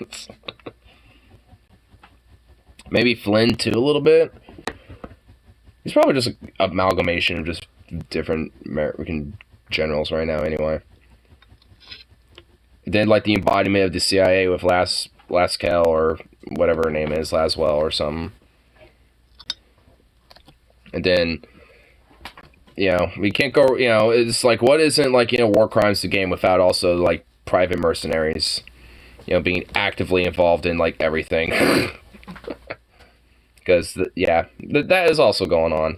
And very heavily. It also definitely leads, you know, a similar plot to the original Modern Warfare 2 as well, to an extent. But actually doesn't kill Roach, which he's actually not even in the game, I don't believe. And then there's fucking Ghost, who isn't dead or anything, but still get betrayed by Shepard and Shadow Company, like in the first one. So they keep to the old plot a little bit while still keeping it new and original. So, I mean, all in all, it looks like a good game. Like MW2, at least this new one, I guess MW2 2. Like, I mean, yeah, it looks like they actually did a pretty decent job with it, which makes me wonder, it's like, what the fuck did they do? How did they butcher, like, Vanguard and Cold War so badly? Like, why didn't they just give the same love and care to these Modern Warfare ones like they did, like, you know, it's like, come on, you could have given a lot more love and care. Cold War looked like it had promise, at least. But I saw things that even I had issue with, even campaign too. Like, because at one point you're in East Germany, and the East Germans have West German weapons. It's like, why are there MP5s and, like, G3s and shit? Like, what the fuck? It's like, where's the, like, AKs? Like, because that's what they would be owning. I mean, at least they got the uniforms accurate. It was kind of cool seeing the helmets and stuff. Can I help you, dog?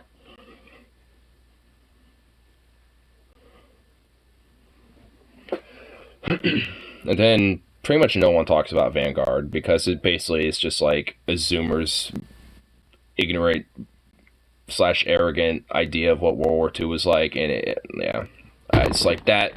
I mean, it could have, like, basically remodernized World at War in a way, and, like, you know, did what, because, again, it's like the love and care thing I'm talking about. It's like, even, you know, they could have basically done something similar to even Call of Duty World War II. They could have given it the same love and care, but,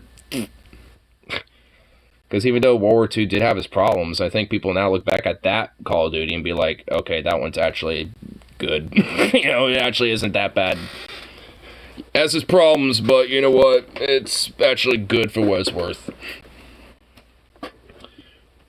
Which, honestly, for me, I just wish Call of Duty World War II was more, well, World War II. It was basically just, you know, the Western European campaign. That was basically it. It's like, I mean, it's not false advertising, but it's just like, I mean, it's like World at War had, like, you know, the Pacific and the fucking European campaign going on. It's like, I mean, come on now. At least it literally applied, like, you know, World War II, World at War shit going on. But, like, just, you know, one, like, theater. It's like, oh. I would have even been fine if it was just, like, a, you know, just all European front. And you just, like, you know, Soviet side and the American side. Even that would have been fine. Because it's basically how it was with the World at War. It's just the American side was in the Pacific. And honestly, the World at War campaign, top tier. Top tier.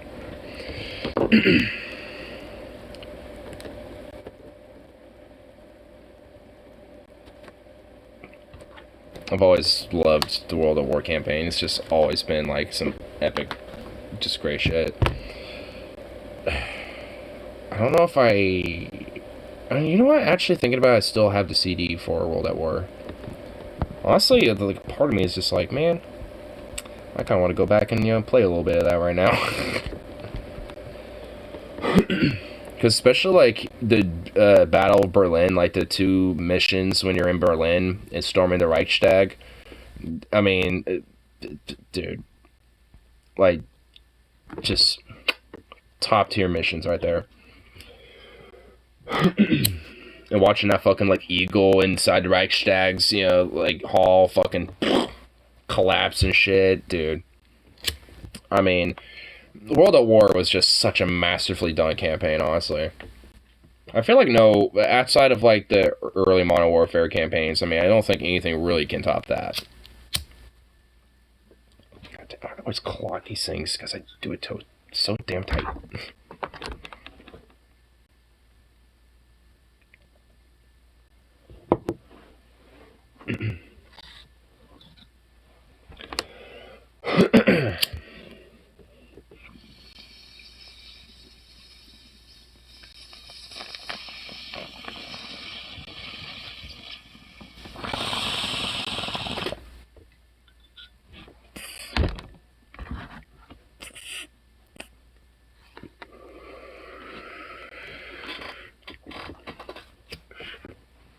But anyway, it's about like almost 3 a.m. here, so I think I'll at least go for the rest of the little night. But of course, be a background for the next one. So peace out, and of course, I shall see y'all